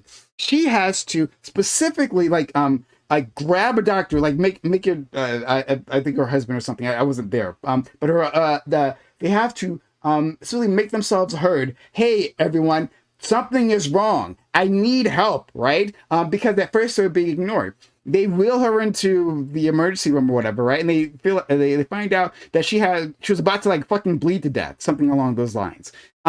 If she had not gotten that aid, she would have died, and her children would be motherless at this point in time. This story that I'm talking about happens all the time. We understand. Oh, sorry, I'm not saying we. I understand that this happens all the time for these individuals when they're not believed. That Black people are assumed that they experience less pain within the medical system, right? They are assumed to be criminals in terms of like wanting to use illicit drugs, right? When they're asking for drugs, they're like, "Oh, is there a reason why you're want these drugs? Some nefarious reason." These are the things that happen. Right. So once you bring criminal law into this, that also plays a part. But I guess it depends if you think race is ever a factor on anything at any point in time. But I'm putting that out there. I'll give you a chance to respond, Lactoid. Okay. And then this will be my response, and then I'm going to have to jet. For sure. So the rate of child abuse among Black children is roughly twice that what it is amongst white children. Black children about twice as much for white children than white children. And somebody might look at this and say, "Well, Lactoid, you want to punish child abuse more strictly. This could have a disproportionate impact in the Black community," and it likely would, right? For sure. Just like criminalizing most violent crime is going to have a disproportionate effect in the Black community. But one might look at this and say, "Well, that you just want to criminalize the Black community," or how I look at it is, I don't want Black kids to get abused. And if this stops that from happening so much, that's a good thing because Black kids matter too. I'll leave it there. I won't respond, but thank you, Lactoid, for kindly engaging with us. And good luck again for Timcast on Friday. Yeah, Timcast this Friday. It's going to be exciting. Thanks, guys. Have a good one, friend. Enjoy. Good luck. Hi. And before I continue, Void, do you want to say, Scott, I haven't forgotten about you. I know you want to respond to me. But Void, did you want to say something? Yeah, I mean, I did want to have a little bit of a conversation with Lactoid. I think he remembers the conversation he left me on the last time I talked to him. Oh, convenient timing! Yeah. I mean, it's midnight. Yeah, apologies. I didn't realize. Are you PDX? Well, I don't know if he's on the East Coast. I'm on the West Coast. It's not midnight over here. Void, are you PDX on the YouTube chat, or are you someone else? Yes, sir. Oh, okay, you're PDX. Okay, yeah. Well, then I apologize. I didn't realize that you wanted to engage with Lactoid. I would have given you more space to do so. I do apologize about that. Do you want to say anything to anyone else here? Not a whole lot. Man, you guys go pretty hard here on the Reverie, like 4+ hours. I don't know if I could do that, but kudos to all of y'all. Yeah. For real. The grind. It's like, Speaking of, I need to go. So Yeah, boss, I'm gonna take off too, Prime. Oh, okay. Have a good one, fellas. And Doobie, thank you for the incredible. I mean, I am about kindness. to hop out of here as well, but I'm just like, somebody popped in, so I'm just making sure they don't have anything they want to say. Okay. Oh, okay. Well, don't then, be rude. Yeah. So, Void, It's do you have anything you want to say, Scott? Sure. I mean, can I invite you on to Socrates.tv? Dude, I feel like I've talked with that person before. Maybe Yeah, like no, years they ago. have on panels. Yeah, Socrates is. Yeah. Well, I mean, like I feel like, but yeah, that's fine. Just DM me on Twitter or Discord. Okay. I was curious about the books you mentioned. I think last panel. I've looked at a few, or at least a couple libertarian books. If you wanted to message me that stuff too, I might look at it. I probably have some disagreements with it because I've read like Ron Paul's End the Fed kind of stuff. And I mean, I usually don't suggest like, I don't want to call it pop libertarianism is kind of like the best word for that. Right. But like when I'm usually suggesting books, they're usually like theory based books. Right on. Are you familiar with Adam Koschesh? I can't say his name right. Yeah, I know the name that you're speaking of. Yes. Okay. What about it? I was just curious. We could talk about it later if you want. If you're all are trying to go, I'm going to let you go. You know, it's been a while. Just DM me. Yeah, just DM me. All right, cool. Y'all have a great day. Okay, yeah, and we'll have hopefully we can get you on and you can talk more to Lactoid or whatever. But thank you for coming through, Void. Take care. Scott, before you head out, I had that question before on structural functionalism, and like your idea about multiculturalism. So, I guess my problem with that is you're saying that since we don't have a dominant culture, and sorry everyone, like trust to catch you up. Scott was on Timcast last Friday. Go check it out. Right, it was a great discussion, and he was talking about how welfare is undermining the social fabric, right? It's a problem like as to like gender dynamics, right? It undermines those things. He brought up structural functionalism, which, if I'm remembering correctly, basically says that like, hey, each of the structures within our society has a specific function, right? And if we're going to alter them or to get rid of those specific structures, well, first we have to understand what that function does, right? Like, in what ways does it interact with society? How can we replace it if we need to replace it? Or how can we reform it? That type of stuff, right? And he made a point about like how welfare being what it is, it's I think I'm going to fuck it up at this point, but you can correct me. That welfare has taken up some of the functions that we have that were traditionally male dominated, right? In terms of providing protection, and that has undermined at least one of the reasons that has undermined the gender dynamics, and that has led to social degeneracy, right? Lack of yeah.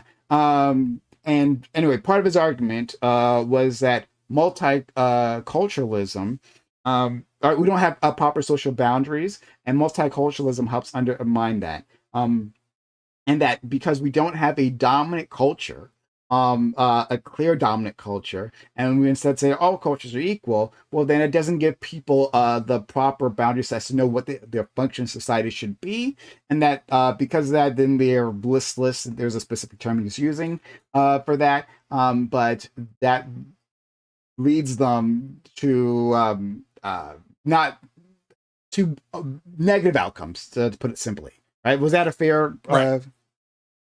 I mean, it's a fine overview. Yeah. So what is your question? Yeah. So, well, I guess it's just a response to that is I don't think, first of all, we don't need necessarily, even if I'm accepting the framework, right? Which, I think the idea of structural functionalism is interesting. I would like to know more about it.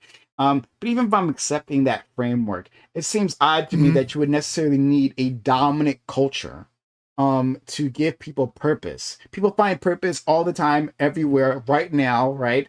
In all sorts of ways. And there have always been, like, even back when we had a quote unquote dominant culture, and whichever time period you want to say that there have always been people who haven't found their way, right? I think that maybe there could be an increase due to a variety of reasons, right? And maybe I'll try to go over maybe my theories on those later on. But like to say necessarily it's because we don't have a dominant culture. Well, you can fit in where you can get in, right? Like there's gives you more places to find, or more avenues to find a place to fit in, right? And where, like, if there was just one dominant culture, you would be pigeonholed into, like, let's say the protector, right? The patriarch. But now that you have more of these options, you can realize, well, maybe that's not for me. And actually, I do a really bad job of that. But there's a subculture that says I don't have to do that, right? I can actually do something else for my community. Yeah. So the main element that you're missing, I would say, is an understanding of social capital and how important social capital is to a cohesive society. Right. So, I mentioned in that debate, Robert Putnam's Bowling Alone is a great one. He's the first person to really popularize the concept of social capital, though obviously there were people that utilized the term in different ways before. Right. But and his argument is kind of more lefty, right? Which is that the lack of social capital destroys like our involvement in democracy and politics, and like has people check out and things of that nature. But like when you look at social capital as like, what is social capital, right? In like a community sense, right? Well, when everyone kind of goes to the same church and everyone is a close-knit community that shares values, you have certain things occur that are kind of hard to measure their value, right? So like one example that you could use is, oh God, there was a sociologist that talked about this. I have it in my notes somewhere, but I'd have to go back through my notes. It's not important. But like the idea of like everybody looks out for the neighborhood children. Right? Like when you're in a tight knit community where everybody kind of knows everybody, right? Like when some kid is doing something bad or in a place they shouldn't be, people know other people's parents. Yeah. And so there's like a community aspect to like the child rearing, right? And not so much that they're going to come over and they're going to smack the kid or something, right? But they might call the parent and be like, hey, do you know your kid's hanging out over here or something like that? That doesn't happen when a society is like where people don't know each other, where they're not engaged with each other. And one of the things, at least from this sociological theory, right, that causes that social breakdown is not sharing the same goals, not sharing the same values, not sharing that cohesion and those bonds, right? And structural functionalism deals a lot with like crime, right? And like one of the people, Matza, right, discovered the concept of like what he called delinquent drift, because everybody at the time in criminology believed that like delinquency was caused by mostly like genetic factors. There was a lot of that going on. Like, there's a lot of that happening, right? And things like that. And they were like, oh, this is just like you were born this way, and like, and things of that nature. And he was the one that was like, no, like delinquents happen because of like weakened bonds, right?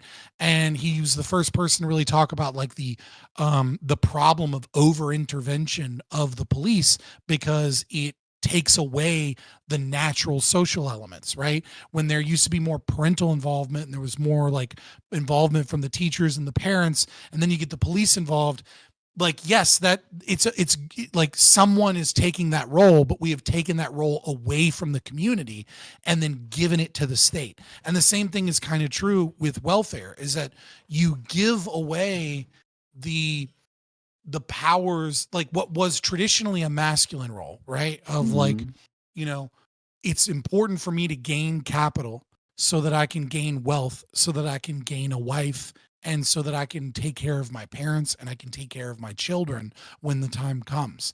And instead we say, actually, we're going to take 15% of your paycheck for Social Security and Medicare and Medicaid, and we're going to take all these things away from you. We're going to make it really difficult for young people to build any amount of wealth because the state is going to take care of all these things.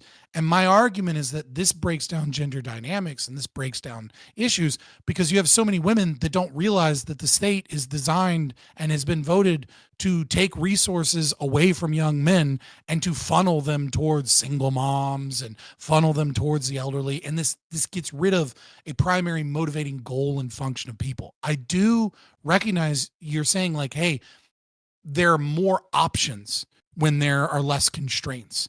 And the argument that Durkheim is making, and this is, I mean, really at the time he would have been considered a lefty, right? Because his main argument in Division of Labor of Society is that like industrialization has destroyed the family and that like capitalism in some way is evil because it's moved people into the cities and destroyed the family unit. But the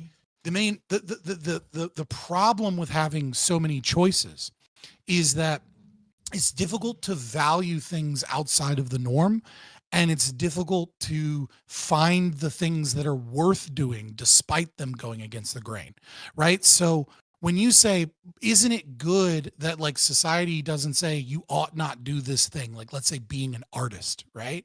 Mm-hmm. I agree with you. The problem is that you have to strike a right balance in your culture between punishing those that step out of the norm, but not punishing them to such a degree that those that are so talented at that thing can't prove to you that there's value in that thing that they previously punished, right? So I kind of gave it like a number system in Tim Pool. I said, imagine a society where numbers 1, 2 through 10 are all kind of bad. And everybody says you shouldn't do 1 through 10. But you're really, really talented at number 7, and you really, really value number 7. Well, you don't do numbers 1 through 6, and you don't do 8, 9, and 10. You do number 7 because it brings you a lot of value, despite the fact that society says maybe this isn't a good deal. And then you find a purpose and a goal in that one thing that breaks out of the mold because it's worth it for you to pursue that, even though society is like, you'll never make it as an artist and being an artist is stupid. You're talented at it. You're passionate about it. You do it. And then you achieve great things. And then you come back to society and you prove its value and you push society a little bit. But when society says 1 through 10 and everything is permissible and nothing is sacrosanct, right? You get a lot of people that go into number 7, people that don't actually value it a lot and people that aren't actually good at it. And you get a lot of people that go to do number 1 and number 2 and number 7 and number 6, right? And so what ends up happening is you have all of these choices of things to do, and you don't have guardrails that actually keep everyone kind of contained in like, this is what we as a society value, and this is what has worked for us for a long time. And so you don't get this situation that kind of naturally excludes the people that are chaotic or, out of the norm, right, from pursuing those things only if they're actually value those things to a high degree or they're talented. And so the society is listless. The society has no goals. The society is like kind of just moving around, and there are no cultural norms that keep people in check and keep bonds together. So I'm going to try to summarize what you said, but maybe I'm wrong here and I'm misunderstanding your argument. It sounds like attaching stigma to these various societal taboos, just for lack of a better word, like puts a barrier of entry, right? And that most people, that society is right to say most people shouldn't be doing these things, right? And that we have these barriers as guardrails, right? I guess that's what you use, right? Guardrails, right, to gently or maybe not so gently push people towards the preferred options, thing, right? Yeah, that right, generally work for most people. Exactly. But you're putting up these barriers of entries, not that they're so big they're insurmountable, but that for those who truly have a passion for them, right, and would put in the work to succeed, right, to overcome those barriers of entries, and then from there produce works that show that they were always right to be there in the first place, right? That prove the value of whatever they've been doing. Yeah, you socialize people into what works for most people because your culture has a shared set of values and goals, and it gives most people a purpose and meaning. And then there are those relatively few exceptions that don't fit in that mold, and you have to strike a balance between not being so lacking, not being so impermissive, I guess. I don't know the right word. It's late at night. Of those things that you don't stop everybody from doing it, right? But if you don't stop anybody from doing everything and everybody is just kind of free to do whatever, and there's no right path and there's no like guardrails, then you have a bunch of people that just don't know what to do. They don't know what they're supposed to do, right? Like for a long time, it was like, oh, just go to college and go do this and go do that. And you find a lot of people in our modern society that like, they get 16, 17 years old and they're like, what the fuck am I supposed to do? And they're like, figure it out. Just figure it out for yourself, buddy. And you're like, I don't know. And then they go to college, not to like be on a track, but to just try and figure out what the fuck they're supposed to do. And you have a lot of people that are wanderously, kind of aimlessly not knowing what their life or their goal or their meaning is.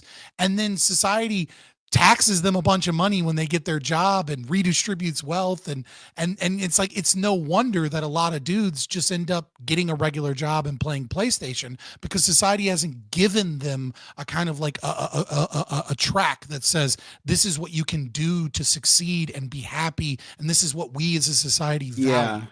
So, I'll have to put some more thought into this. I think it's an interesting idea. I'm not opposed to the idea that society benefits from a level of structure.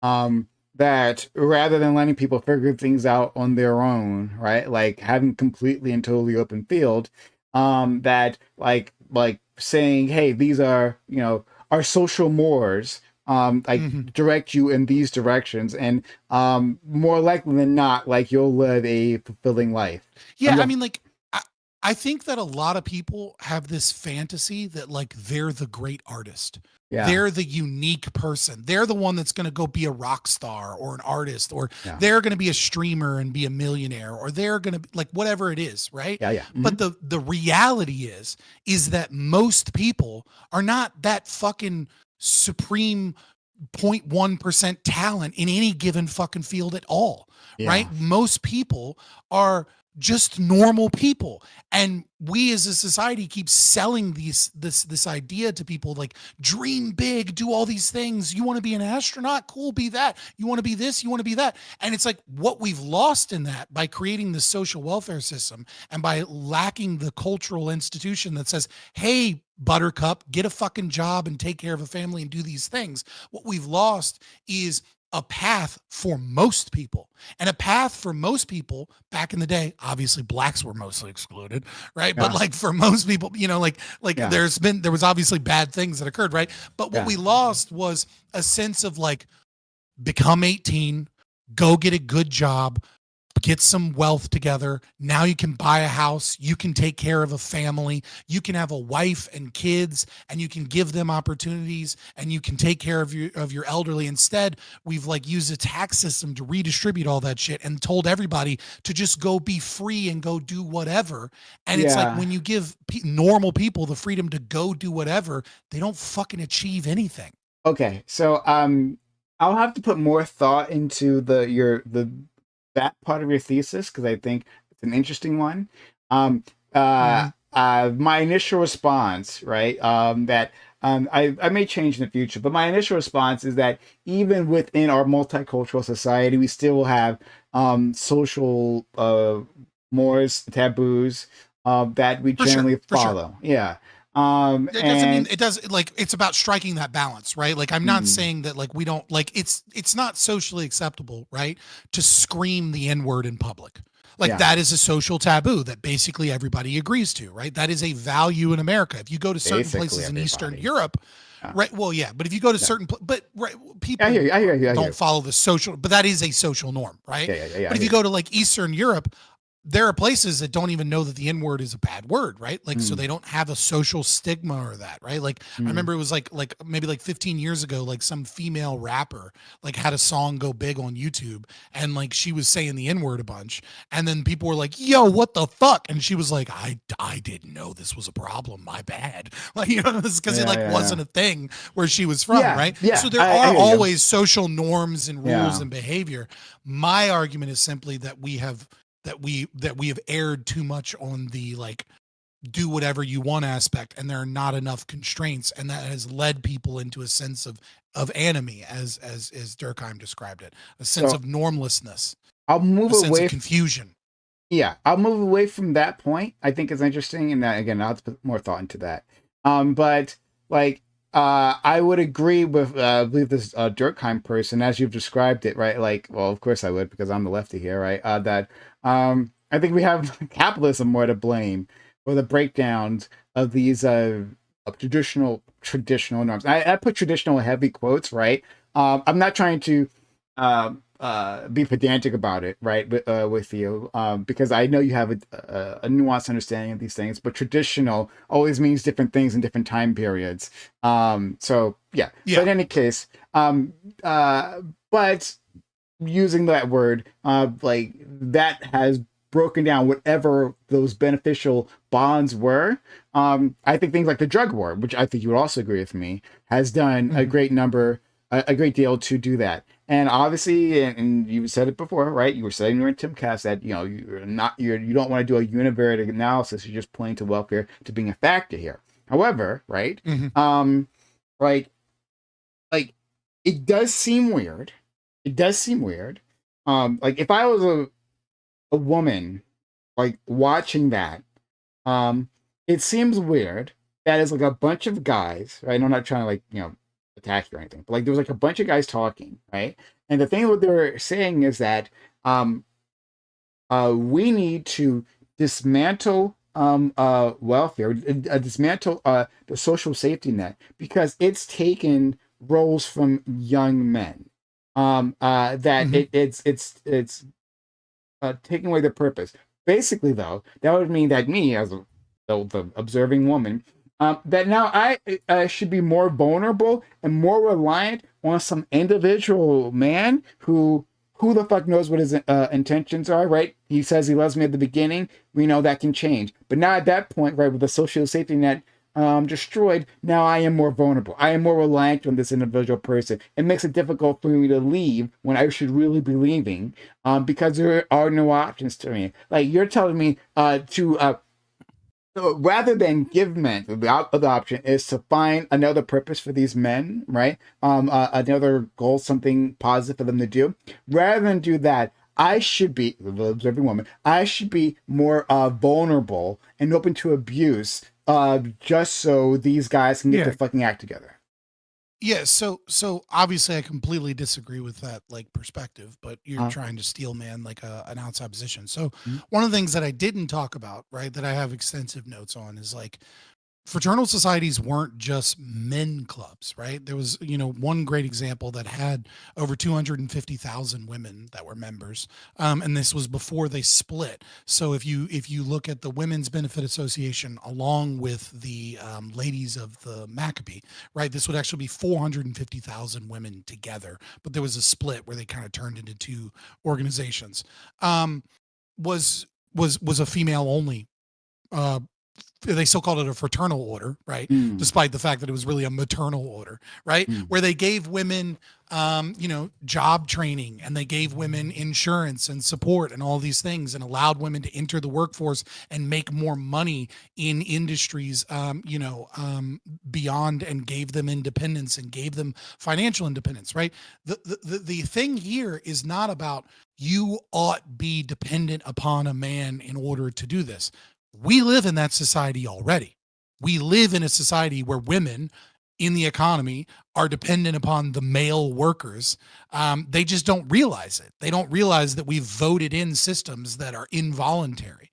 I'm not saying that women ought be denied any rights or that they shouldn't also join fraternal societies like they did back in the day that gives them job training, gives them all these things. What I'm saying is that there's an incentive structure here. And when women and men are free to act, most men are going to want to take the role of provider and going to want to engage in that behavior because it gives them a sense of purpose. And most women are indeed going to be less inclined to want to work 80 hours a week and more inclined to want to have children and support a family. But that doesn't mean that you shouldn't have the right, if you want to join a society for women, get job training, focus on a career, and tell men to go fuck themselves and go find you a fucking pool boy that, you know what I mean, that'll be a homemaker. Like, absolutely do that. But the problem is when you involuntarily steal money from everybody, so and you give away, you take away their ability towards resource or capital accumulation, so that they can't take in those roles. They can't start new businesses. They don't have the funds or the wealth to be able to do that thing that most men will do. It's not about, a woman should be subject to some man. Like, I absolutely agree that some women don't want to live that life. They don't want to be a fucking trad wife. They don't want to be a stay-at-home mom. They want to go be a lawyer. Or even they do, they could choose the wrong man, and you don't want them to be vulnerable to that harmful individual. Well, I think the thing is that I think fraternal societies actually did a better job of this, right? Because when you have when your insurance and your healthcare and all these things are dependent upon a fraternal society also checks in on the men. Right? A fraternal society means that you have all these community bonds with all these other people. And it means the wives have all these get-togethers with all these other wives. And like, the men are kind of have to behave in order to maintain that hierarchy. But what we have now is we have men and women living in houses with no connection to the other men and women in the neighborhood, no connection to other people, completely isolated. And then we have to use the power of the police of the state, which often makes mistakes or is heavy-handed or doesn't work out that right. So I would actually argue that the old system did a better job of policing men and making sure men weren't abusers, that making sure men did the job that they were supposed to do, and actually left women less vulnerable than they are today. So I can't actually know that to be the case, right? No, we don't have like good criminal reporting data from the 1890s, right? Yeah. Like, we don't even have good economic data until the Federal Reserve gets established in 1913, right? Yeah. It is difficult, but what I'm saying is that I think the incentives are better in those systems than the incentives in our current system. And so, and what I was going to say is that I am always in favor of building community bonds, right? I think that is like the best system of local accountability, right? And local power building is to form these community groups, whoever they might be, right? Whether through your local church or through some secular thing, which I would, which is what seems to be what you're referring to. I'm gonna like that. Right? A lot of them were religious, to be fair. I mean, from the time period, there was the time period, most of them had a religious element, especially the concept of like, you need to take care of the elderly and things like that. Most of these were Christian organizations. Fair enough, right? But we can imagine a secular version of that pretty easily, I think. Oh no, the Security Benefits Association wasn't a Christian organization. It was one of the biggest ones, and it was one of the first ones they attacked. But again, I don't want to belabor what was meant to be a 2-hour debate, so I'll just leave on this, right? Which is, I agree with what you're saying. The problem is, and to quote Hayek from The Road to Serfdom, right? Centralized systems destroy spontaneous order. Right? Okay. When you have all of these welfare systems, it gets rid of the incentive to create those community systems. No, and I disagree with that. I do disagree with that. I think that these things aren't mutually exclusive. I think this is what Connor was trying to, get to previously. If you've got to go, it's fine. But I think that we can actually have both. I think that the system of capitalism, one of the ways it destroys these community bonds is by impoverishing individuals. And those impoverished individuals have less resources to form these communities in general, and less time to do so because they're trying to But it wasn't capitalism that destroyed these institutions. It was regulation, it was socialism, and then after they destroyed these institutions, it was then the Band-Aid was socialism. Social Security Act was 1935. It wasn't until all of these systems were destroyed, not by capitalism. Capitalism, which is what these organizations were, right? The free and voluntary exchange of goods and services were what created this. It was capitalism that created this. It was socialism and the state that said, these things are too cheap. Doctors aren't making enough money. We need to use state power to stop this so that we can create standard rates. We don't like this. And then that once the problem arose that these systems were no longer here, we used more socialism as a Band-Aid, which socialism was concerned that private doctors weren't making enough money. That is absolutely what happened. Okay. That is just a historical fact. That is what happened. Okay. The cost of healthcare was too cheap. I mean, I did mention it because the cost of healthcare was too cheap. Yeah. And that's why the government had to get involved to stop this. Yeah, but the thing is, you're calling it socialism, where this doesn't sound like a socialist endeavor at all. It sounds like a I don't protectionist endeavor. Hold on, we don't have to go down that road. We don't have to go down that road. That's not the point. Okay, here. If you don't like the term socialism, it's certainly not capitalism. When a bunch of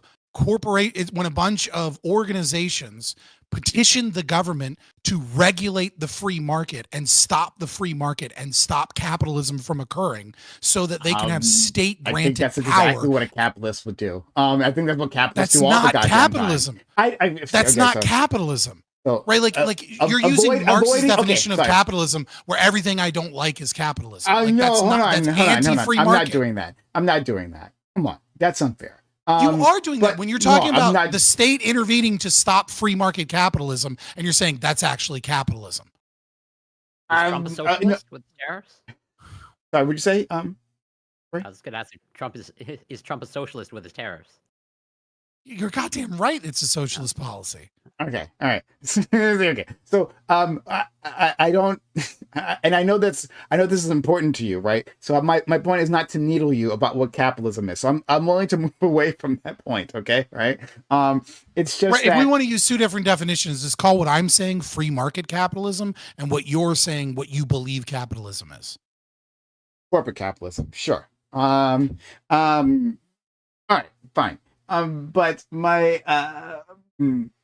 point is that when people aren't properly resourced, properly enumerated for their labor, when corporate capitalists, right, not his type of capitalist, but corporate capitalists, do everything they can to decrease their wages and not increase them in terms of their productivity, right? We have structures in our society that end up impoverishing communities rather than building up, rather than investing in them. Then community bonds dissipate, right? Whatever it is, maybe that's socialism, whatever it is. Yeah, okay, great. I agree. I just call that socialism. You don't. That's fine. Okay, all right, no problem. Right, like that's my critique, is that we had a capitalist system and that was destroyed by state intervention. I think we can have a social safety net, and I think we can have these communal bonds. I don't see why there's any particular difference. It seemed like the reason what you were saying is that now these people, because of socialism, are less resourced, and so that is why they can't, right? That because of the taxation. It's not that people can't form a fraternal society and take care of people in their neighborhood, right? The reason I use that Hayek quote that said that centralized systems destroy spontaneous order is that you get rid of the incentive structure. So, like, for example, right, let's look at free school lunches, right? In the 1960s, there was no free school lunch program, right? Up until 1969, there was like a couple of programs, but they only paid for like some of like school lunches, not the whole school lunch. And they were mostly in like rural areas, right? And then the Black Panthers got together and said, this is a fucking problem. There are underfed communities, especially in low socioeconomic status in Black areas, where these kids are not being able to eat throughout the day. And this is affecting their education. And they said, we're going to fucking do something about it. And what what they did is they built a charity network that eventually fed over 20,000 children in America school lunches. The problem, in my estimation, is that they then use this to shame the government into creating the federal school lunch program, right? And what happens over that is that the Black Panthers stopped doing that. There were other charities that were doing the same thing, because now the government was going to take care of this, right? The government was going to give kids free school lunches. And look, we now have free school lunch programs throughout all of America. But the problem is that the school lunch food that they're getting fed is bullshit. It enriches 3 fucking giant distribution companies to the tune of like $60 billion a year. It funnels tax money into this overly expensive, unhealthy school program that feeds kids shit. And yet there are no charities popping up to go into schools. Well, why are there not charities popping up to give kids healthy, good food that's good for the brain, that like feeds them? The reason is because the government is already taking it. On top of that, the government's taking money from you to take it, which means we all have less wealth to be able to invest in these charities. But because the government is already doing it, there's way less of an incentive for the people to come in and go, yeah, we want to do the same thing the government's already doing, but we promise we're going to do it better. And the problem with that is that like, that's a really expensive thing to do, because the government's already providing the surface. So the value of feeding kids healthy lunches is only in the healthy lunches, as opposed to the difference. Like they're still getting some food, right? And so my argument would be is that we have to abolish the free school lunch program if we actually want to see charities step up and start feeding kids healthy, good food, as opposed to sending billions of dollars to corporations that jack the price up on foods and feed our kids shit. No, so in my response there, one, the Black Panthers were crushed by the government, which, I mean, I guess it's to your point previously about like what happened to the fraternal orders. But they weren't like actually, the government didn't like use their state powers, use the FBI to crush those fraternal orders. I'm pretty sure, right? But still, but I'm giving an example of something that the Black Panthers did, right? I hear you. This was in 1969. I'm just throwing that out there, but fair. My issue with this example is that the government can do this better and to greater scale than any particular community. Now, like I hear what you're saying, right? The need is already filled, right? Even if it's filled poorly, and so no one else comes in to. And the government is not incentivized to fill it well. It's actually the system that you call capitalism, that I would say isn't capitalism, that poisons that to such a degree, because it's these large corporations that petition the government, these overblown contracts that feed kids shit. Sure, let's call it corporatism. I think that corporatism comes in and sees this as a money-making opportunity, and then warps the laws to benefit them. So this becomes a profit-making center rather than that's the incentive structure of our current system. So I hear you that without. So I acknowledge this, right? I acknowledge this, that without the free lunch system, that you would see charities pop up in different locations to fulfill these needs. But my issue with simply relying on that is that there's no reason to believe that these charities would be comprehensive, right? Their reach would be comprehensive. We have different charities that you would say obviously there'd be different charities in different areas, but there's no reason to believe that these will be comprehensive nationwide. There's no reason to believe that they could survive economic shocks in the way the government can, right? And still provide resources. There's no reason to believe the business wouldn't, but the economy would, right? I mean, an individual charity is capable of failing. Why would they fail? Because it cost them too much money, or they weren't able to get enough money for this product, right? Whereas with the government can survive any of these things, right? You're correct, but if the market doesn't survive, then neither does the government anyways, right? So it's kind of a moot, it's a difference without a distinction, because it's not one individual company that is providing the service. It's a market that's providing the service. Not, I don't think it's an individual. So individual companies would obviously fail, right? But in order for this to exist in the way that you're saying, the whole market would have to fail. And in order for that to happen, the government would fail too. No. So like, we are seemingly going into recession.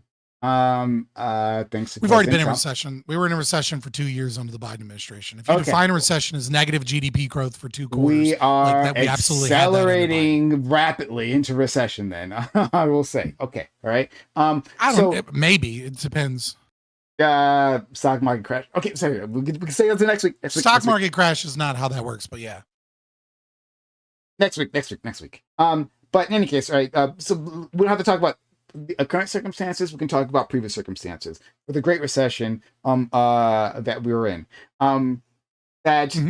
the market crashed in so many ways, where businesses were failing, but the government survived that. That it still maintained it was there.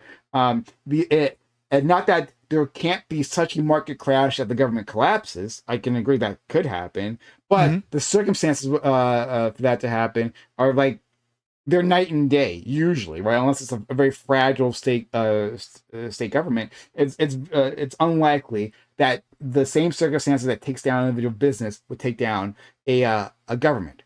So that's what I'm saying. Like, the governments are better able to survive economic shocks. I think the difference here is actually like by like exponentially, like logarithmically different in scale, in terms of the ability to do so. The government is more likely to survive an economic shock than an individual company, correct? But when you are talking about the market providing something, you are talking about something that the two cannot live without the other, right? An individual company can fail.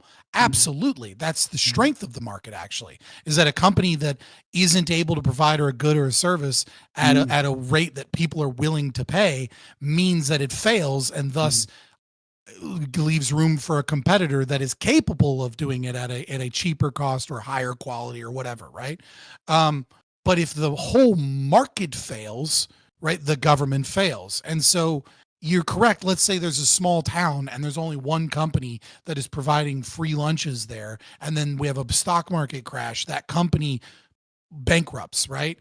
That has created a market void in that area. And you're saying, like, well, at least the government would continue to provide these goods and services to these people.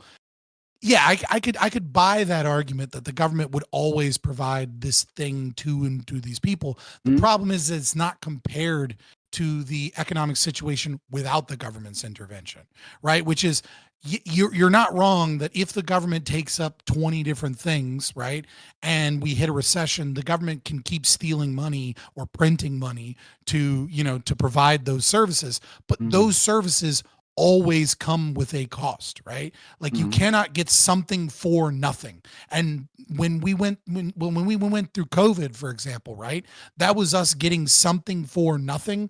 And the massive inflation and business problems and economic downturn that we're having now, and we had, over the past 2 years, let's say, is us now getting nothing for something. Like, the cost, like the chicken comes to roost. When the government starts printing money to be able to do these things, the impact is felt somewhere, right? So we go like, well, look at these kids that stop getting free lunches. Isn't that bad? But what we don't notice is that the government starts printing money so that they can continue that service. And that means somewhere, some dad loses his job.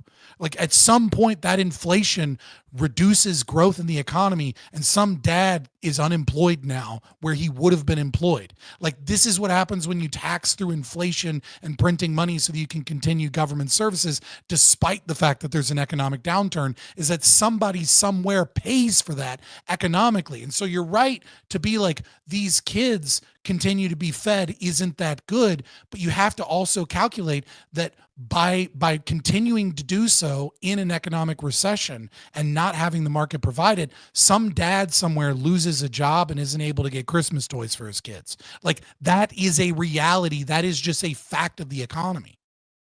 Okay. We're about to run into a wall here.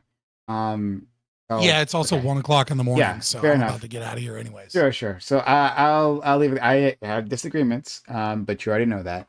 But thanks, friend, for having that conversation. Corey, did you need anything to say before I dip out of here? No, I'll let you go.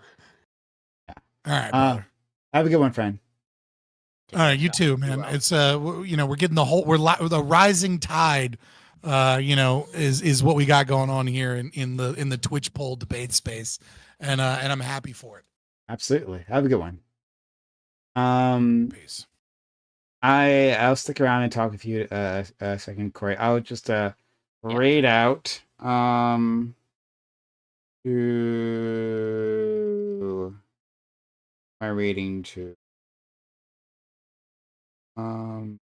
I feel like I could talk to this woman at some point. Yeah. Boy, does she have much no Latina, apparently. It's in their name. Boy, does she have a much bigger stream than I do. But I was in a debate type thing with this woman. And gosh, 400 people. She's been up 2 minutes. Less than 2 minutes. 400 people already. Yeah. Wow. There's levels to this shit. Okay, but let's go and welcome the Wild Latina. But thank you, Josh Bug, for or Josh something, I don't know, for 95 bits like an hour ago. Saying good debate, Doobie, as usual. See you later. And thank you all, everyone who helped out, like Unspoken. Thank you again. Thank you, Unspoken. You're still there for the 50 bits. Awfully kind of you, man. And Noble Lord, thank you for the 1,000 bits previously.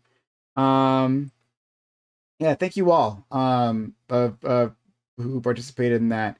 Average debate debater for the help, and Doobie as well for the help as well. Thank you, everyone. And consider resubbing to the channel. That'd be awfully kind of you if you did out there, if you found value in what we're providing. Okay, I'm gonna send you off to this lady. She probably doesn't even remember me. It's fine. But they're probably at 10,000 viewers by now. They're probably at 10,000 fucking viewers. Yeah, actually. There's levels to this shit, and I'm at the bottom level. Okay. Let's send you off to I just wish we could build from here. Right, and so you could profit. But we will send you to the Wild Latina. And we're gonna raid there, and this is gonna take forever, of course, because it always does. But very calmly and kindly join in and smoothly.